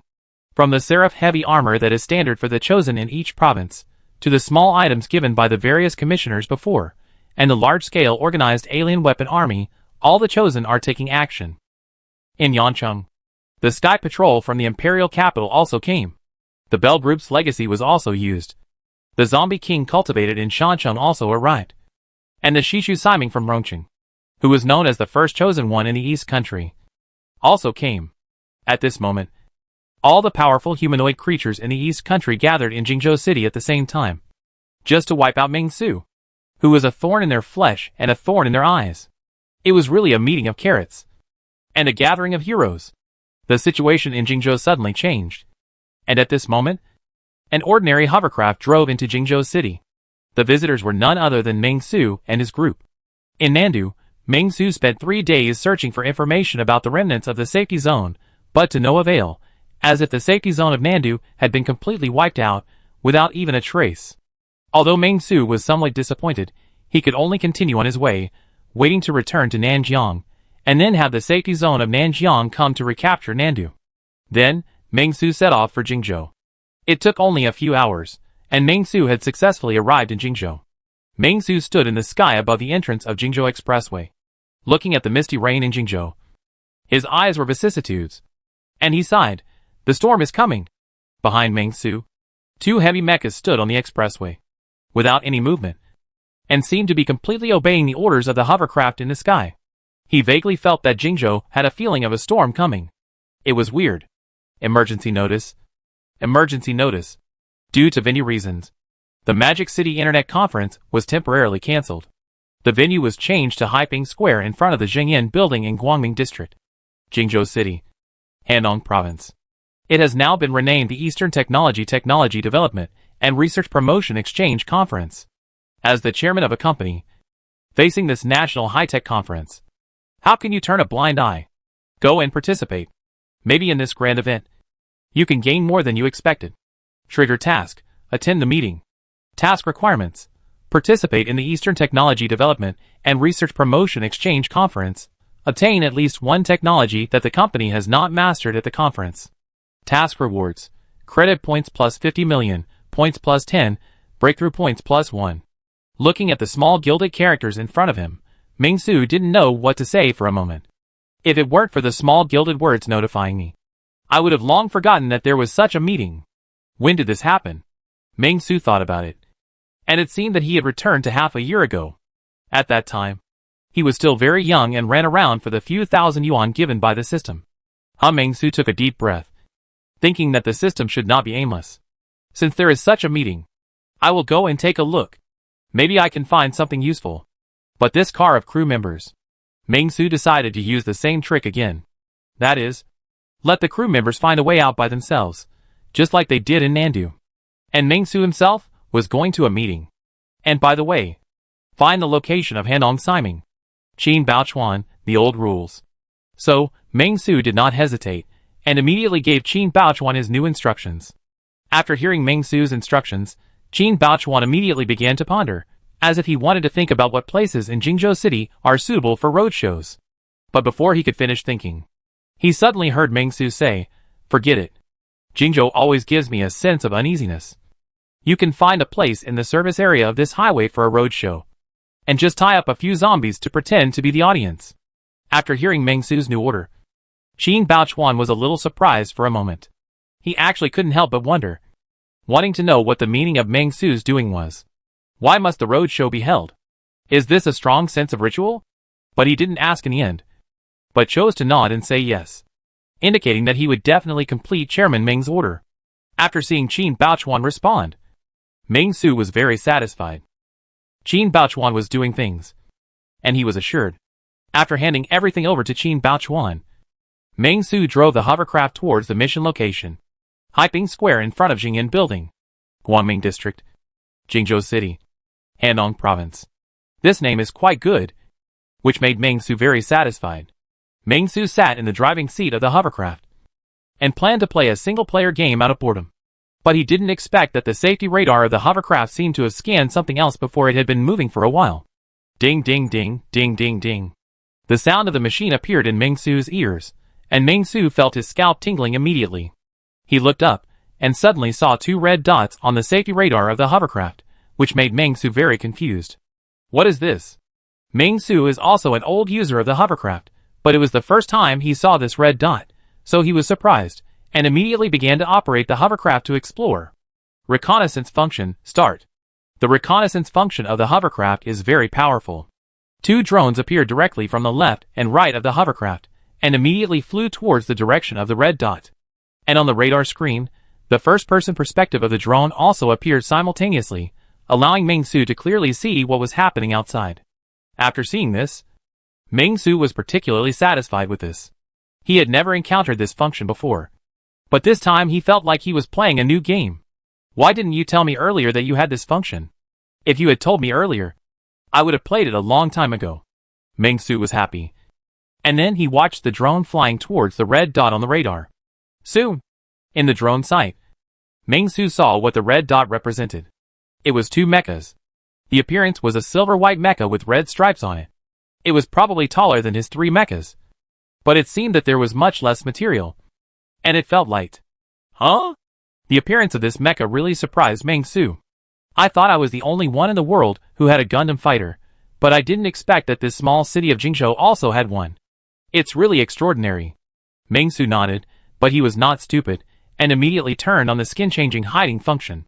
After this function was turned on, the peace order logo on the hovercraft immediately disappeared, and was replaced by a smooth and neat one, as if the peace order logo had never been posted. Meng Su thought about it, and used the breath simulation device again, to simulate his breath to the breath of Mota Siming. After everything was done, it was perfect. The reason why he had to do these things with great fanfare was because Meng Su knew that this kind of technology was not something that the forces on Blue Star could produce. Something that couldn't be produced before the end of the world. How could it be produced when zombies came? Impossible. There are currently only 2 aliens on Blue Star. One is himself, and the other is the chosen one funded by extraterrestrial civilization or some other force related to extraterrestrial civilization. After excluding himself, the remaining option was obvious. After doing all this, Meng Su immediately took the initiative to meet him, intending to communicate with him. Although he didn't know what the mecha was like, the communication was enough. I am now the god of Devil City.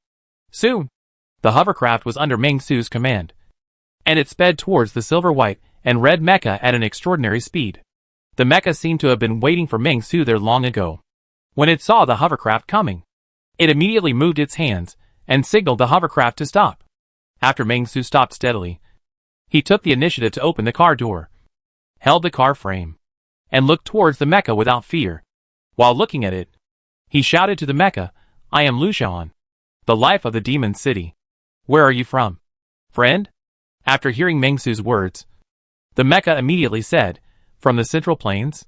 You eat really good food in the demon city. What kind of car is this? It's a bit too magical. Our master didn't give us such a good thing.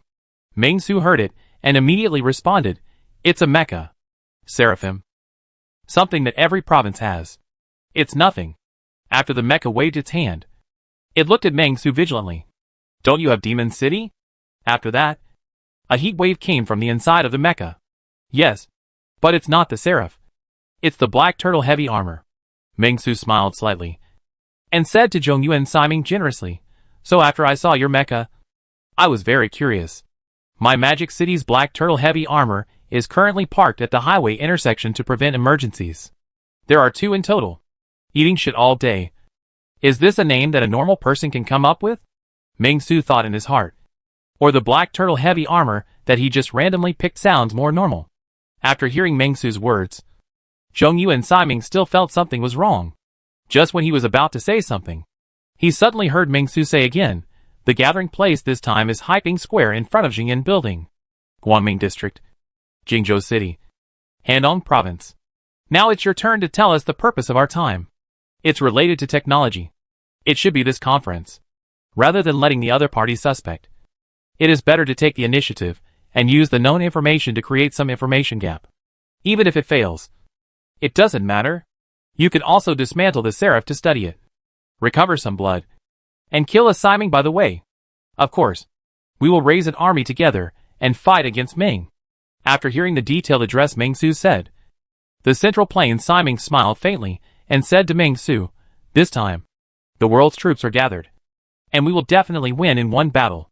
However, after hearing this, Ming Su's face suddenly became strange and his expression was dazed. He now has only one thought in his mind: raise an army together and fight against Ming? Not my buddy. Where have you been? Is this still the end of the world category of the science fiction channel? Chapter 312. Ming Su will be the chief leader of the Eastern Chosen Alliance to fight Ming. The Yangtze River rolls eastward. The waves wash away all heroes, and success and failure are nothing. Ming Su sang a poem Linjiangxian by Yang Shen, a talented scholar in the Ming dynasty. He felt very complicated, as if he had traveled back to the Three Kingdoms era and became the villain Dong Zhuo. How did it become raising an army to fight against Ming the thief? You have watched too many TV dramas about the Chosen, right? Ming Su thought so in his heart, but he did not say it out loud. But he pretended to be friendly with the Central Plain Siming, slammed Ming Su's debauchery and immorality, and even made up a lot of lies for himself. At the same time, on the way, Ming Su also changed his facial muscles and slightly modified his face. Friend, you don't know? I am already the third Siming of the Magic City. The methods of the evil Ming Su are outrageous. The first Siming of our Magic City was sliced into roast duck by him, and he ate it while roasting it. What's more desperate is that the first Siming didn't even die, but kept screaming there. It was so cruel. Ming Su showed a very sad look, and then said to Zhongyuan Siming, the second Siming was even more pitiful. He was refined by Ming Su and ate hot pot. After hearing Ming Su's words, Zhongyuan Siming showed a panic and strange look. Is Ming Su such a person? Zhongyuan Siming thought in his heart. Zhongyuan province is far away, so Zhongyuan Siming only knew that there was an invincible overlord Ming Su in Nanjiang province before, who swept the world without any opponents, and forced my master to personally issue orders, and sent down various magical weapons. Besides that, he knew nothing, and he had never even seen what Ming Su looked like, only a junior high school ID photo of Ming Su that someone had found out from nowhere. I didn't expect Ming Su to be so cruel. I thought only we, the chosen ones, would be like this. Wait, that junior high school ID photo is somewhat similar to the modus Siming in front of him. However, after thinking about it, Zhongyuan Siming shook his head, and felt that his idea was too absurd. How could Ming Su have such a high-tech product? It must be the modus Siming appointed by my lord. You say this person. He looks like someone else. Like Ming Su. What an unlucky child. Zhongyuan Siming felt pity in his heart, and couldn't help muttering. Ming Su is so cruel. It seems that Modu has suffered greatly from him. Zhongyuan Siming sighed, and then comforted Ming Su. Don't be sad. We have more than 20 mechas assembled this time. We will definitely be able to destroy Ming Su, and make Modu clean. Black and white. I almost said the wrong thing, but fortunately I reacted quickly. Zhongyuan Siming thought to himself. After hearing this, Ming Su had a strange look on his face, but he did not say anything. He just nodded, and continued, let's continue on our way, and don't keep Simings from other regions waiting for too long. Ming Su had already decided. This so-called science and technology conference should be the anti-Ming alliance, and it would be a bit difficult to get a piece of technology from these chosen ones. Maybe some violent means could be used? For example, forcibly snatch a certain technology back for research, or even more extreme, directly take it back as a trophy? Ming Su thought in his heart. To be honest, this science and technology conference was very tempting to Ming Su, after all. Not all extraterrestrial civilizations would be so generous, and give so many weapons and equipment to the chosen ones. In this case, Ming Su looked at the Zhongyuan Siming beside him, as if he saw a walking super gift bag.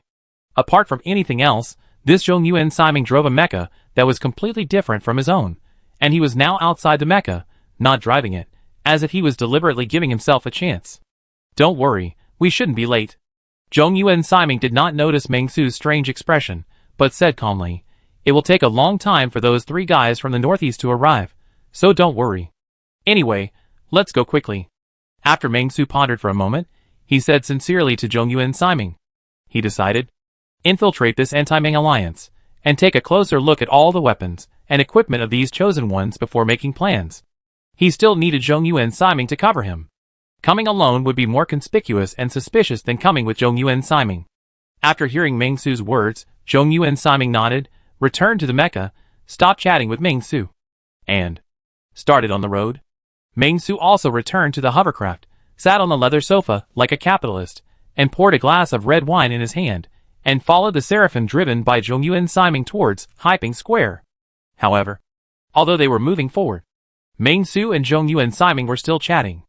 It was just that the process of chatting was a bit like the process of Cybertronians chatting. They all chatted with external speakers, which allowed creatures within 100 meters to clearly hear the content of their chat. But neither of them cared much, as if they ignored the surroundings. However, the content of their chat was not very confidential. At most it was just a chat about family matters. And they shared the same hatred for Ming Su, a despicable villain. And Ming Su could now scold himself for being a non-human without blushing or beating his heart. Broad-minded.jpg. As the two of them moved forward, Ming Su saw a lot of things. Outside Hyping Square, there were probably thousands of zombies that looked like sky patrols, each sharpening their knives, looking very much like the zombie employees of the terrorist mobile team under Ming Su's command, but there were much more of them than Ming Su. In addition to these sky patrols, there were also several tall zombies with different postures, only a size smaller than the Seraph mech, and they looked very powerful, the best weapon for attacking cities and capturing strongholds. As for the mutants, there were quite a few special zombies, about a few hundred scattered around. After entering Hyping Square, the appetizers had just begun. The Seraphim were neatly arranged there were about a dozen of them, which proved that more than a dozen Simings had arrived at the scene. In addition, there was an army standing quietly on the side. They were equipped with power armor that emitted a faint blue light, which formed a sharp contrast with the dilapidated scene around them, and held some white guns that Ming Su was not sure what they were, which looked like the weapons used by the alien army in the movie, but they looked like Dongwa people, not alien troops. This well-trained and well-equipped team is not large in number. Only about 300 people.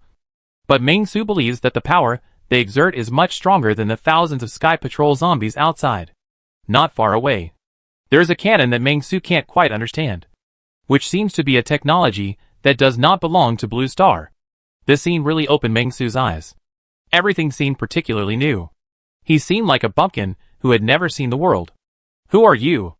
After Ming Su and Zhongyuan Siming arrived at Hyping Square, two Seraphim came up immediately, stopped Ming Su's hovercraft and Zhongyuan Siming, and asked Ming Su and the others vigilantly, which part? Although the aura of the Chosen One simulated by Ming Su and the aura of the Chosen One of Zhongyuan Siming could not be faked. And Zhongyuan Siming also drove the Seraphim over. Necessary precautions were still necessary. When Ming Su heard this, he was about to introduce his identity. But he heard Zhongyuan Siming take the initiative to say, I am Zhongyuan Siming Guan Chaoxian. And this is Moda Siming Lu Xiaoan. After that, Zhongyuan Siming said very dissatisfiedly, what do you mean?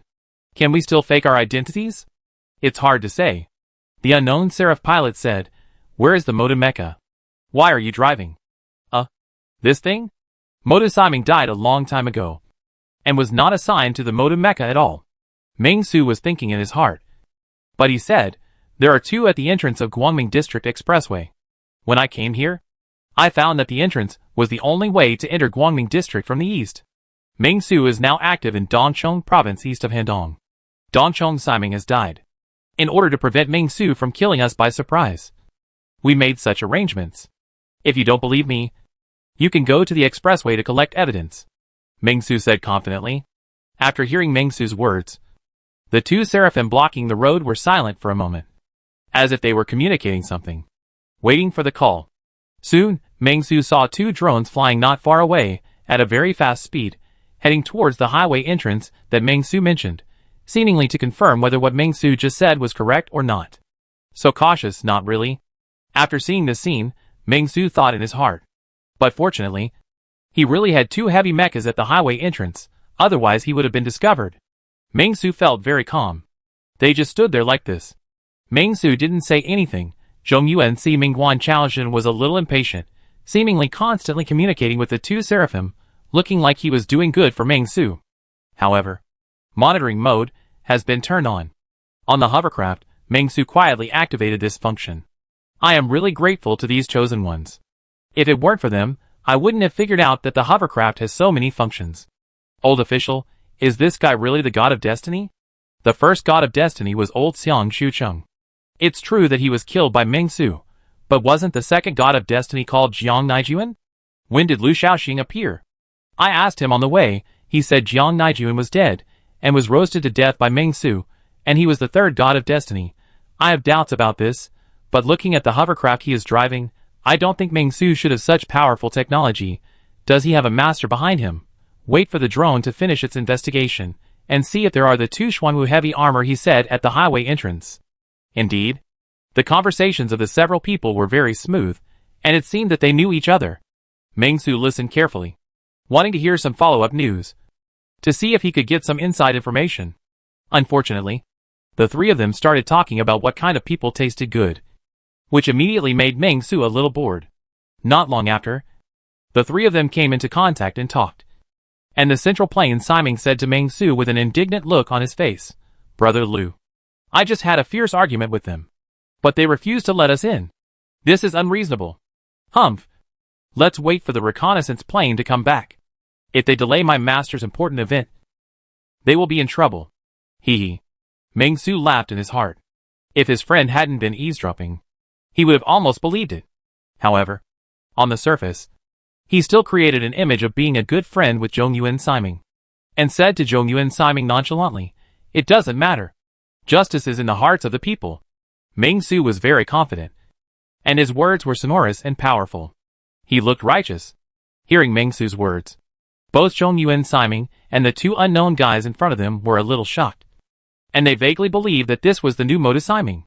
Soon, the reconnaissance plane returned and brought back the news. As expected, two heavy mechas were seen at the entrance of the Guangming District Expressway. Moreover, they were completely different from the Seraphim. They looked much more powerful than the Seraphim.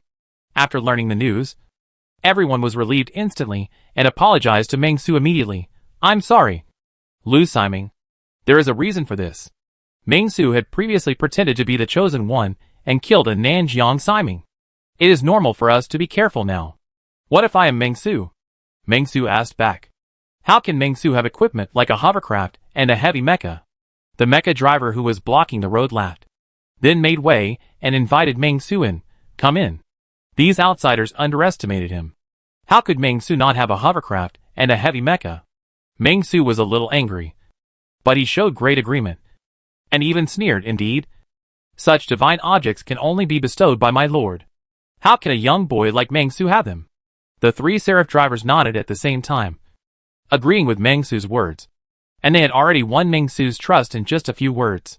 Regarding this, Meng-Su could only sigh. Sales is really useful. This friendly ability blessing would make an extraterrestrial civilization fooled by him, not to mention these chosen ones. I am really too strong. As soon as he came in, Meng-Su saw the two Seraphim mechas leading Zhongyuan Siming and Meng-Su to a parking area.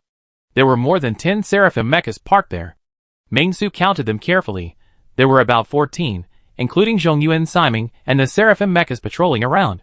There were about 21 Seraphim mechas in total. Are there 14 Sima Ming inside, or have they arrived? Meng-Su thought to himself. And at the same time, he had a bold idea. There were only 6 mechas with pilots patrolling outside, which meant that the mechas of the other 15 Sima Ming were parked outside and could not be driven. And they were in the meeting room inside. If he attacked the meeting room by surprise, wouldn't he be able to destroy these 15 mechas in one fell swoop and make them unusable? In this case, I, Meng-Su, will be the chief leader of the Eastern Chosen One's alliance to fight Ming. Meng-Su was full of confidence, and felt that he had it. Zhongyuan Siming had already parked the mecha, and placed it over there, and arranged it in a row with the other 14 mechas, which was very majestic and looked murderous without anger. "Brother Lu, let's go." After Zhongyuan Siming got off the mecha, he immediately looked at Meng-Su with a pleasant face and a smile. Seeing this, Meng-Su also parked the hovercraft in the open space beside him very naturally, and then entered the conference center with Zhongyuan Siming very familiarly. The situation in the conference center was obviously a bit complicated, and there were noisy arguments. As soon as Meng-Su entered, He saw about 30 people inside, discussing something with each other. The most conspicuous thing was a map of Nanjiang province hanging in the center of the conference, which was densely marked with various intelligence information. For example, the location of a certain army garrison in the safe zone, the location of the headquarters of the peace order group, and where the population resettlement area is, etc. All the information about Nanjiang province is available at a glance.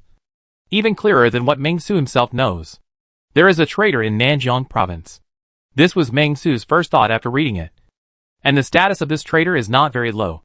Strange. I have already checked all the high-level officials with the method of observing words and expressions. And there is no chosen one. There is such a high-level traitor. It seems that the traitor is not the chosen one. And there is no omission in the occupation. That's right, this reading the expressions of people is not omnipotent. If the information is revealed to the chosen one simply for money or something else, it will not affect the change of his career. Meng Su thought to himself, it seems that he trusted reading the expressions of people too much in the past, thinking that all those who were identified by reading the expressions of people were good people, ignoring this aspect of the problem. So, it seems that he needs another more intuitive thing to understand this matter. For example, the issue of loyalty. And the peace order group should have no problem, because he can directly see the loyalty. At this moment, seeing Meng Su and Zhong Yuan Siming enter the meeting scene that was originally in full swing suddenly became quiet. And Han Siming saw this, and immediately introduced to everyone enthusiastically, 2 new companions have come. Zhong Yuan Siming official Chaozhen. I believe everyone should know him. And the other is the new Siming of Magic City Lu Shaoan. After hearing Han Siming's introduction, everyone's applause was like thunder. After the applause, Han Siming came down very kindly and introduced to the 2 people, except for a few colleagues from remote areas who were not present. They are all the elites among our chosen ones, and all the hopes of our lord in the East Country. Han Siming looked like a host, and walked towards Meng Su and Zhong Yuan Siming kindly, and said, Zhong Yuan, Demon City. The 2 places have always been very important. Halfway through, Han Siming showed a very surprised expression. This expression immediately attracted the attention of all the chosen ones around. They all looked at Han Siming, as if they wanted to ask what happened to Han Siming. Meng Su saw Han Siming staring at him, but he did not show any fear. Instead, he took the initiative to say, What's wrong? Is there something on my face? Or have we met before? Meng Su acted like an old man. After hearing Meng Su's words, the host Han Siming also came back to his senses, shook his head at Meng Su, and joked, To be honest, Moda Siming, I was really scared when I saw you just now. You are 60% similar to Meng Su. I thought it was Meng Su who called me, and I almost packed my bags and ran away. Haha. After hearing this, Meng Su smiled immediately. When the Simings around him were in a meeting, I did let you run away. At that time, Beijiang, Hanong, Ding'an, Donghu and Balian Siming were meeting in Looting City. Only Beijiang Siming and Donghu Siming were caught and killed by me. The other 3 escaped. I didn't expect to gather here today. Han Siming adjusted his state and continued, Since you 2 are here, let's analyze the current situation together. How can we attack Nanjiang and destroy Meng Su? Zhong Yuan Siming said carelessly, Just attack directly. Let's gather together. With the current level of technology, it's enough to destroy some countries. Right? Why fear this peace order group? The safety zone was hastily established. How many troops can it have? Hearing this, Han Siming just smiled and didn't say anything, but looked at Meng Su. He always felt that this Demon City Siming looked very strange. He looked very much like Meng Su. A little creepy. He tried not to look at Meng Su as much as possible, but as a host, he had to look. Balian Siming and Ding'an Siming had the same idea as Han Siming. They were all people who had brushed shoulders with death. After all, they had gathered together for a meeting in the 5 provinces before, and it was going well. They were eating hot pot and singing songs, enjoying the glory and wealth happily. But Meng Su suddenly fell from the sky, driving a floating car that came from nowhere, and directly killed Donghu Siming and Beijiang Siming, who were still laughing a second ago. Fortunately, the 3 of them ran fast. Otherwise they would have died together. Therefore, under such circumstances, how could they not feel terrified? They directly developed Meng phobia. They could only rely on this anti-Meng alliance, hoping to get rid of the inner demons for the three of them in one fell swoop, and get rid of the fear that Meng Su brought to them. Seeing that everyone seemed to be waiting for his opinion, Meng Su couldn't help but laugh. And then he took the lead and walked quickly to the front of the stage. His steps were not only fast but also powerful, as if every step was in the rhythm of time, sonorous and firm. Everyone's eyes followed Meng Su's movement.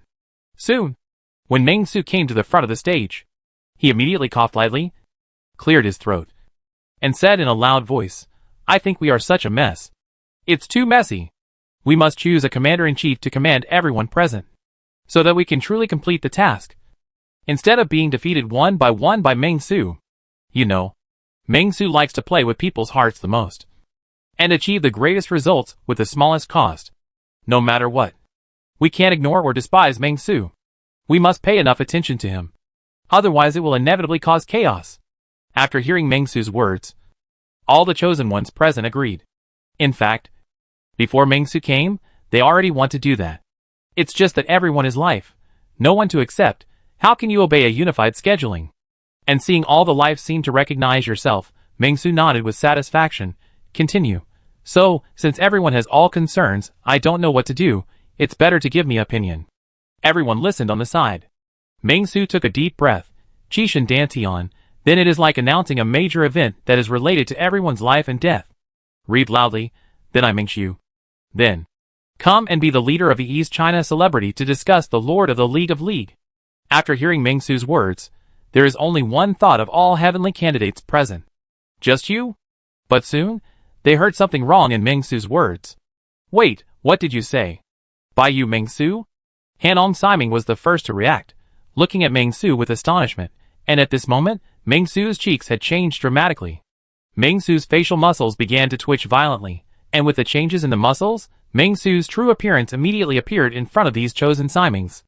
After seeing Meng Su's true appearance, all Simings seemed to collapse, looking at Meng Su with astonishment.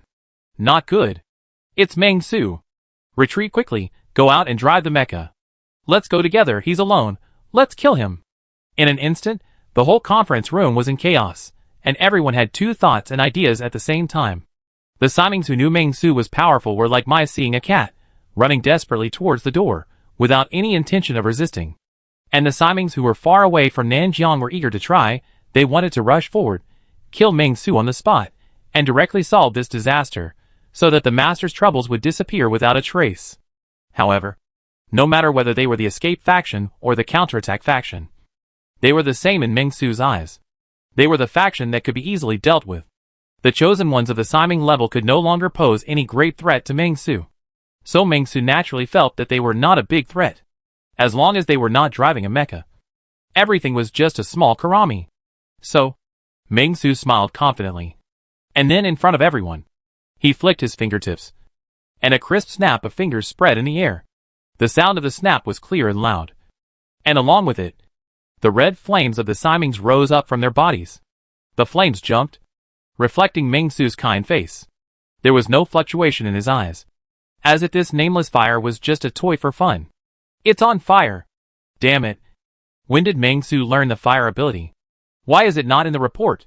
Why can't this fire be extinguished?"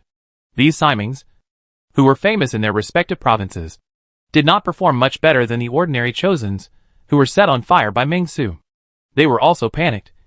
But the difference was that it would take a while to burn them to death, unlike burning ordinary chosens, which could be solved in a few seconds. Therefore, the next moment, Meng Su's figure disappeared from the spot and appeared at the door of the conference room. Han Siming, who ran the fastest, ignored the flames burning on his body and ran towards the door with all his strength. Just when he saw the door that represented hope, he suddenly saw Meng Su suddenly appeared in front of the door, blocking his last hope of survival. Want to escape?" Meng Su snorted coldly and grabbed Han Siming's face directly. He put his 5 fingers on Han Siming's cheek and pressed hard. In an instant, Han Siming was like a watermelon and was crushed by Meng Su. Blood splattered everywhere. The headless body staggered to the ground, but the flames did not let the body go, but continued to burn there. "Fight him!" Ding An Siming's eyes were red. The white-haired old man's muscles swelled up instantly when he faced Meng Su. The next second, the old man, who looked only 1.4 to 1.5 meters tall, turned into a muscular giant with a height of 2.34 meters, and was punching Meng Su ferociously. Meng Su saw this and didn't dodge or evade at all, and took the punch head-on. Clang! After a punch, Meng Su didn't move at all. But Ding and Siming's arm made a sound like a broken bone. Ding and Siming screamed, and Meng Su didn't hesitate, and directly grabbed the broken arm, and said with a smile, "You can't kill me if you stand still and let me hit you. You don't even have the strength to hit people. So are you worthy of being Siming?" The next second, Meng Su raised his fist as big as a sandbag and punched out. Immediately, Ding and Siming's chest was pierced. His ribs were broken, and blood splattered out. After killing Ding and Siming, Meng Su did not hesitate at all and continued to look at other Simings.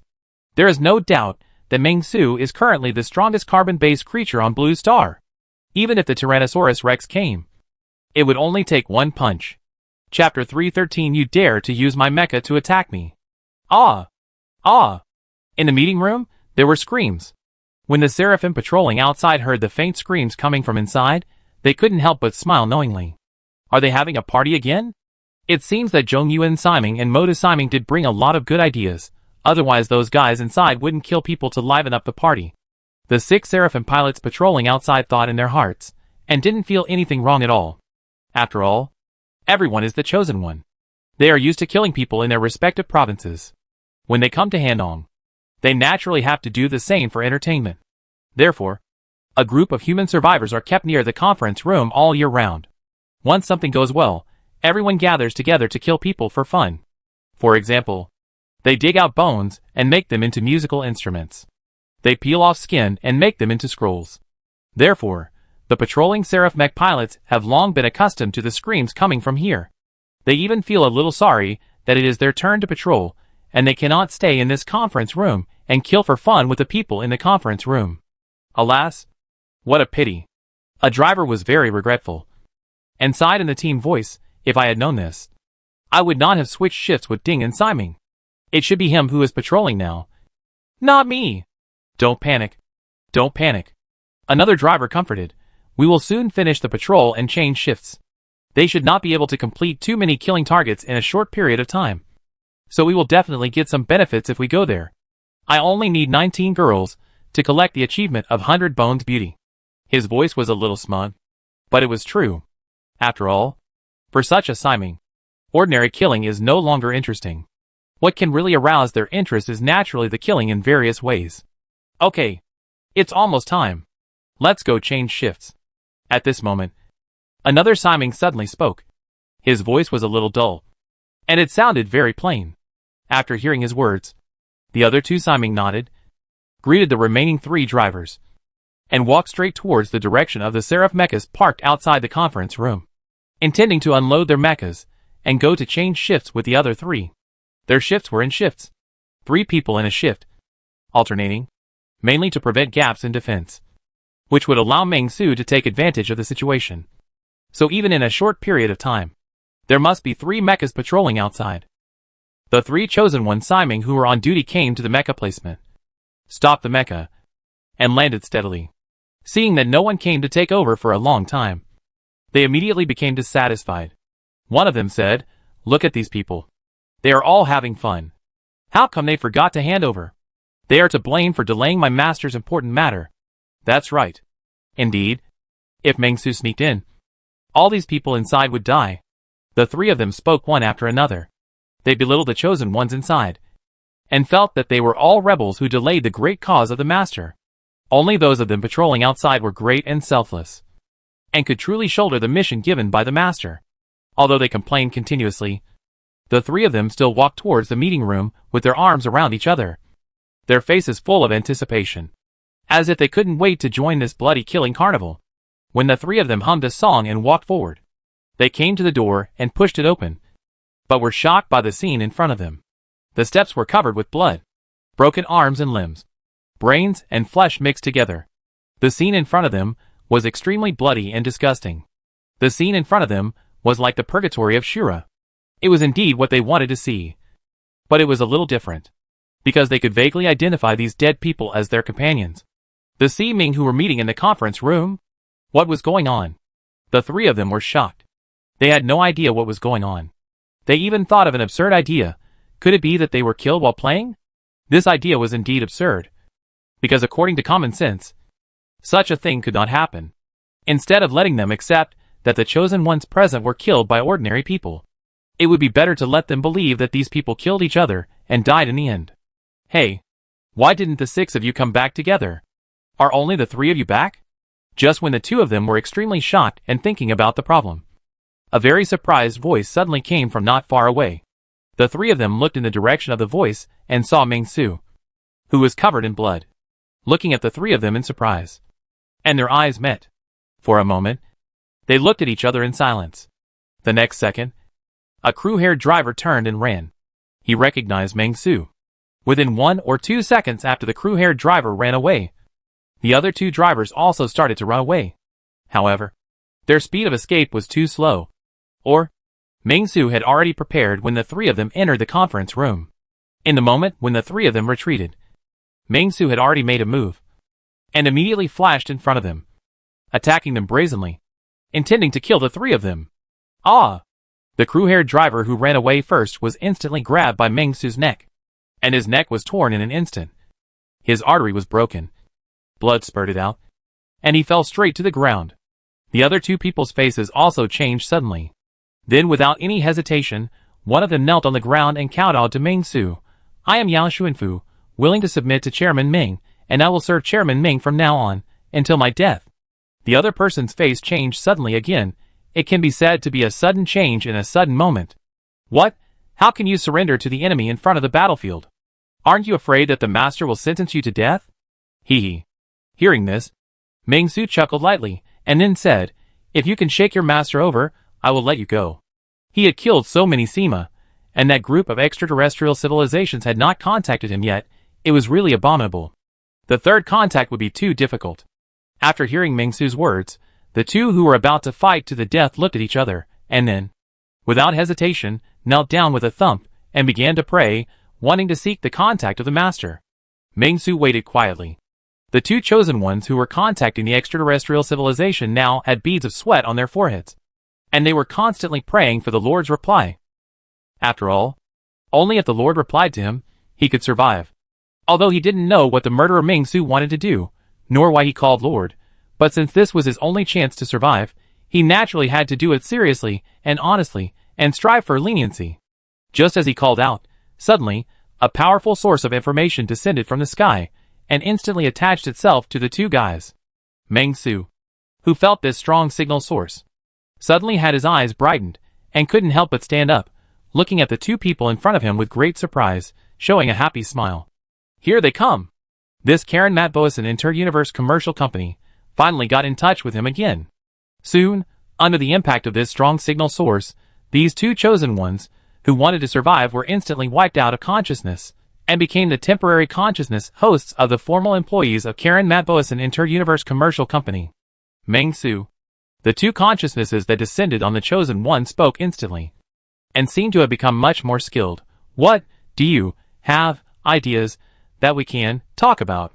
Another specialist from the Karen company also rolled his eyes, and said with a twitching body, The solar system can tell you about its origin, whether it is related to the enemy. They spoke intermittently, completely incoherent. It was unknown whether it was because the consciousness descended on this twitching body, causing the muscles to be uncoordinated and unable to speak, or because the distance was too far, and the signal was not obvious in any case. Meng-Su had a hard time listening. But I figured it out in general. They asked me what I wanted to do, whether I should join them. They were willing to give me the position of second-level specialist and the general manager of the solar system. In addition, they also wanted Meng-Su to explain where Meng-Su's technology came from, and whether it had anything to do with their enemies. To this, Meng-Su's answer was, Nothing else, I was bored and wanted to chat with you. Meng-Su laughed, and then said, You are Che, he is Su. Right? Why are you always the 2 of you? What are your positions in the company? Telephone specialists who answer the phone. Then it seems that the 3rd and 4th levels are meaningless, and the 2nd level I was given is probably just a senior telephone specialist. After hearing Meng-Su's words, the 2 consciousness bodies attached to the chosen ones instantly crashed. They did not leave. But they did not know how to respond to Meng-Su's statement, and felt very weird. It can only be said that the two aliens also began to understand Meng Su's abnormality. The third negotiation with extraterrestrial civilization has been reached. It's really strange. What's going on? Why can you negotiate with extraterrestrial civilization 3 times within a week? Your company's current technological level has not yet broken through the blue planet. Something big may happen. The host must be vigilant. Be careful. You have completed the achievement, the third contact with extraterrestrial civilization, and obtained the achievement reward, Defensive Heavy Mecha X3, Portable Nuclear Bomb Launcher, Space Direction Indicator, 3 tons of rare space materials, all random styles. Breakthrough point +1. After seeing the small gilded words in front of him, Meng Su was very satisfied. Okay. There's nothing for you to do now. Let's talk later. After that, Meng Su snapped his fingers, and the clothes of the 2 chosen ones immediately began to burn. After hearing Meng Su's words, the 2 specialists from the Karen Matwarshan Inter-Universe Business Company snorted coldly and disappeared. Only 2 bodies of the chosen ones, who had been hit by the powerful consciousness body and were completely brain dead, were left. Fortunately, Chairman Meng was kind-hearted and couldn't bear to see such a scene, so he made a connection for them in advance and had them cremated. Meng Su did not lie to them. He did not kill them. It was their master who killed them. Therefore, Meng Su did not breach the contract and still fulfilled his responsibility. He even gave them a chance to be cremated, so that they could enjoy the life of ashes in advance. That's great. I hope they will chat with me next time. Meng Su sighed in his heart, and then began to pay attention to other issues. Meng Su originally planned to ambush here, wait for all the patrolling Seraphim pilots to come in, and then take them all by surprise, so that he could perfectly preserve these 27 mechas. But now there are still 3 of them wandering outside. It seems that fighting is inevitable. You made me lose 3 mechas. Meng Su thought viciously, although the ownership of the mechas is not his, but the right to use them will be his soon. This is Meng Su's wealth, and now he is going to lose 3 mechas. How can Meng Su not be angry? But in addition to these 3 mechas, Meng Su also has to face more than 1,000 zombie sky patrollers and hundreds of teams with special alien weapons. But it doesn't matter, I will take action. Meng Su smiled slightly. Just want to test my current strength. Let's go out and kill everyone.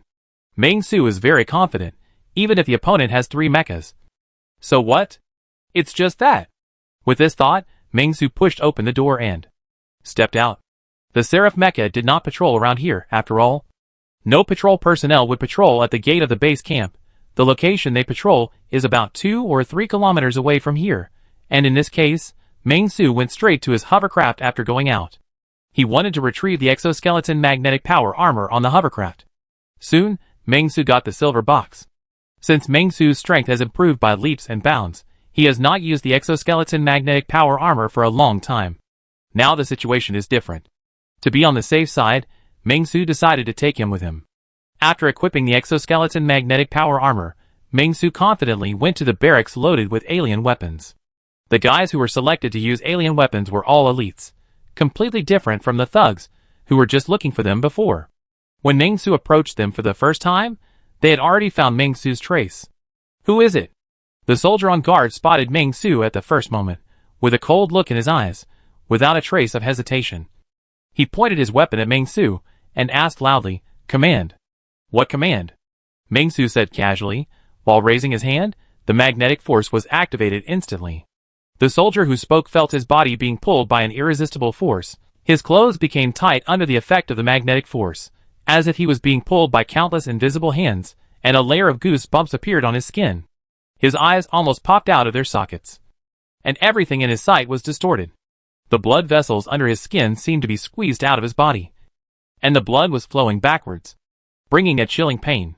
His bones began to creak, as if they were being pulled and squeezed mercilessly by a pair of invisible hands. His muscles were torn in an instant, unable to resist the terrifying magnetic force. Damn it! The pain came like a tide, and every breath became torture. The soldiers on guard were breathing rapidly.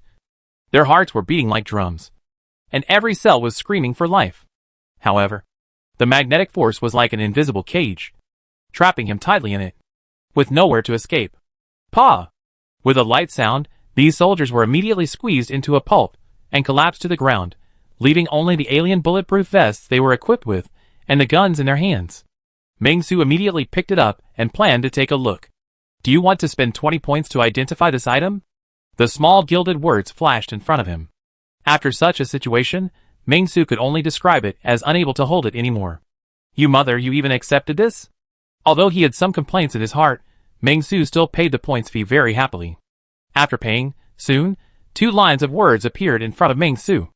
Name: T109 Sidewinder Standard Kinetic Intelligent Rifle. Name: Primary Anti-Laser Weapon Protective Suit. The specific contents of the 2 items are very long. Even the time when they were made is marked. According to the introduction, Meng Su can already know what the 2 items are mainly. Assembly line products, safe and reliable, but not first-line weapons, mainly used by some interstellar pirates and planets that have just left their mother planet and started interstellar exploration. According to the above standards, Blue Star does not meet this standard. However, for Meng Su, the strength of these guns and protective clothing is a bit low, but there is no problem in giving them to his employees. How stingy, Meng Su complained.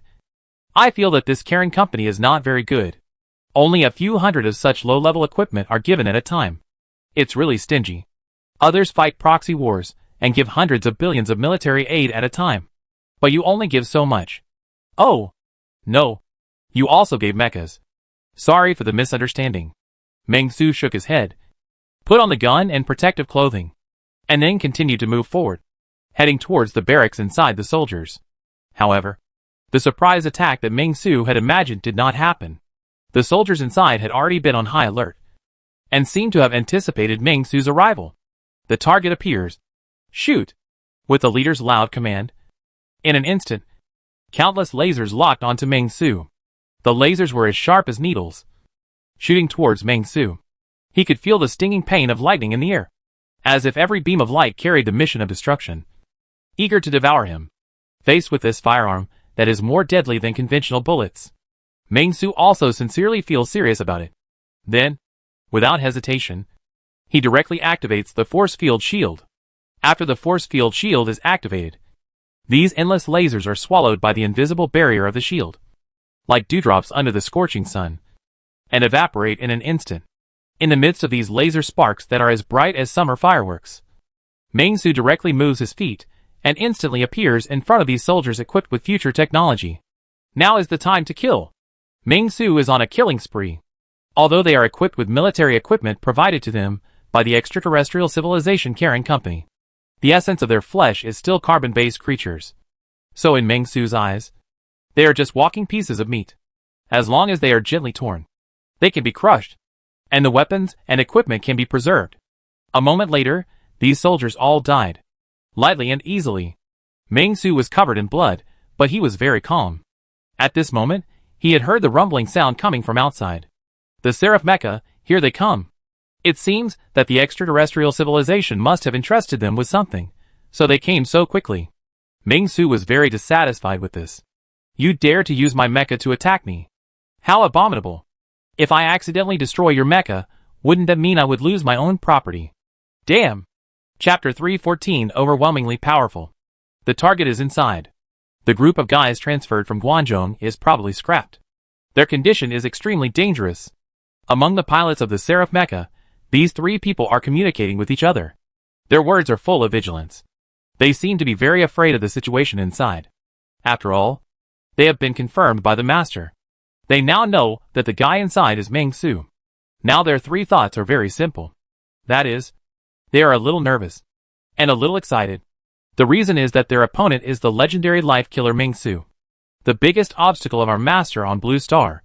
The 3 of them know their own abilities. Except for the Seraphim, they have almost no chance of winning. The reason is that they have the opportunity to fight Meng Su and clear a big disadvantage for the master. Of course, in this tension and excitement, there is also a trace of fear. However, the fear is not too much. The rise of adrenaline completely covers their fear. If they can kill Meng Su, the honor they will gain will be limitless. Similarly, if they fail, then they will definitely disappoint the master and even lose confidence in all the chosen ones.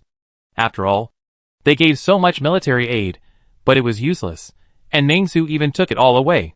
It was really embarrassing, making them look like trash. Brothers, be careful, don't be careless. One of the pilots said in a very vigilant voice, When the time comes, we must act together, don't underestimate them. But before he finished speaking, he suddenly felt a gravity coming from inside. Bang! A powerful impact blast suddenly burst out from the building in front of him, and instantly repelled the Seraphim closest to the wall.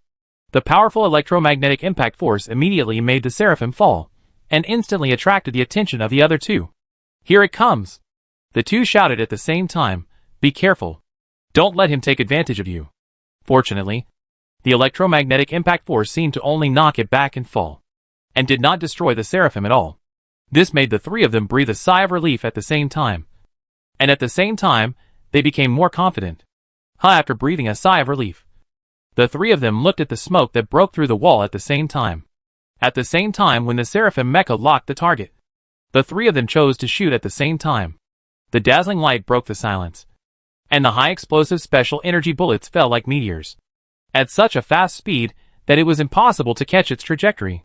The sound of the bullets breaking through the air was sharp and piercing, and it made people feel as if they heard the howling of the god of death. The bullets loaded by the Seraphim were naturally not conventional bullets, but a kind of high-energy bullets that can be used in space battles. They are usually used to raid logistic starships. It seems to be just right to deal with Meng Su, and it can completely injure Meng Su. Fortunately, Meng Su also has means, and it's an ace against an ace. Meng Su looked calm. The invisible force field shield surrounding him was slightly fluctuating, like ripples on the water.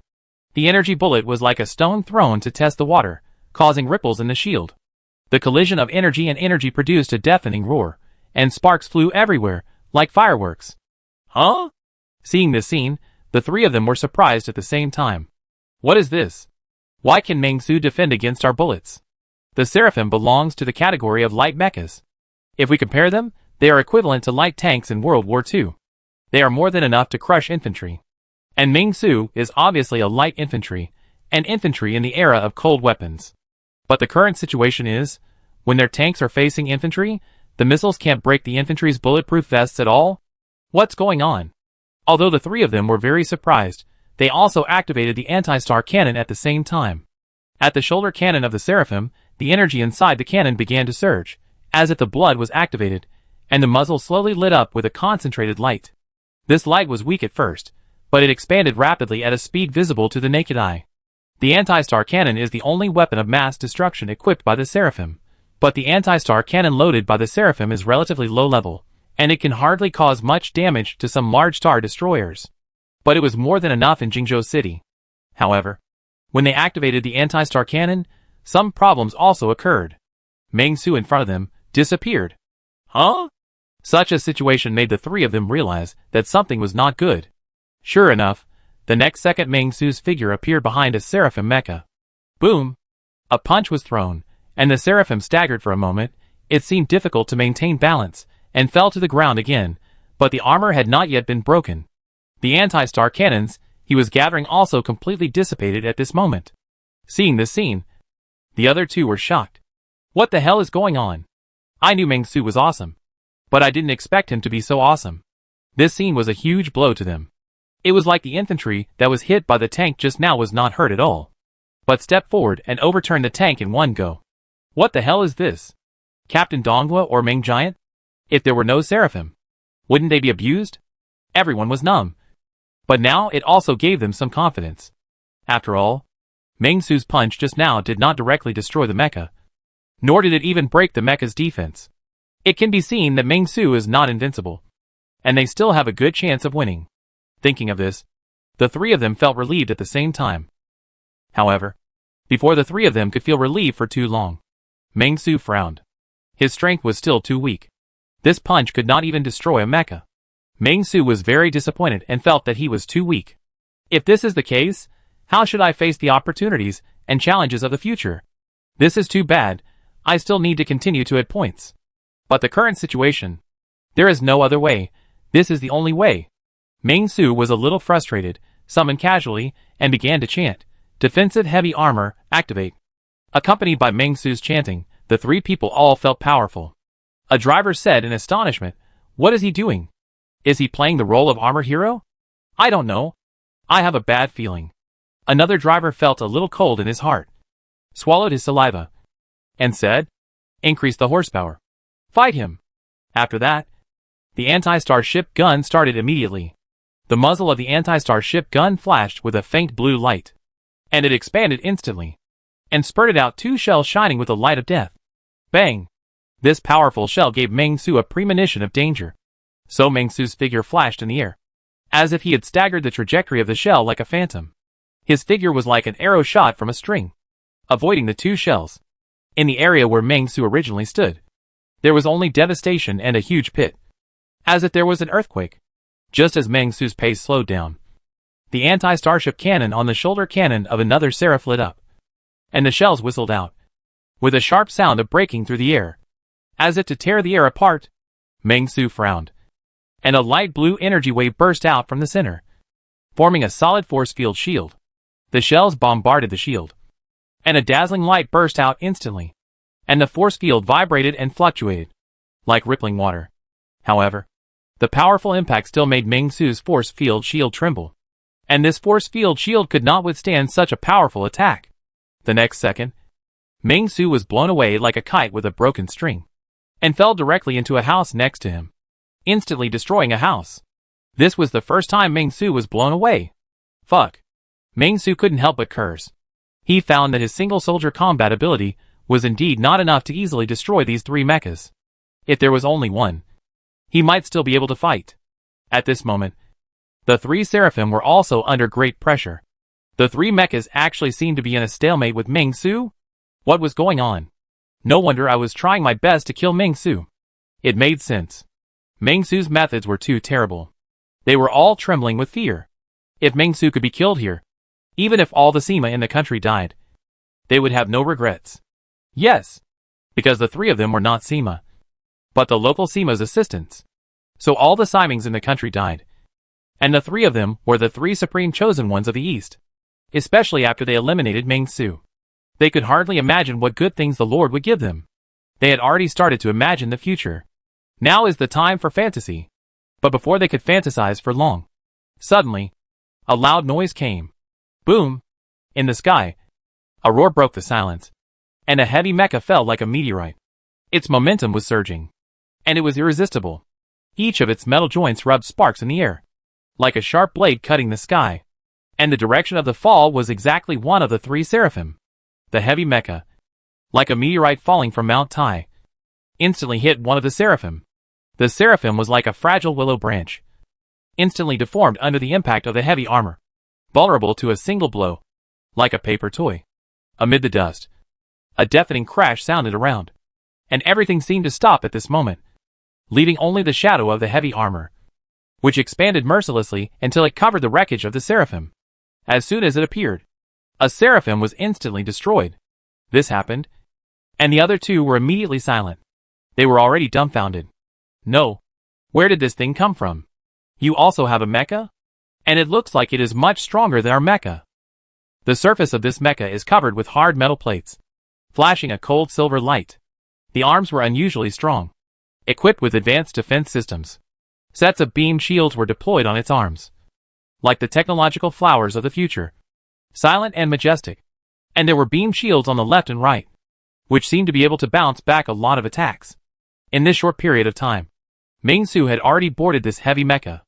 The mecha's feet stepped on the rubble, making a heavy sound, and each step seemed steady and powerful. The thrusters at the back trembled slightly, as if ready to soar into the sky at any time. Seeing this scene, the other 2 swallowed their saliva. Meng Su smiled. Okay, now it's mecha versus mecha, Meng Su said confidently, and then waved his hand. It's fair now. After that, Meng Su began to drive the mecha and rushed towards the seraphim. That's right. It was a reckless word. The mecha Meng Su was driving was the achievement reward for his 3rd contact with extraterrestrial civilization. It was mainly a defensive heavy mecha. Its attack methods were a bit ordinary.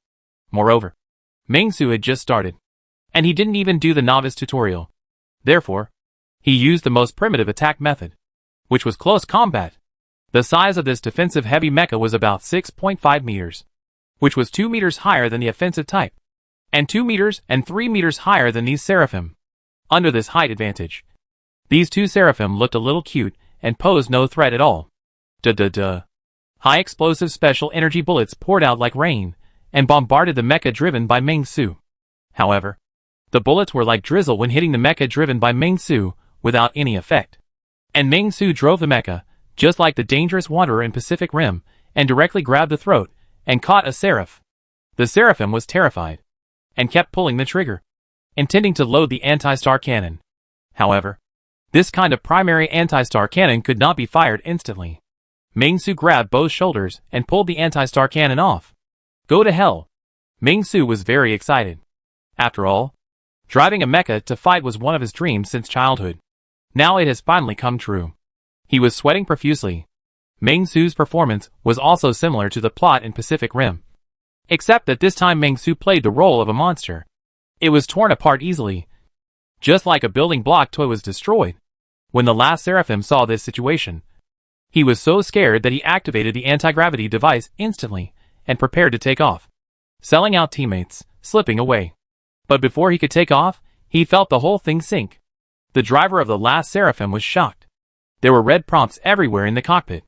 He looked at the holographic image, but found that the mecha's feet had been grabbed by the opponent. Then, the opponent had directly pulled down the seraphim. The seraphim fell from midair, was thrown to the ground, and then was torn apart by the mecha. Crack! A series of crisp sounds rang out, and all three mechas were wiped out. Seeing this, Meng Su breathed a sigh of relief. Although there should be some zombie patrollers next. These guys are the weakest for Meng Su, and he can easily deal with them. It doesn't take any effort at all. Thinking of this, Meng Su felt that there was no time to lose, and he should act now. It was a good opportunity to test the attack method of his mecha. With this thought, Meng Su immediately drove the mecha and stepped towards the camp of the zombie patrollers. A moment later, Meng Su, driving the mecha, killed these zombie patrollers. It was like a dimensionality reduction attack. This was not a boxing beginner against Tyson, but a boxing beginner against Taro. After the sweep, Meng Su sat alone in the camp and fell into deep thought. There are still a few chosen ones who have not come yet. I don't know when they will come, or whether they will come. And the weapons all over the ground also need to be transported back at a time. The strength of the peaceful order must be greatly enhanced. These seraphim are very powerful.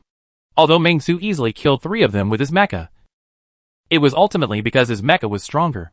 In Space Wars, these seraphim may be just miscellaneous soldiers. But on Earth, they are real angels. Angels who can solve most problems. You can also pick up the rubbish from these 3. If these alien technologies can be studied, they should also be able to make great progress. Meng Su thought to himself, and decided to keep only 10 seraphim, and deliver the rest to the safe zone in exchange for some money, so that he could get as many credit points as possible to deal with future situations. After all, the safe zone is responsible for the task of wiping out the zombies. Without the help of the safe zone, Meng Su and the peace order behind him alone cannot do this. Now that he has killed a lot of people, there are obviously many gaps in the chosen ones, especially the chosen ones at the level of Siming, which are pitifully few. In this way, it is just right to take advantage of this period of time to launch a war to recover the entire East Country. In this way, it is the best choice. Meng Su took a look and found that the task in the roadshow task showed completed, 3 out of 5. And then, he was very satisfied. And then he planned to call the crew members over. As for Meng Su, he did not plan to leave before the main force arrived. After all, the alien equipment in Hyping Square was all Meng Su's property. And Meng Su did not want to be taken away by others after he left for a while. Although Meng Su thought that no one would do this, he should be cautious. After all, it is better to be safe than sorry. As for how to notify them, Meng Su thought for a moment, looked at a staggering, bloody zombie not far away, and immediately had an idea. Just let the zombies deliver the letter.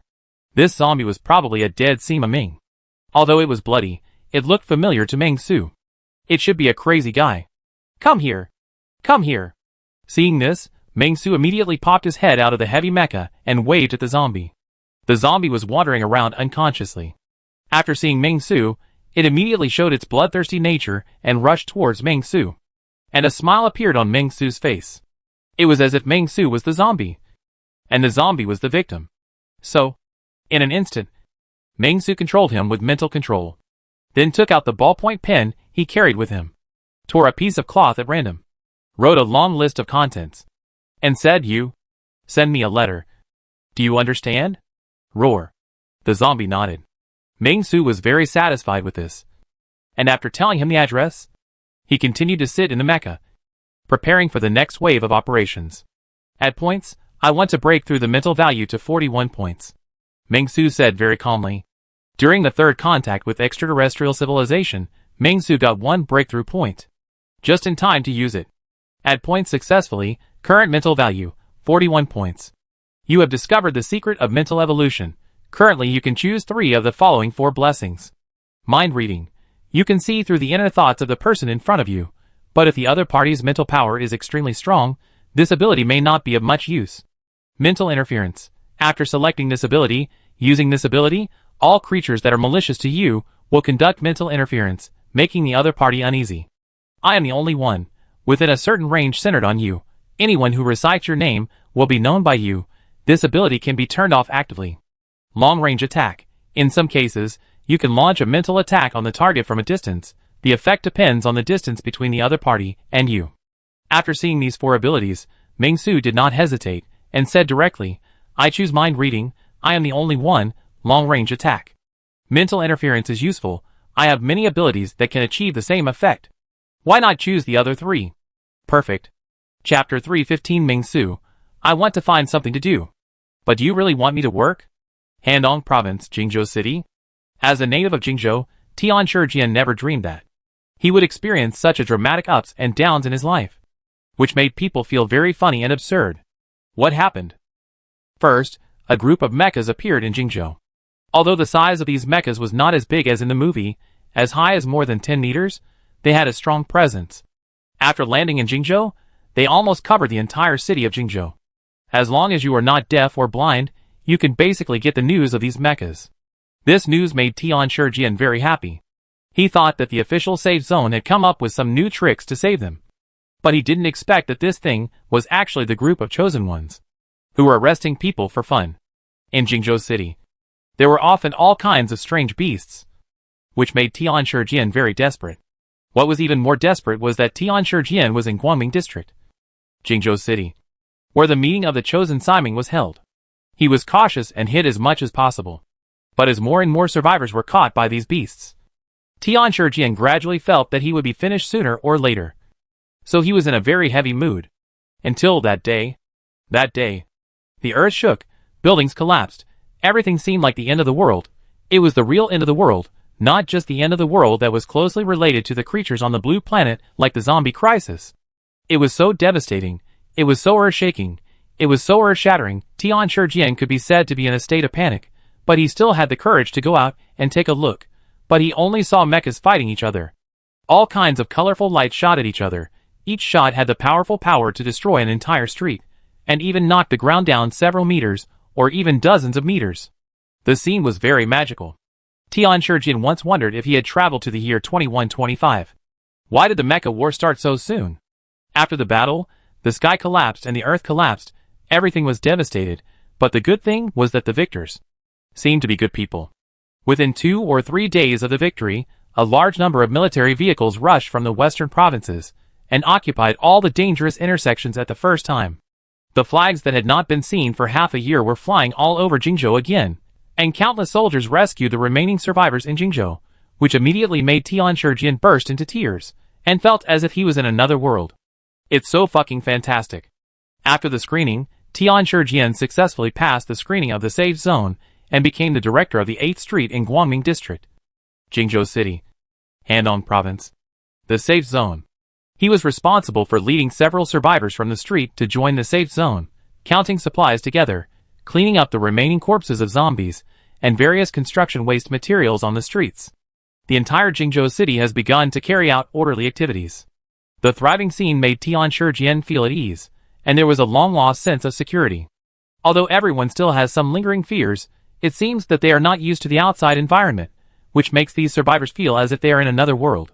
In just half a year, the streets where they used to walk frequently have become such a scene where they have to be so cautious. It is really touching, sigh. But Tian Shijian works very hard. He took the civil service exam several times before but failed. Now, he doesn't need to take the exam, so he naturally has to perform well, and also contribute his own strength to mankind. However, When cleaning up the ruins, Tian Shijian suddenly heard a cry of surprise from not far away. Old Tian. Look what this is. After hearing this, Tian Shijian immediately came over and took a closer look. He saw a piece of metal that looked torn apart. It looked completely different from anything they had seen before. However, Tian Shijian recognized what it was at a glance. The material on those mechas. Found it. Tian Shijian smiled lightly and was very happy. He laughed at the survivors on both sides. Let's stop here today. Hand in the things. And have beer in the evening. The safe zone and the peaceful order have explained these issues. Collecting these broken items is also one of their important tasks. Now that the task has been completed, Tian Shijian feels that he has a future. Mr. Meng, regarding the problem of fragments, another piece of energy stone from the cockpit has been found. It is estimated to be a Seraph mecha driven by the Chosen One from the 3 northeastern provinces. In the Jingzhou Peace Order Group branch, Meng Su was sitting in his office, looking at Hu Guangqing in front of him. Telling him the situation with a smile, he was immediately happy. He said to Hu Guangqing, Old Hu, I asked you to develop arms before, but you were not so happy. Nonsense, my main business before was aviation and rockets, and research in space was the main thing, arms are not. What? It's just a matter of analogy. Hu Guangqing chuckled, as if he had come into contact with a familiar field, and he looked several years younger. He could also chat and laugh with Meng Su. Mr. Meng, where did you get those blueprints from? It solved a lot of my problems. If it was a year ago, with this map, we could realize the interstellar travel plan this year, and utilize all the resources of the solar system within 10 years. Hu Guangqing's eyes were bright, and it seemed that he could live for many more years, and contribute to the aviation industry. Meng Su nodded, and said softly, Don't worry about the source. It's better to be fast. The faster you can, the better. Just don't be too slow. Meng Su knew very well that time was running out, and the Karen Company would not allow him to flourish. It had been 2 months since he destroyed the army of the Chosen Ones in Jingzhou City. During these 2 months, the safe zone was busy and frantically expanding its victory. The Chosen Ones were completely stunned by the silence of the extraterrestrial civilization Karen Company and the offensive of the safe zone. The safe zone has begun a nationwide counterattack, completely recovering Nanjiang, Beijiang, Donghu, Dongcheng, Handong, Ding'an and other provinces, and has fought all the way to the Magic City, and is even cooperating with the peace order, and is heading in both the north and south directions at the same time, with the goal of pushing all the way to Yangcheng and the Imperial City. There is almost no pressure in the recovery operation. Although the zombies are strong, they are nothing under the gunfire. Especially now that they have received the aid from the extraterrestrial civilization, they have taken off directly, and when facing the zombie tide, there is no need to make a plan. More than a dozen mechas can directly attack, and completely kill everything. Therefore, under such a meat grinder-like impact, the effect is still quite obvious. In addition, the biological laboratory of Peace Order has also done a good job. Regarding the zombie vaccine, at present, we are trying to improve the vaccine, but the vaccine can almost be said to have been developed in the primary stage. But it is a bit troublesome. It needs to be vaccinated 3 times within a week, but it can only guarantee the efficacy for 1 month. It is a bit too idealistic to say that it is 1 month. The probability is about 20 days. Currently, we have started to try mass production, and the effect is not bad. Currently, we have equipped the frontline troops and the special operations team of the Peace Order Group. The effect is good. Hundreds of people have been spared from the harm of the zombie virus, and have not become zombies like a flood. I understand. Hu Guangqing nodded, and he understood Meng Su's question very well. After all, at the internal high-level meeting 2 months ago, Meng Su had officially revealed the situation in the universe to them. Hu Guangqing also knew about the problem of the Karen group. It was a very serious problem. Currently, only the high-level officials of the peace order in the safe area knew about it. Among ordinary survivors, it is still kept secret. Although many provinces have been recovered, and many core areas have officially restored their former prosperity, the population has dropped sharply. The population of the safe zone is only about 18 million. After research, the future population of the entire East country may only be about 80 million in a period of time, and the world population may be less than 1 billion. In this regard, Meng Su is also very clear about the horror of this virus. And the life crystals and life gems collected in these few months are countless. Huh? Meng Su let out a sigh of relief, and said to Hu Guangqing, Okay, Lao Hua, You should hurry up and do the research. It will be good for everyone if you can develop a spaceship as soon as possible. After hearing Ming Su's words, Hu Guangqing nodded seriously, indicating that he understood clearly, and then said in a sonorous and powerful voice, "But Mr. Ming, we still don't have enough manpower. I hope to find outstanding aviation talents and military research talents from all over the world. Only in this way can our technology advance by leaps and bounds. We can achieve great success by gathering the power of the world." Hearing this, Ming Su fell into deep thought, and then said seriously, "I will consider this matter. Do you have a list? Worldwide is also okay." For the past 2 months, Ming Su has been completing various small tasks. I did get a lot of interesting but not very useful things. It was a bit difficult to get the breakthrough points. After Ming Su completed the roadshow task, the ticket task and the actor task, he only got 3 points. All of them were added to the points, making Ming Su's physical value officially reach 44 points. To be honest, 44 points and 41 points did not make Ming Su feel much more rapid progress. He just felt that he had become a lot stronger, but how much stronger he was unclear. After hearing what Hu Guangqing said, Ming Su felt that it was time for him to take action. Although he didn't know when the Karen company would come, they would come sooner or later. So he still needed to be prepared. Moreover, Ming Su had been bored for a long time. He had been in Jingzhou City, Handong Province for so long, and had distributed a lot of military aid materials from extraterrestrial civilizations. He was tired of staying there, so it would be nice to go out for a walk. After all, Ming Su was no longer the timid little Karami. In the context of the technological explosion, Ming Su's hovercraft has been completely equipped with a lot of special illegal channels. The current average flight speed has reached 0.8 Mach per hour, which is equivalent to 980 kilometers per hour. This speed is almost the same as that of ordinary passenger planes, but it is still inferior to those fighter jets. But it doesn't matter. Ming Su doesn't need a few hours. With a speed of nearly 10,000 kilometers per hour, Ming Su can naturally travel back and forth between the worlds within a few days. But he is limited to 3 hovercrafts, which can accommodate about 90 people. This capacity is not too large, but it is pretty good. After hearing Ming Su's words, Hu Guangqing nodded and immediately handed over a notebook that seemed to have been prepared long ago. It has been prepared long ago. Ming Su took the notebook, flipped it open and took a look, and suddenly felt overwhelmed. It's not old Hua. Why did you record it so detailed? Did you write down all the practitioners you know? It's not Ming Su's fault for saying too much, because the notebook was filled with names, native places and possible current residences. The more detailed the names, the higher the front. First, the Dongla people. There are about 500 names. Then the Americans. About 400 people. Then Russia, Europe, Japan, South Korea, Singapore, India. There are even a few people in Africa, which made Ming Su dizzy. Altogether, there are about 4,000 people. I just want to find something to do. Do you really want me to work? Have you ever seen a chairman working? How do you remember these 4,000 names? Ming Su couldn't help asking. To fill in the gaps, I only remember 200 to 300 people. The rest were provided by other people in the studio. Hu Guangqing said sincerely. We summarized it and provided this list. There is also an XLSX table. Do you need it? After recovering many provinces, all the experts in space, such as rockets, spacecraft, and military weapons, were all packaged together for research. Even astrophysics experts gathered together to study the currently known galaxies to determine the question of if there are aliens. Where might they be now?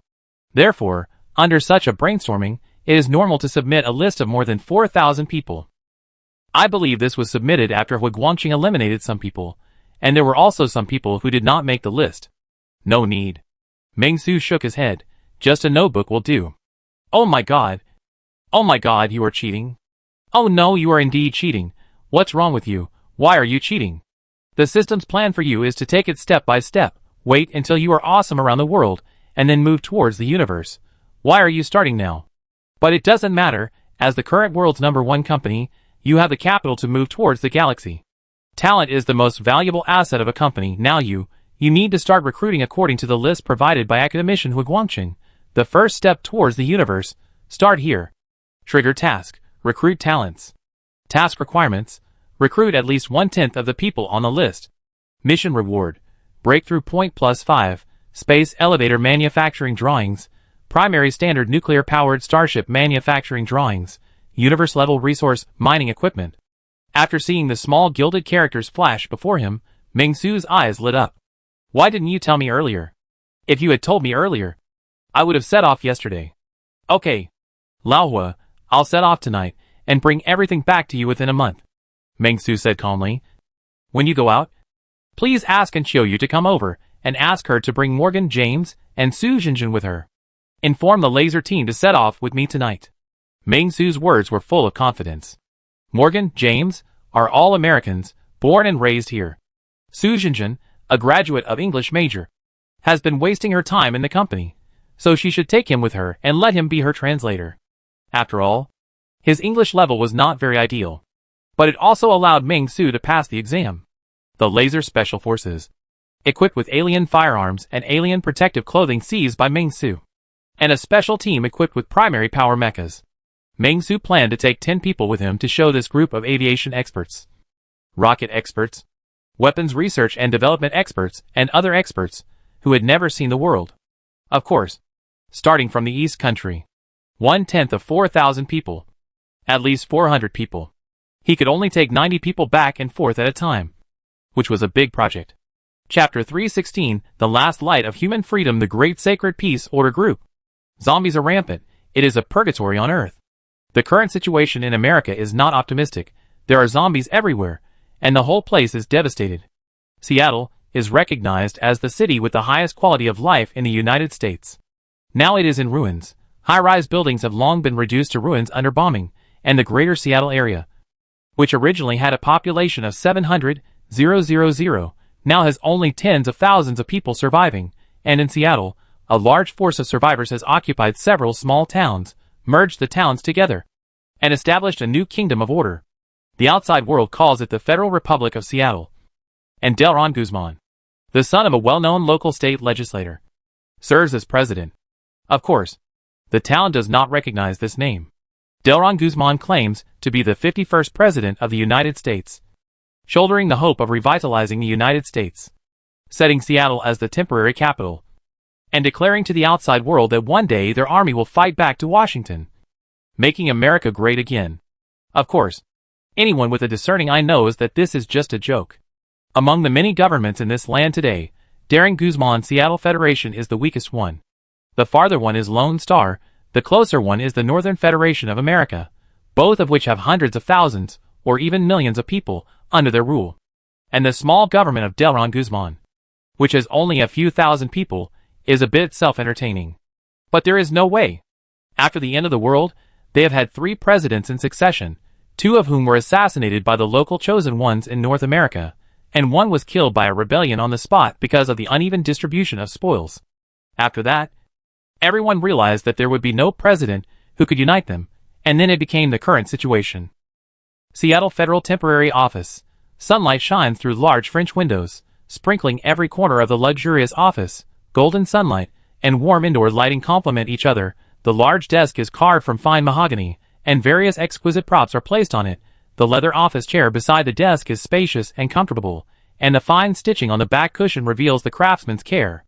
A luxurious bed is placed in the rest area on the side, and the bed is covered with delicate and soft silk sheets, and several pillows of the same color are randomly piled up, showing comfort and taste. Delron sat in a leather office chair, shaking his wine glass, tasting the wine gracefully, listening to a radio in front of him that was constantly broadcasting, holding a letter, frowning, as if thinking about a major event that would determine the survival of thousands of people in the Federation. The problem of the Northern Federation, Delron muttered to himself, thinking about how he should make a decision. The reason was simple.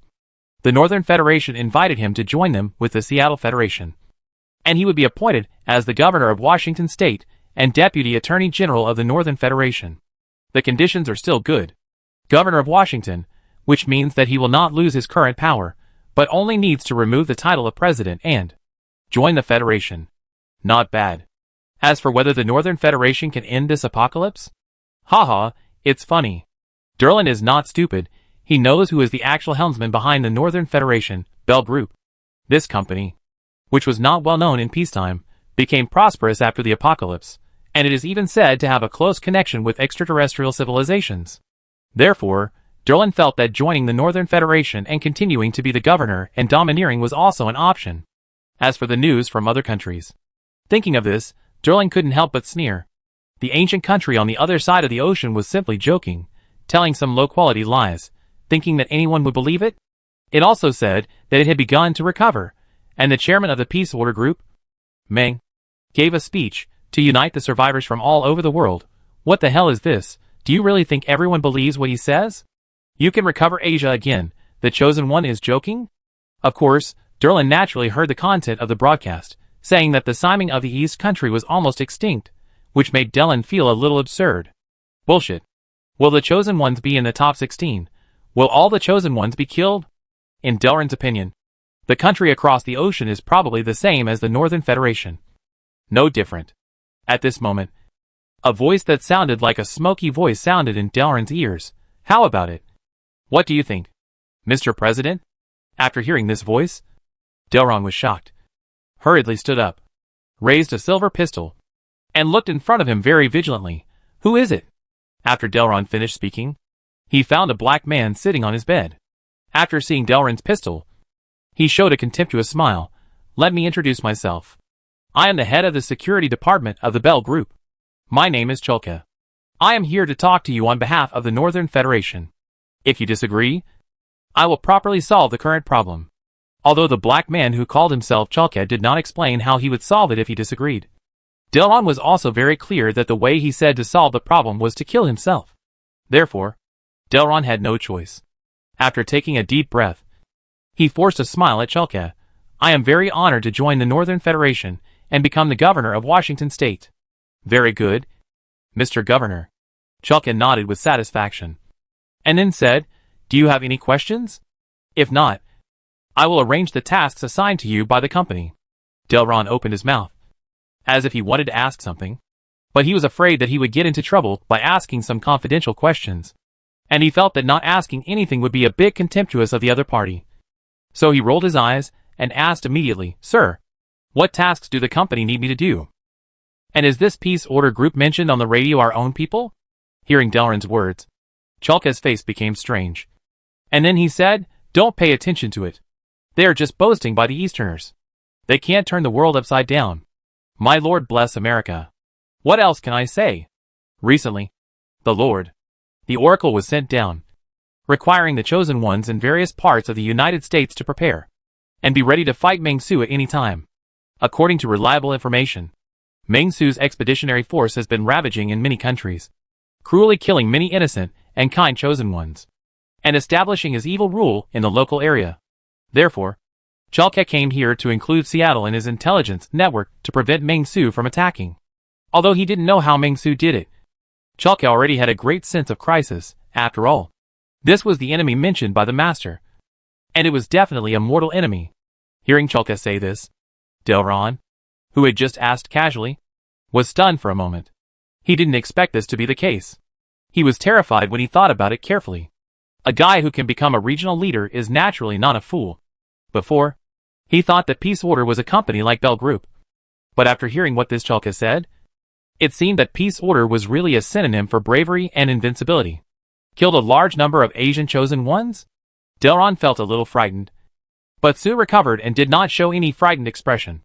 After all, the other party was far away, and there was a Pacific Ocean between them. I won't say much about the rest. Boeing Company has the largest aircraft manufacturing plant in Seattle. Do you understand? I can introduce you to my master and make you a chosen one with extraordinary abilities. But I need you to organize people to take back this aircraft manufacturing plant. Even if you can't take it back, you have to destroy it. Do you understand? Chulka took a deep breath and continued, all Boeing employees in Seattle must be found for me. And those who cooperate will be sent to New York. And those who don't cooperate can be killed on the spot. Hearing Chulka's words, Derlin was a little surprised. He didn't know the reason, but he wanted to ask. But he held back. His aunt was a senior executive of Boeing, a leading company in the global aerospace industry, and one of the world's largest manufacturers of civil and military aircraft. Derlin naturally knew the situation in Seattle. Okay, I'll do it right away. Derlin nodded. Although he was very curious, He still held back his doubts. After all, even if he knew the reason, it would not have much to do with him. On the contrary, it might cause his death on the spot. Chulka nodded, very satisfied with Delron's look. Very good, you. Before Chulka finished speaking, he heard a commotion outside. Huh? This commotion instantly alerted Chulka. He instantly felt that there were multiple breaths approaching, and his expression immediately became solemn. He said to Delron, "Did a coup happen among your men?" Hearing this, Delron was instantly shocked. "Ah? Someone wants to overthrow my rule? No, I have made all the violent institutions and capital organizations obedient, and those who are oppressed are the untouchables. What are those people capable of? Could it be Vasek or Alanis?" For a moment, Delron thought of many people who wanted to usurp his position, and began to think about solutions. However, when Chulka saw this, he couldn't help but chuckle, and seemed to be much more relaxed. "It's okay. I will deal with them for you. And from now on, you will be a member of the Northern Federation." Chulka was very confident, because he had already noticed that there were only 13 of these guys moving at a very fast speed, 12 of whom had the aura of ordinary superpowers. And there was even an ordinary person. This configuration could be used to behead Delron. But if he stayed here, there would definitely be no problem. Thinking of this, Chark became confident. He had already guessed it. Next, the opponent would break in through the glass, and then attack him with a ridiculous rifle or pistol. And he could kill the opponent before the gun shot him. This was the confidence of the first chosen one of the Northern Federation. Chark was full of confidence. And just as Chark expected, with a click, the glass of the office was broken, a man holding. What is this?" Chark was shocked, because the person who appeared in front of him was not the assassin he had imagined, but a soldier wearing a helmet full of metal texture, which looked very futuristic and technological. The soldier's eyes looked firm and calm through the helmet mask. He exuded an aura that should not be underestimated. He was wearing a nanomaterial exoskeleton armor, and a unique gun in his hand. Chulka also recognized the gun. It was one of the 10 magic guns given by the Lord when he assassinated the president. At this moment, at least 3 soldiers rushed in, each holding a gun. At the same time, the door of the office was violently kicked open, and 3 more soldiers rushed in, pointing their guns at them. Seeing this scene, Chulka broke out in a cold sweat and raised his hands. Although he was the first chosen one in the north of America, he would die if he was shot. Chulka took a deep breath, forced a smile, and said to the soldiers around him, "Is there any misunderstanding between us? I am also a chosen one." He didn't know where this group of people came from, but judging from their weapons and equipment, they should be in the same group. Whose chosen ones were they? Why did they behead the leader of the Seattle Federation? Did I perform the wrong mission? At this moment, a very kind Asian ordinary person appeared in front of him. Behind the ordinary person, there was a very young Asian woman, and another strong black soldier on the left and right. The ordinary man just glanced at him, pointed at him, and said something incomprehensible. "This one. Shoot him." After hearing the ordinary man's order, a soldier nearby immediately opened fire. A laser shot penetrated Chark, and he fell to the ground as a corpse. This look immediately frightened Delron so much that his scalp went numb. He suppressed his fear and said to the person in front of him, "What do you want to do?" "I will cooperate. I think the United States of America should re-elect its president. I will vote for you on behalf of the people in the Washington area, and let you become the only president of the United States." After hearing Delron's words, the ordinary person raised his head, looked at him, and then said a lot of words to the girl next to him. The girl organized her words and said to Delron, "Our chairman said that he is not here to be president, but to find someone. You are the boss here, right? Find someone according to this list. If you find more than 5, you will be spared. If you find more than 10, you will be spared." After that, she threw a list directly to Delron. Delron was terrified and quickly took the list. At this time, there were strange noises outside the window, as if something was bombing in the distance. Delron looked out the window, but he only saw 3 flying objects, like sky fortresses running over the entire building at a terrifying speed. At this moment, Delron already understood the identity of these people. The peace order group from the other side of the ocean. This thing actually exists? Seeing Delron so terrified, the girl frowned and immediately scolded, "Why don't you go and do it? If you don't want to do it, change someone else." "I'll go right away." Right away. Delron saw this and immediately became panicked. He immediately prepared to do things and looked for the people on the list. There was no other reason. He had only so many residents under his rule, and the number of troops was only a few hundred. He could not defeat these people at all, so he might as well kill them. Meng Su was in a bad mood.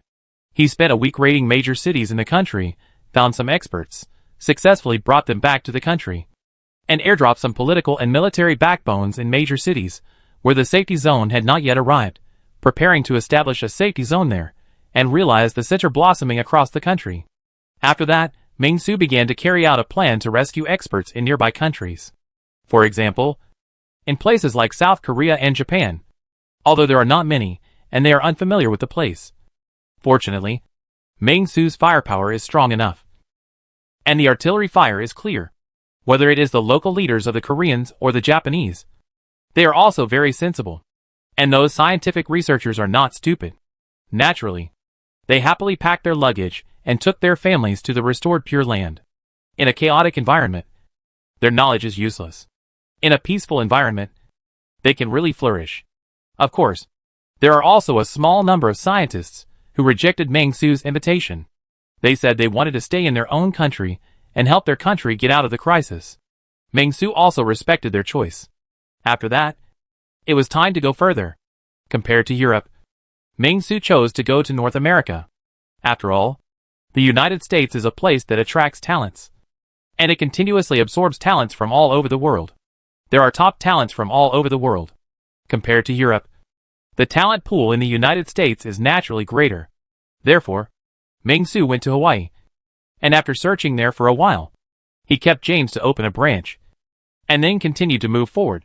The first city he landed in was Los Angeles, which was located on the West Coast after all, and the result was very smooth. Then it was the second city, San Francisco, and things were not so smooth. After learning about what happened in Los Angeles, the chosen ones either killed or took away the talents Meng Su wanted to find. So Meng Su only found a rocket expert in San Francisco, which made Meng Su very depressed. Therefore, he went north without stopping and finally came to Seattle. In Seattle, Meng Su had lost his patience. He decided to leave after finishing this job. He was unfamiliar with North America. If the carrying company found his tracks and deployed heavy troops again, he might be in trouble. And there is another point. That is, the number of people is full, and 3 more hovercrafts can't take them. After all, not all experts are alone, and some have families with them. Thinking of this, Meng Su exhaled, sat on the leather office chair, shook his head, and said to Su Jinjin, who was acting as his translator, "Do you think if I set up a branch in the United States, can I survive?" Hearing Meng Su's words, Su Jinjin was about to say something, but Morgan, a black man who came in with Meng Su, had hot eyes. But before Morgan could speak, the captain of the future commando, Zhang Qingyang, a senior executive of the Order Guard Company, and the deputy captain, Xiang Jinzhong, a senior manager of the Order Guard Company, looked at each other and said conservatively, "Mr. Meng, I don't think it's a good choice to open a branch here. After all, it's very close to the base camp of the Chosen Ones.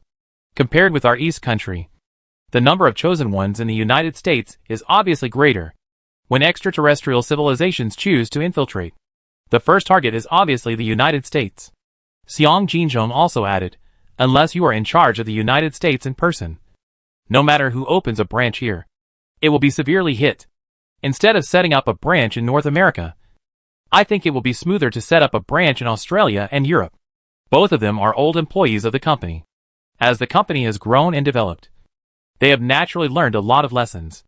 They are naturally very clear about the importance of Meng Su.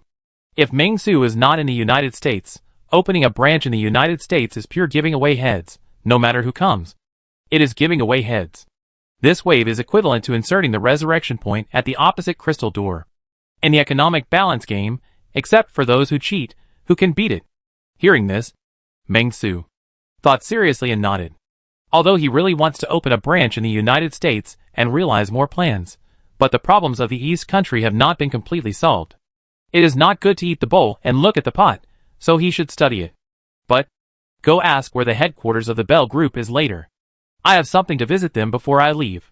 Kate Javier was skinny, and was walking towards a temporary hut with a bag of what looked like oats in her eyes. This hut is called a hut, but in fact, it is just a pile of construction waste, which can provide a temporary shelter from the wind and rain. If there is any strong wind, this hut will probably disappear without a trace. He sat in the garbage dump like a beggar. His eyes were dull. He used to be the chief designer and technician of Boeing Company in Seattle. And now, he works at Space Exploration Technologies Corporation, deeply involved in the Starlink project, and settled in Seattle. But he didn't expect that he would fall to this point. The grand blueprint of the space satellite in his mind was useless. His daily role was to build defenses for the great President Delron, and to be conscripted to monitor the movements of zombies at the gate. When he couldn't stand it anymore, he once revealed his identity, hoping that President Delron would value talents.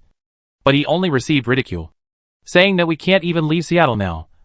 And you still want us to find a way to go to space? Then he beat him up. If it weren't for his strong body, he would probably have become a corpse now. Thinking of this, Kate couldn't help but feel sad. She didn't know when this catastrophe would end, and she didn't know when she could get out of the sea of suffering. Sighing, Kate tore open the cereal-like thing casually, intending to have a good meal. This thing looks like cereal, but it is actually a mixed product of cat food, dog food, and other expired foods. After all, supplies are scarce, and it is good to have something to eat. However, just as Kate was about to eat, she saw a group of soldiers rushing towards her, which immediately made Kate terrified. She stood up quickly and said to the soldiers in front of her subconsciously, I just finished digging a ditch for Senator Jess. It's my turn to rest. After saying that, Kate suddenly realized that her subconscious words might bring disaster to herself. After all, there was a time like this before, and the other party kicked her. After saying, "Is this how you work for the president who protects you?" he forced himself to work. However, the beating he imagined did not happen. In front of him, the American president whose photo was printed all over the streets, and who shouted "Great President" every day before going to work, or the temporary head of the Seattle Federal District, Delron, appeared in front of him, and asked Kate with an ecstatic look, "Are you Dr. Kate, the technical consultant of Space Exploration Technologies Corporation?" Kate nodded in horror. "Great." Delron was overjoyed, excitedly holding Kate's hand, and said to Kate, "Dr. Kate, you have suffered. I am here to meet you on the orders of Mr. Ming, God. From now on you can escape from this hellish world, and go to the last light of freedom for mankind, the Great Sacred Peace Order Group, and continue your research on rockets." Delron was already in tears, and wanted to cry for joy, because this was only the fourth expert he found. It took him half an hour to find this one. There are still 6 to go. 6 to go. And Dr. Kate was confused. What is the Peace Order Group? Meng. Who is this? Chapter 317, New York. Kate had never thought that something like this would happen. The soldiers in front of him were all ready to go, wearing weapons and equipment far beyond his knowledge, and in the sky, there were 3 floating sky fortresses that amazed him. God, how did you do this? Looking at the hovercraft in the sky, Kate was greatly shocked, muttering to himself, as if the most devout believer had come to the Holy Land in his mind, and was stunned for a moment. Such a design simply does not belong to this era. Although Kate is a famous satellite expert, after all, he has worked in Boeing, the world's largest aircraft manufacturing company, so he is naturally very familiar with the situation of aircraft. He has never heard of or seen an aviation vehicle like this hovercraft. For a moment, Kate couldn't help but get excited. She looked around and was amazed, because the faces around her were all very familiar to Kate. They were all leaders in her industry. Industry leaders from Los Angeles and other major cities on the west coast of the United States. Kate realized that she might really have a place to use her skills. Here, a black man was explaining the current affairs to them in an orderly manner, about their next trip to the East Country for research. The situation in the East Country was very good at the moment. The Army was marching straight in and established a scientific research safety zone in the Northeast region, preparing to use local equipment for satellite and aerospace research, although it has not yet been connected to the main handover area of the safe zone. Both General Committee Member Liu and Chairman Ming attach great importance to Harbin. It can be said that Harbin has assembled 170,000 troops and 10 Seraphim mechas, which can ensure complete safety. Kate was a little confused by this series of words. After all, these words are too new. He has no idea what Seraphim is. But Harbin is still familiar. It is a city with developed heavy industry. Ordinary Americans may not know it. But how can those who work in this industry not know the key industrial city on the other side of the ocean? But, are you actually going to the East Country? After hearing this news, Kate was obviously a little hesitant. After all, going to a foreign country where you are unfamiliar with the place is a little frightening for everyone. But reason told him that working in the East Country was the best choice. In Seattle, he was already desperate. And at this moment, Kate heard the voice of his companion Dr. Conrad. Go to the East Country. I heard that we can get access to a lot of information held by alien civilizations, design new satellites and rockets, and even long-distance starships. Such a grand event is indeed worth intoxicating. After hearing Dr. Conrad's words, Kate couldn't help but feel surprised. Just when she was about to say something, she suddenly found a strange sound next to her. A hovercraft broke away from the large group of hovercrafts and flew towards the east. Seeing this scene, Kate was startled, thinking that the hovercraft was full of people and had left. She no longer hesitated and said, I am willing to work for the Peace Order group. It has always been my dream to work for the group. After hearing Kate's words, Morgan, who was in charge of the work here, smiled with satisfaction. Very good, Dr. Kate. Please stay here temporarily. We will set off in 2 days. Morgan now has the final say. He is the interim president of the Seattle Federation, so he is naturally qualified to make the decision here. As for the previous president, Mr. Delron, because only 7 Seattle scientists on the list were found in the end, Chairman Meng was very happy to execute him immediately. His head is now hanging in front of the gate of the Seattle settlement. There is no way. Chairman Meng wanted to keep his promise once, but he didn't finish it yet. It's fate. However, some counselors in Seattle followed President Delron. Chairman Meng used a public opinion survey. If people like Kate who suffer from fatigue every day curse a certain congressman, there is a high probability that there is a problem, and they will be executed. If you praise him, then there is probably no problem, and he will be retained. As for whether to study it in depth, I am kidding. But I don't have the time to study it. I am unfamiliar with this place. Studying this is just to give the enemy time to prepare. There is no need to do so. It is better to cut the Gordian knot and make a clean break. Quickly confirm Morgan's presidential status, so that Morgan can better lead the people of Seattle and establish an outpost for the Peace Order group. Meng Su did not choose to establish a branch here, but chose to leave Morgan, a Native American, here as the leader of the Seattle area, blending in with him to see if he can avoid being discovered by those chosen ones and lurk safely. Morgan took the initiative to fight for this mission.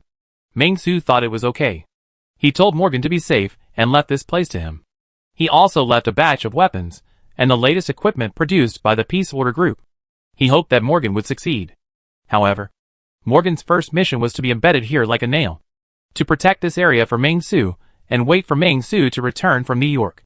Just now, Mr. Meng Su, the chairman of the Peace Order group, had driven a hovercraft to the headquarters of the Bell Group, New York. Chairman Meng's trip was unusual. He brought a nuclear missile launcher, loaded with a nuclear warhead. Speaking of which, it was the product of the last lottery. Perhaps it could have a different performance.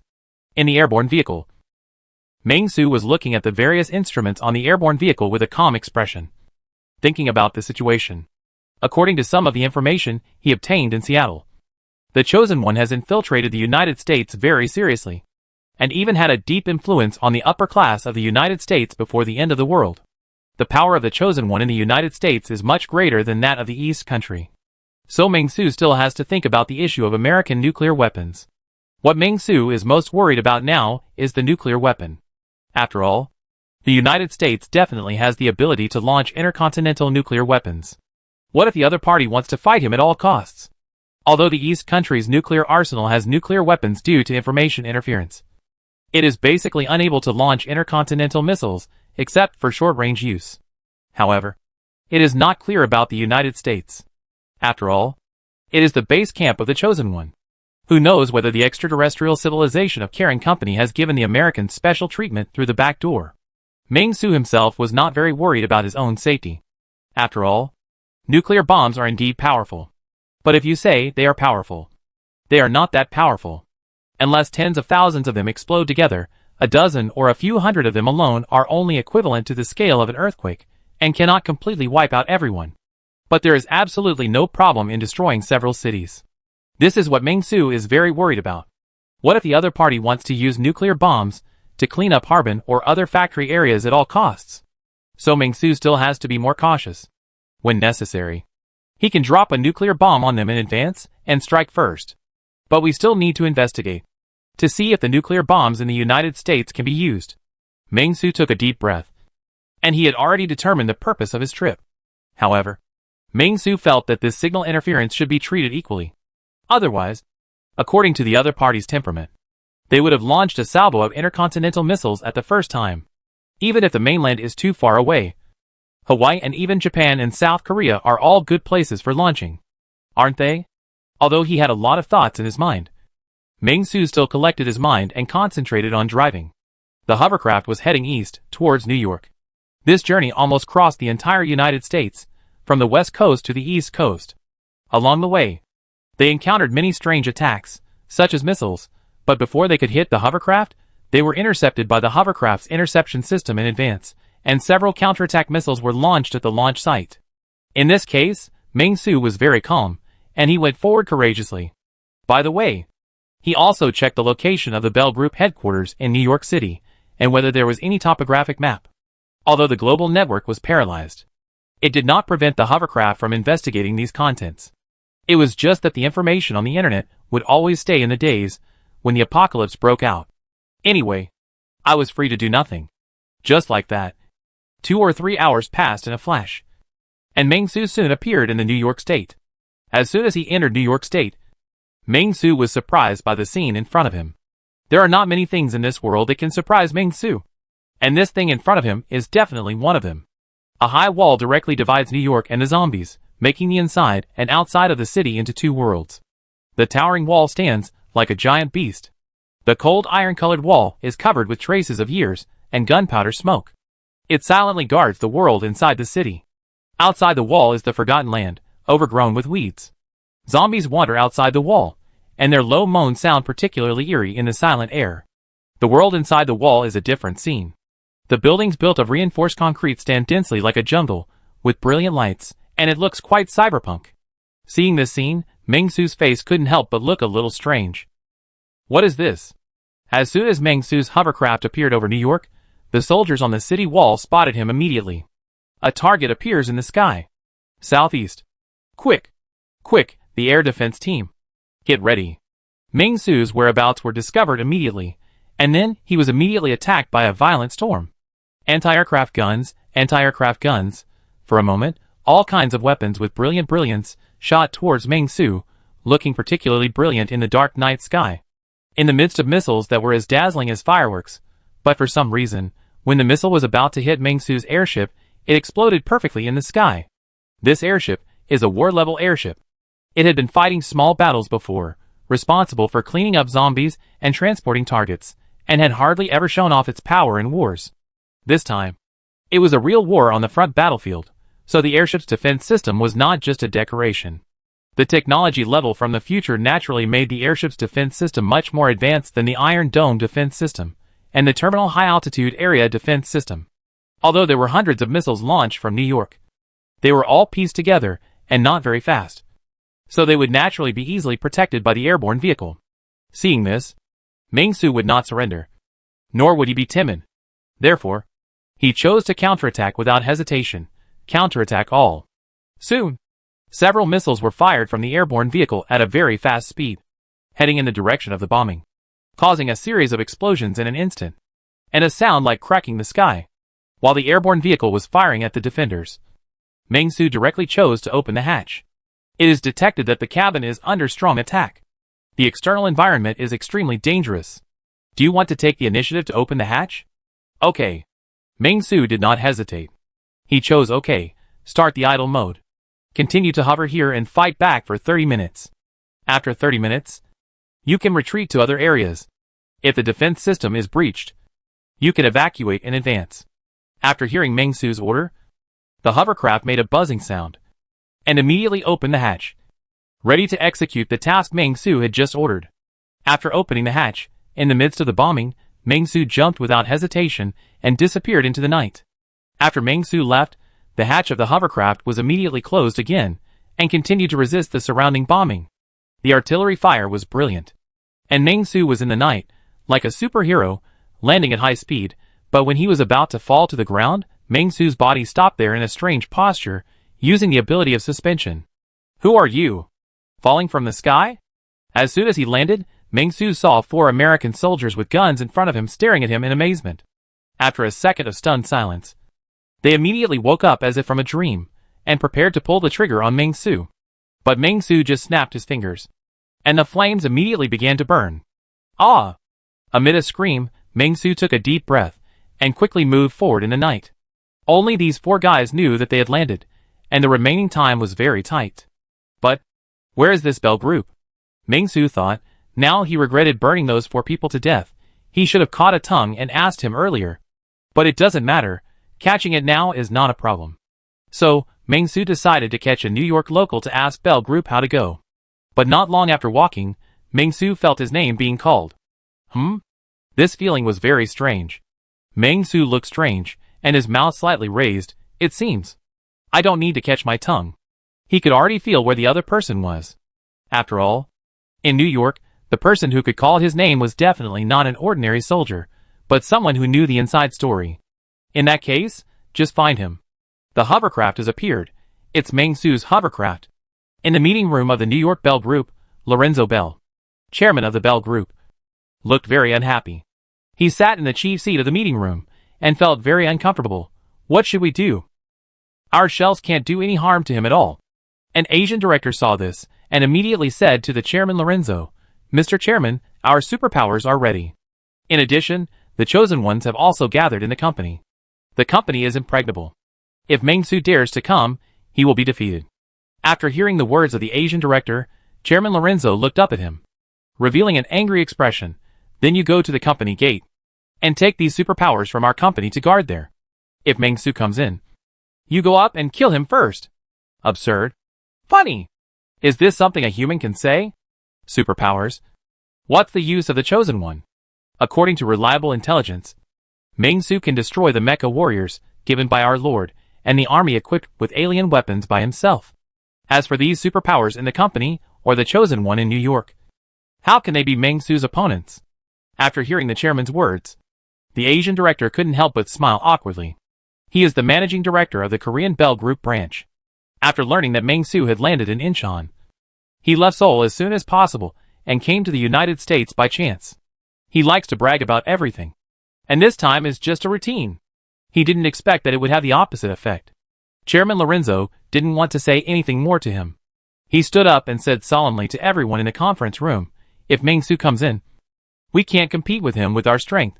The only way now is to ask my master for advice. You wait here. I will ask my master to see what the situation is. After that, Lorenzo planned to get up and leave. But just when he was about to get up, a creepy voice suddenly sounded in the office. Do you have a way to contact Caring Company? Is it true? Tell me in detail. After this voice appeared, Lorenzo immediately felt creepy. He looked around in horror, but did not see anyone. However, he was sure that this was not his hallucination, because other people in the meeting room also showed a horrified expression, and seemed to have received the same words. Lorenzo pretended to be calm, took a deep breath, and asked, Who are you? Weren't you just discussing me? The voice sounded again. And then, there was a voice. It doesn't matter. I will be there in a while. If I find that you can't contact Caring Company, you know the end. After that, a strong pain came from everyone's brain, which immediately caused everyone in the meeting room to howl and feel pain. Chairman Lorenzo couldn't even stand steadily now. His head was buzzing. However, after hearing Meng Su's words, he quickly came to a conclusion. Could it be that Meng Su was Voldemort? Can't even pronounce his name? Such an enemy is too scary. Lorenzo thought desperately in his heart. And Meng Su downstairs also retracted his magical power. The effect of long-range attack plus arrogance is really good. As long as someone pronounces his name near him, he can use this method to transmit information and attack the opponent. These 41 points of spirit value are really added correctly. Chapter 318 Formal Conversation with Extraterrestrial Civilization. Lorenzo had a splitting headache, but he still endured the mental attack, stumbled towards a distance, and walked out of the meeting room. Many directors in the meeting room saw Lorenzo's actions, and were shocked, and wanted to stop him, but they were unable to move due to the powerful mental attack, and could only watch Lorenzo leave. The main reason why they wanted to stop Lorenzo was because of what Meng-Su said. If Meng-Su came in and saw that Lorenzo was not there, wouldn't they all be finished? Everyone looked terrified. Lorenzo tried to climb out of the meeting room, showing a disdainful look. Count on the enemy's mercy? Impossible. According to the information currently obtained, all the chosen ones who saw Meng-Su did not leave alive. Meng-Su was just talking. And when Meng-Su really came in, they would still die in the end. A bunch of idiots. Still hoping that Meng-Su would spare their lives. Why don't they think about what they said when they oppressed innocent people and molested women? Can they believe it? He trembled as he walked up the elevator and went up all the way to a storage room on the top floor. Then he searched in the storage room. After pressing a few mechanisms, a secret room immediately appeared in front of him. After taking a deep breath, Lorenzo immediately walked in. Under this mental interference, there was something similar to a helmet in this secret room. Lorenzo immediately stepped forward and planned to wear the helmet. However, when Lorenzo just picked up the helmet, he suddenly felt that his hand was clamped by a strong force and could only stop here. Didn't I ask you to wait for me in the conference room? Why are you running around? A not-so-fluent English appeared in Lorenzo's ears. Lorenzo's face froze, as if he was in a horror movie. Lorenzo turned his head stiffly and looked at the owner of the voice. But Meng-Su looked at Lorenzo with a smile on his face and asked curiously, "What is this helmet? Can I communicate with the people in Karen Company by wearing it? Can you give me a chance to talk to them?" Meng-Su's voice was very kind, but there was an unquestionable toughness in the kindness. After hearing Meng-Su's words, Lorenzo calmed down immediately, because he found that the pain in his brain had disappeared. "Mr. Meng, do you really think you are a match for those extraterrestrial civilizations?" Lorenzo spoke very calmly, and spoke fluent Chinese, which was much more fluent than Meng-Su's English. "If you do this, if you are not completely sure, you will only lead Blue Star to the abyss." "Abyss?" Meng-Su smiled contemptuously, and then said, "If you serve them as a dog, it's not the abyss? If you make Blue Star like this, it's not the abyss? This is just a stopgap measure, a roundabout way to save the world." Lorenzo said very seriously, "Eliminate some inferior genes, so that only elite genes remain in humans, and take Karen's express ship, which is enough to make Blue Star's technology advance by leaps and bounds. At that time, we Blue Star people only need to pay a few hundreds of years, thousands of years of hard work, occupying a high position in the Karen Company. And then, you will definitely be able to make Blue Star stronger." "Nonsense." Meng-Su couldn't help but sneer, and then said, "You are quite reasonable in being treacherous. There is an Indian president in the United States? Or are there many Indian congressmen? That's enough. Don't make excuses for your behavior. Let me ask you, can the nuclear bomb be launched?" Seeing that he couldn't convince Meng-Su, Lorenzo could only take a deep breath and said to Meng-Su, "It can be launched at close range, not long-range missiles. If it is possible, as soon as the news is received, all the nuclear warheads in the United States will be launched to the East Country." Hearing Lorenzo's words, Meng-Su also nodded. It was just as he expected. But Meng-Su looked at the helmet, thought for a moment, and said to Lorenzo, "Wear a helmet and talk to your master. I want to talk to him."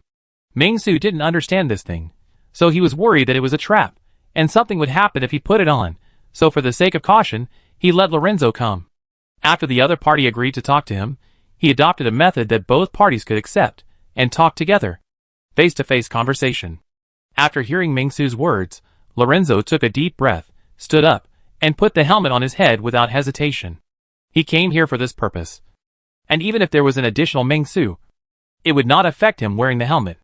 Soon, Lorenzo had put on the helmet, and seemed to be immersed in a certain environment. Meng-Su watched from the side, and began to explore with his mental power. Meng-Su could feel that after Lorenzo put on the helmet, his mental power immediately dispersed, and it seemed that he had some kind of communication with another spiritual body through the helmet. After Meng-Su's investigation, he did not find anything that could harm him. It seemed that this helmet was just a communication device similar to a mobile phone, not the kind that could be remotely controlled to explode. And even if it was a remotely controlled explosion, based on the material of this helmet, it would not cause any harm to Meng-Su. With this thought, Meng-Su understood a lot. About 3 or 4 minutes later, Lorenzo finished communicating with an executive commissioner of the extraterrestrial civilization, took off his helmet, took a long breath, and said to Meng Su, "My lord is willing to communicate with you. If you are not confident to use this as a medium, I will select 2 or 3 chosen ones who are very pious to the Lord. Let the Lord possess them here, and talk to you. Ask the aliens to possess him." Meng Su had seen it before. Or rather, the previous exchanges were through this channel. But it was very troublesome to communicate, as it seemed that the signal was intermittent because they were far apart. Therefore, using this method to communicate was not the most efficient way for Meng Su. Therefore, Meng Su did not hesitate at all, and directly grabbed the helmet, and said calmly, "Just put it on." Lorenzo was stunned for a moment. He did not know why Meng Su's attitude suddenly changed, but he still took a deep breath and began to explain to Meng Su how to use the helmet. He really tried his best, without any mistakes. After all, facilitating the communication between Meng Su and the Master was a great event, and perhaps it could stop the chosen ones of Blue Star from living in fear. After hearing the news, Meng Su was very satisfied, and then he snapped his fingers without hesitation. Seeing Meng Su snap his fingers, Lorenzo hadn't reacted yet, and the next second, his clothes began to spontaneously combust, and a hot breath instantly hit the air. Mr. Ming, what are you doing?" Lorenzo was terrified, but he still pretended to be calm, and said to Meng Su, who was smiling with satisfaction, Are we not going to cooperate?" "What cooperation?" Meng Su was puzzled. He didn't say he wanted to cooperate, he just said he wanted to talk to the extraterrestrial civilization Karen Company. As for this Lorenzo in front of him, of course, he had to kill him. Otherwise, when he was communicating, this guy would do something behind his back, which would be bad. So kill him and it's over. And the other party's profession is full of bad consequences, so there is no problem in killing him. Under Meng Su's doubts, Lorenzo opened his mouth, as if he wanted to say something, but under the blazing flames, he couldn't open his mouth after all, and turned into a charred corpse. After the flames that burned Lorenzo to death ended, it immediately rose from the charred corpse, like a winding fire snake, curved and wandered upwards, and returned to Meng Su's palm. It was easy to take it down, without any pressure. Burning Lorenzo to death, Meng Su had no worries. Then he picked up the helmet and put it on. As soon as he put it on, spots of light suddenly appeared in front of Meng Su, circling in front of Meng Su like a rainbow, and then Meng Su felt a huge spiritual network waiting for his connection. "What is this, alien internet?" Meng Su frowned. He could feel that this thing was different. It seemed to be a standalone LAN, which allowed people to temporarily involve their spirits in it and communicate. This is quite interesting. Therefore, Meng Su did not resist at all. He connected his spirit to it. When he opened his eyes again, he appeared in a room that looked quite strange. The room looked quite strange. Meng Su had never seen such a room before. It was different from any building on the blue planet. There were no sharp-edged walls, and no straight-line frames. The outer wall of the room was a flowing silver-blue substance.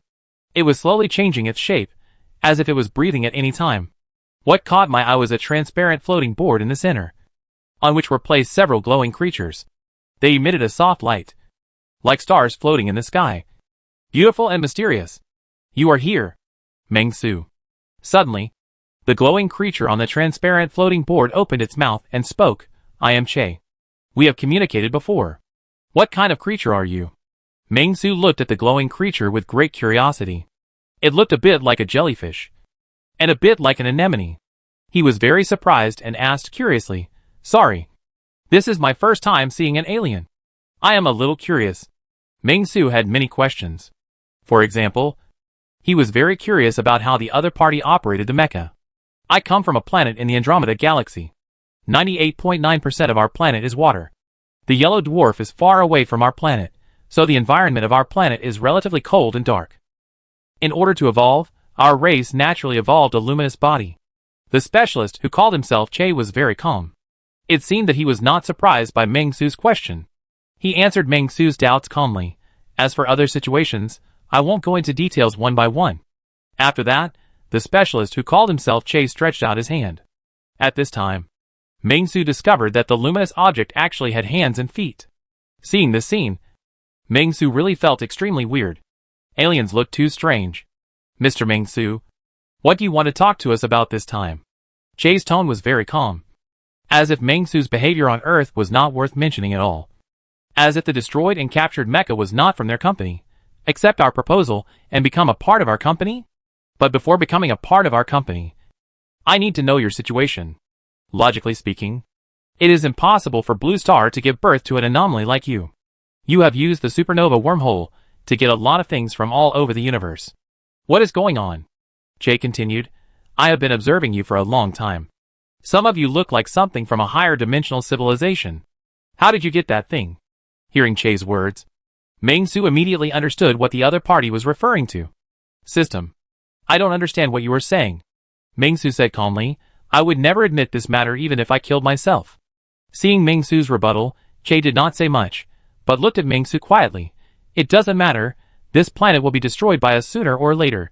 If you are unwilling to share this matter with us, then there is only one way to go. Okay.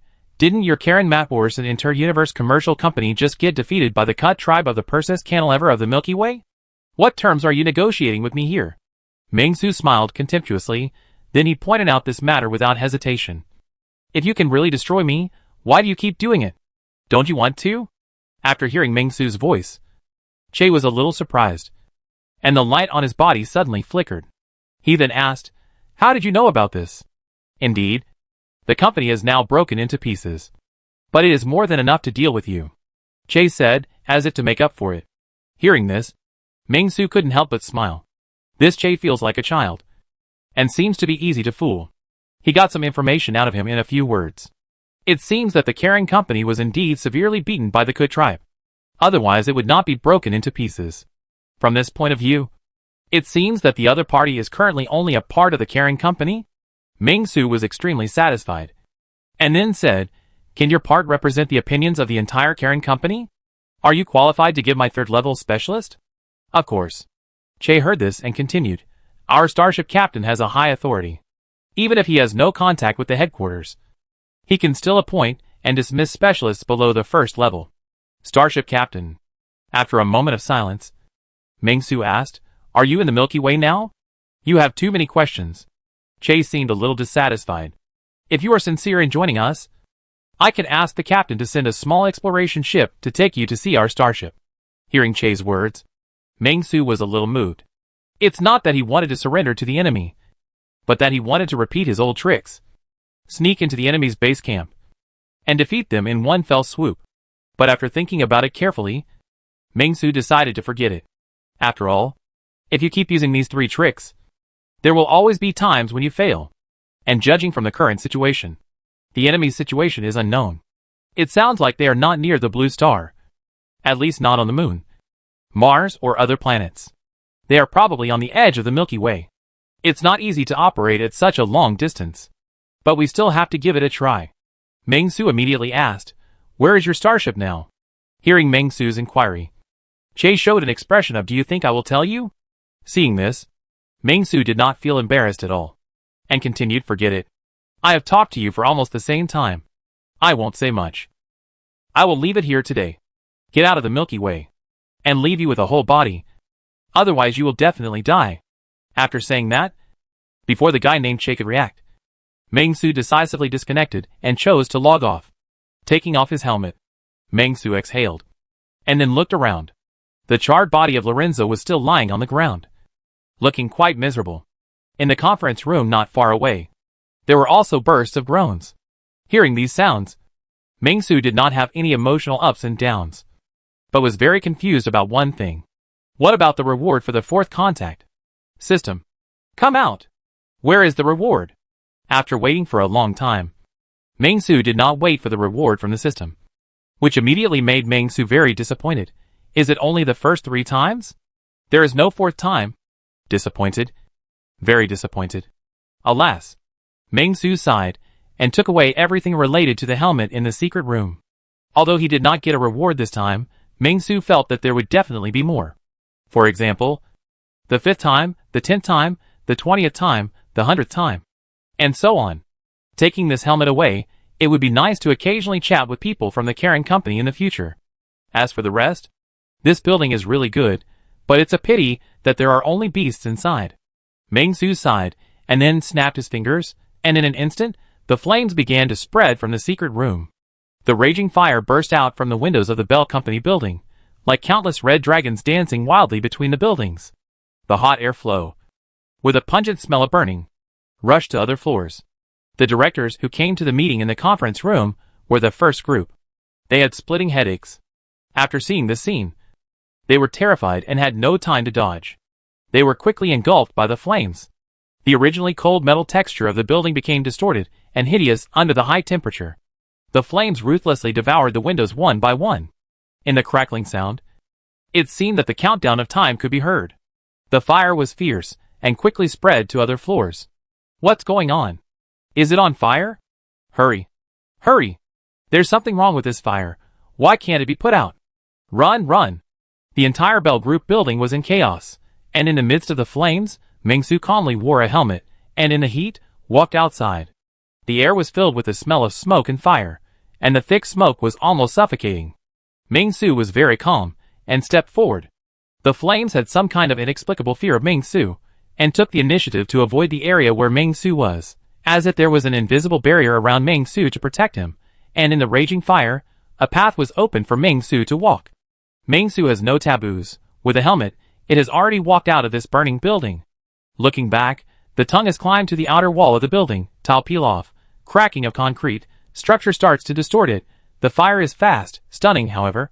Ming-Su is very satisfied with this speed. It is very optimistic. This is your own flame mouth. Fongxin's arson. Over New York, floating cars are still being inspected leisurely with artillery fire, and New York City, the core of the core is getting angry. The whole of New York was in a mess. Ming-Su felt that this was a good time for the center to blossom. However, after thinking about it carefully, he felt that there was no need to waste too much time in New York.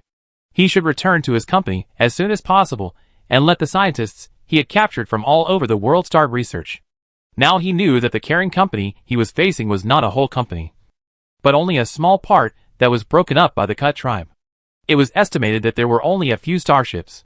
This can also explain why a company as big as Karen needs to use so many means to restrict itself, and cannot do it personally. After all, his performance was too weird, and they were afraid that something might happen to their starship. Similarly, about his own system, what Che said made sense. High-dimensional life? Taking importance of talents is a necessary condition for a company's success. Congratulations. You have successfully recruited 1/10 of the talents on the list. I cheer for you and applaud you. The system thinks you are great. Task completed. Task evaluation, you are the best. Task reward, breakthrough point +5. Space elevator manufacturing drawings. Primary standard nuclear-powered starship manufacturing drawings. Cosmic resource mining equipment. Looking at the small gilded characters that suddenly appeared in front of him, Ming-Su couldn't help but take a deep breath and smiled. The origin of the system, I will understand it sooner or later. It is really unnecessary to get entangled now, after all.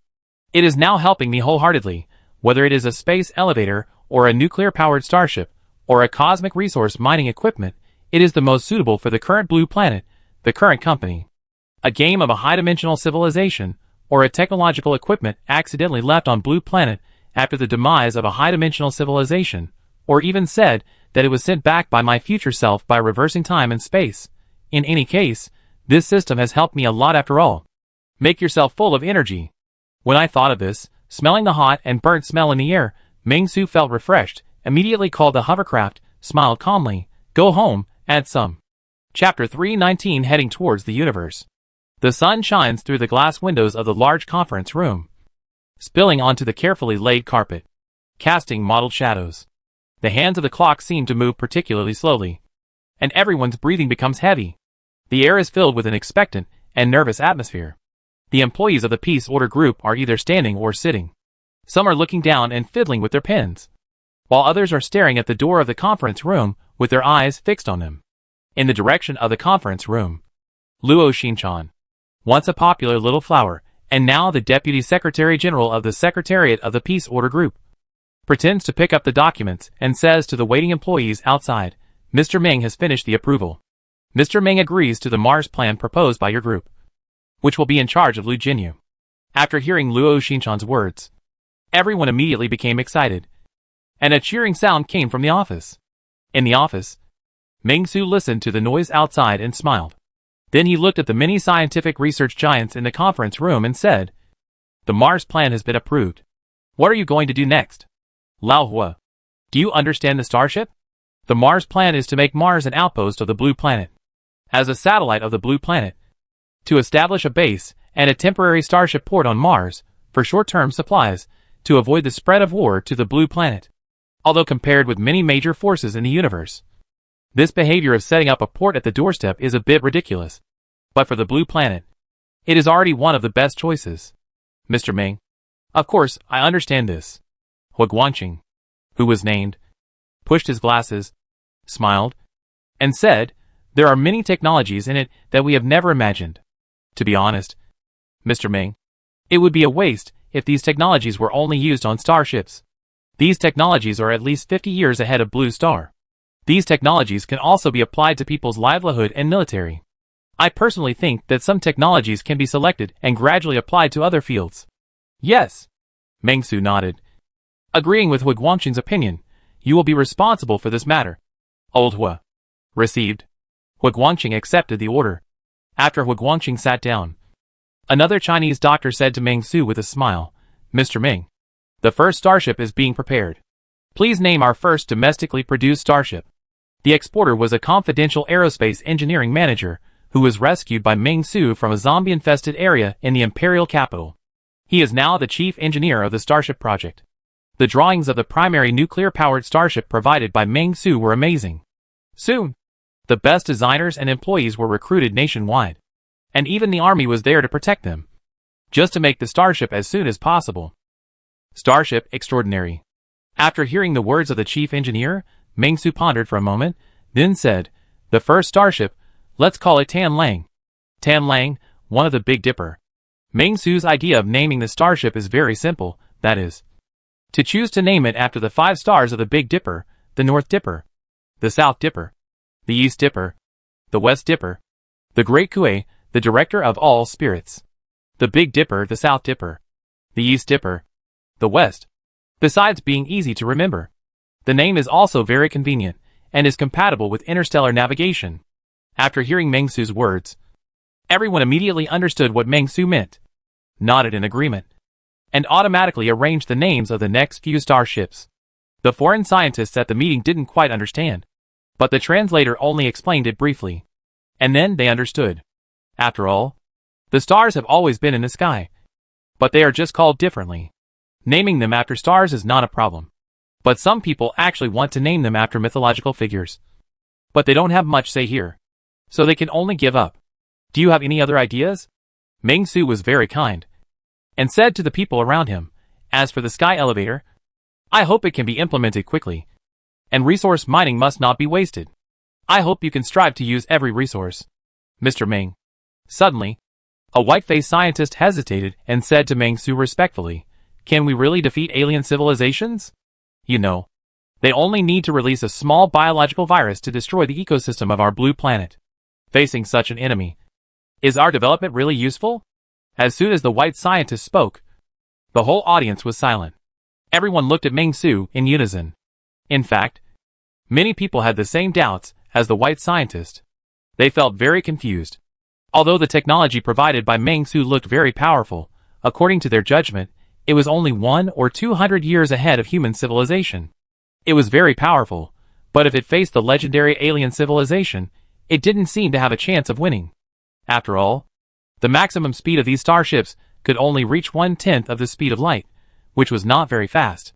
But many people still glared at him, as if they regarded the white man as a traitor and wanted to kill him as soon as possible. Facing such doubts, Meng Su just looked around and scanned the people in the conference room with a calm look, which immediately dispelled the haze in these people's hearts. Then Meng Su said confidently, "I know that many of you are worried, and some even think that we should welcome the arrival of alien civilizations." After learning what the Chosen One said, they said that they would only eliminate inferior genes, and alien civilizations would select the wisest among humans. Hearing Meng Su's words, everyone wanted to refute, but Meng Su just glanced again calmly, which immediately made everyone stop wanting to speak. "Our enemies are indeed very powerful, but this does not mean that we are weak. Humans are a race full of miracles. We can create miracles. Why didn't the enemies come out to destroy us directly? Nor did they launch any so-called star destroyers. This proves that their strength is far less terrible than we imagined. The more we fear the enemy, the more unscrupulous the enemy will be, the more we want to escape reality, the more the enemy will encroach step by step. When the colonists from Europe landed on the American continent, the promised peaceful coexistence became waste paper in an instant. The 50-cent scalp is still vivid in my mind. Where is the Aztec civilization now? The colonists at that time. Would they turn a blind eye to the wise men of the Aztecs? Do you want to face the enemy? Meng Su said. The European colonists at first also contacted the Indians in a friendly way. And now the alien civilization is contacting humans in the form of biological viruses. In this way, we are already enemies with alien civilizations. And this is a fight to the death. We must fight the enemy with all our strength, even if humans and the blue planet are destroyed in the end. It is better than begging for mercy and living in a predicament of anxiety before contacting the enemy's starships. We must tell those alien civilizations that they chose the blue planet and chose the wrong opponent. Our starships will give them a devastating blow. Meng Su's words were sonorous and powerful. He felt that he had never said so many inspiring words. After hearing Meng Su's words, the whole conference room was infected. Maybe it was because Meng Su's spiritual ability was activated, or maybe it was because Meng Su's speech was really contagious. In short, everyone was in awe and paid high respect to Meng Su for the continuation of human civilization, and to teach those alien bastards a lesson. From today on, the highest directive is about the construction of starships, sky elevators, and resource mining. In addition, the second most important directive is about the cultivation and protection of talents worldwide, with the East Country as the absolute core. After building the first safety zone, we must also use the current resources to establish the second safety zone in the United States as soon as possible. Meng Su said, "This is the instruction after General Committee Liu and I discussed it." In addition, President Morgan also agreed with this proposal. Do you have any questions? There were no other questions in the meeting room. Seeing this, Meng Su immediately stood up, raised his fist, and said to everyone, in this case, then we will, towards the universe, head. After the meeting, Meng Su left the meeting room. This group of researchers was given a boost of enthusiasm. I hope they can really build the starship they want as soon as possible. Although Meng Su had said it so passionately before, he was still a little unsure in his heart. The main source of this uncertainty was the situation of the Karen company. At present, Meng Su only knew that he was not facing a complete Karen company, but a part of the Karen company. He didn't know how much it was, but at least they had a complete starship. After all, the Commissioner Che was talking about the captain of the starship. In addition, Meng Su was not sure whether the large force of Karen company would meet with this part in time.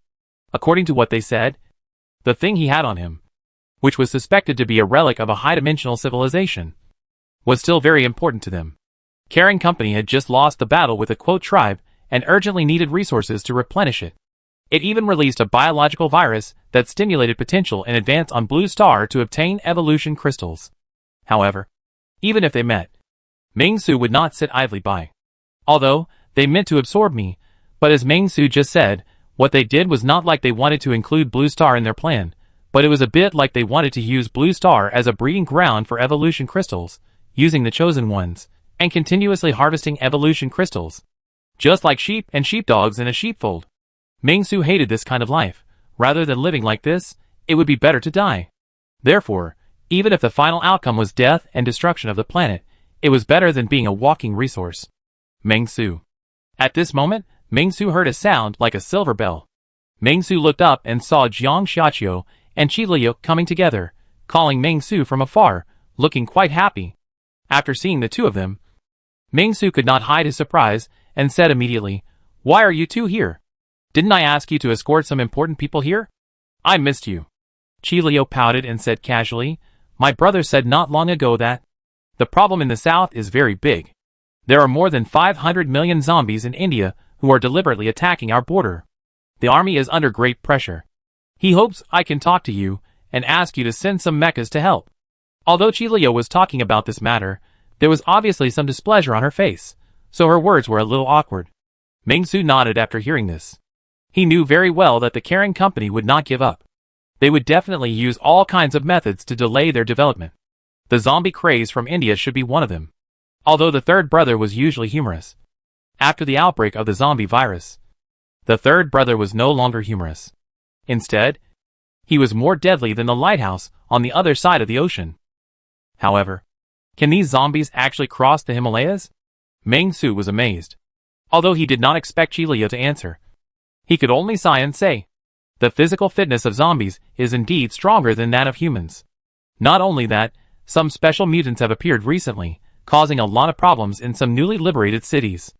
Jiang Xiaqiu also yawned and said to Meng-Su, those special mutants don't have any symptoms, but they carry the zombie virus. If many staff members had not been vaccinated against the zombie virus in advance, our losses would have been heavy. Adela did a great job on this matter, and the research was very fruitful. Although the two were zombies, their performance was completely different from that of traditional zombies. After hearing this, Meng-Su pondered for a moment and made a decision. Vaccines will be supplied to Harbin first. Researchers in 2 places in Rongqing will strictly protect the 2 places. 3 mechas must be stationed in each place. 1 in the south and 1 in the north. These 2 cities are currently important bases for the assembly of starships for all mankind. Harbin is responsible for the research and development of the Tanling starship, while Rongqing is responsible for the research and development of space elevators, Mars plans, and resource mining. These are all very important areas for the interstellar, and they must not be lost. The goal of these chosen ones is obvious, and they must destroy these 2 places. Therefore, Meng-Su would never let them succeed. It was a pity that in the whole world, only himself and his zombies, who were once the chosen ones, could find out who the chosen ones were. Therefore, Li Xiang was stationed in Harbin, and Shi Wanning was stationed in Rongqing, which was the last point Meng-Su could defend. As for Meng-Su himself, he had to stay in the base camp. After all, his base camp was also very important. Thinking of this, Meng-Su couldn't help but feel a headache. After the recovery of the East Country, the enemy's attack was very continuous. All he could do now was to work hard on the tasks and strive to take the technology to a higher level. This is the best way to fight against Karen. Thinking of this, Meng-Su looked at the 2 girls and smiled at them. Okay. You all go to work. Next, we must develop technology wholeheartedly and cannot make any mistakes. The more Karen wants to destroy our project, the more we must not let them succeed. Chapter 320 Final Chapter. The world has been restored. But the Doomsday zombie system is coming? Swish. The sound of running water from the faucet echoed in Meng-Su's ears. Meng-Su picked up a handful of water and splashed it on his face, trying to clear the dust on his face as much as possible. Although there was not much dust on Meng-Su's face, he still had to wash his face. He raised his head and looked at the face in the mirror, and Meng-Su smiled. The man in the mirror had sharp eyebrows and bright eyes, a high nose bridge, and a particularly firm facial contour. With a spirited attitude, Meng-Su looked around and could not help but feel a lot of emotion, as if the vigorous vitality, the state of all things competing, was still in front of him. On the TV in the bedroom, there were waves of broadcasts. The Peace Order Star Fleet has completed the formation of 4 starships. The satellite was successfully launched, and the interstellar exploration vehicle is traveling and exploring the universe. The Mars plan is underway, and the Mars base maintenance personnel are being recruited. The highest annual salary is 30 million. The zombies in the United States are being cleared, and the Chosen One is the common enemy of all mankind. Citizens who provide the traces of the Chosen One can get a reward of up to 2 million. Mr. Meng-Su, chairman of the Peace Order Group, will attend the Global Zombie Emergency Handling Conference held in the People's Square of the Imperial Capital on October 19th. Facing the problem actively, together with scientists from all over the world, we are committed to lifting the signal blockade of extraterrestrial civilizations on our planet. The sound of the TV next to my ear was very clear, and after hearing these words, Meng-Su did not take any action. Next to Meng-Su, and Xiaoyu was using a disposable razor to shave Meng-Su very seriously. And at the same time, she complained a little, Mr. Meng, your beard is too difficult to shave. The razors are all made of fine iron, and even so, they can only gently shave away the hair, and I have to use a lot of strength. Then don't scream when I rub you with my stubble in the future. Meng-Su smiled lightly and replied casually. After that, he saw that Xiaoyu had shaved his beard. He immediately touched Xiaoyu's head lovingly, and then said, what is the current situation? The situation is very good. The whole country has been liberated. However, there are still zombies in the country. It will take some time to completely eliminate the zombies in the East Country. As for the zombie vaccine, it has been promoted to the whole world. It only needs to be vaccinated once every 3 years. After 3 consecutive vaccinations, humans will be immune to the harassment of the zombie virus. And Xiaoyu smiled lightly, blinked and said to Meng Su, "By the way, the heads of state of various countries have invited you to become the chairman of the Blue Star Interstellar United Organization. What are your intentions?" "Okay, please pay more attention to the recycling of world resources." Meng Su touched Xiaoyu's cheek affectionately and continued, "Xia Qiu, what is Li Yao doing recently?" "Researching the starship. They are already a little impatient to rush to Pluto and capture the specialists at the observation point set up by the Karen Company." And Xiaoyu said coquettishly, and said to Meng Su, Okay, I have to go to deal with things. You are a hands-off boss, and I have to do everything, and there is no reward. Thank you for your hard work, President, and I will reward you tonight." Meng Su smiled lightly, and Xiaoyu blushed and said, "Who wants your reward?" and then walked out of the office immediately. As for Meng Su, he stood in front of the huge floor-to-ceiling window, holding a cup of sugar-free cola, and watched Xiaoyu leave. After yawning, Meng Su sat on a chair, looking through the window of the office building at the bustling world outside the window, and was a little absent-minded for a moment. Some people are born in Rome, while others are born as cattle and horses. But cattle and horses can also become Rome through various opportunities. It's just that the probability is relatively small, and they still need to cheat. Fortunately, I have good luck, Meng Su thought in his heart. The sun shines through the gauze curtains and sprinkles in front of Meng Su, bringing a touch of warmth and comfort. Outside the window, the sound of birds chirping one after another, like the sound of nature, adding a bit of vitality to this quiet afternoon. Meng Su gently stroked his forehead, feeling the slight warmth brought by the sunlight, and a sense of laziness emerged in his heart. Let's take a nap. Since my spirit value reached 50 points, I haven't experienced the feeling of sleeping for a long time. Gradually, Meng Su's breathing became smooth and rhythmic. His body relaxed, and he fell into a sweet dream. In this afternoon with excellent weather, Meng Su found his own quiet place. Warning! Warning! Warning! It has been detected that extraterrestrial civilizations have spread a large number of biological viruses to this planet. This planet has become a purgatory on Earth where zombies are rampant. Please be careful. The family assets you accumulated before the end of the world will be hit hard. Please cheer up quickly, continue to work hard, and lead mankind to the stars again. Completely defeat the mastermind behind the spread of biological viruses. The perfect life system has been renamed. You have now activated the Doomsday zombie system. The surrounding noises were a bit noisy, making Meng Su a little irritated and unable to open his eyes. But the last sentence suddenly woke Meng Su up from his sleep, and he suddenly opened his eyes. Ah! It was as if it came from the depths of his soul, as if someone was whispering in his ear, with clear pronunciation, which made Meng Su suddenly wake up from his mumbling. What the hell, the apocalyptic zombie system? Meng Su immediately opened his eyes, looked around vigilantly. After confirming that no one was joking with him, he looked seriously at the information in front of him. Host, Meng Su. Attributes, spiritual value 50, physical value 50. Points, 4,092 points. Number of days to survive, 1. Under the zombie crisis, everywhere is a vicious place. The office, the working environment you once took pride in, has now become a purgatory. Look outside the door, the zombies outside the door are ready to move, want to disembowel your former boss, that is. You, Meng Su, run. Escape to a safe area, regroup, and overcome this survival problem. Task release. Fight out of the company building. Task requirements. Leave the company building, find a safe place. Task reward. Freely assignable attribute points +1, special tactical medical kit, zombie immune virus immune agent X1. Meng Su? Meng Su was stunned. He subconsciously glanced at the scene outside the office.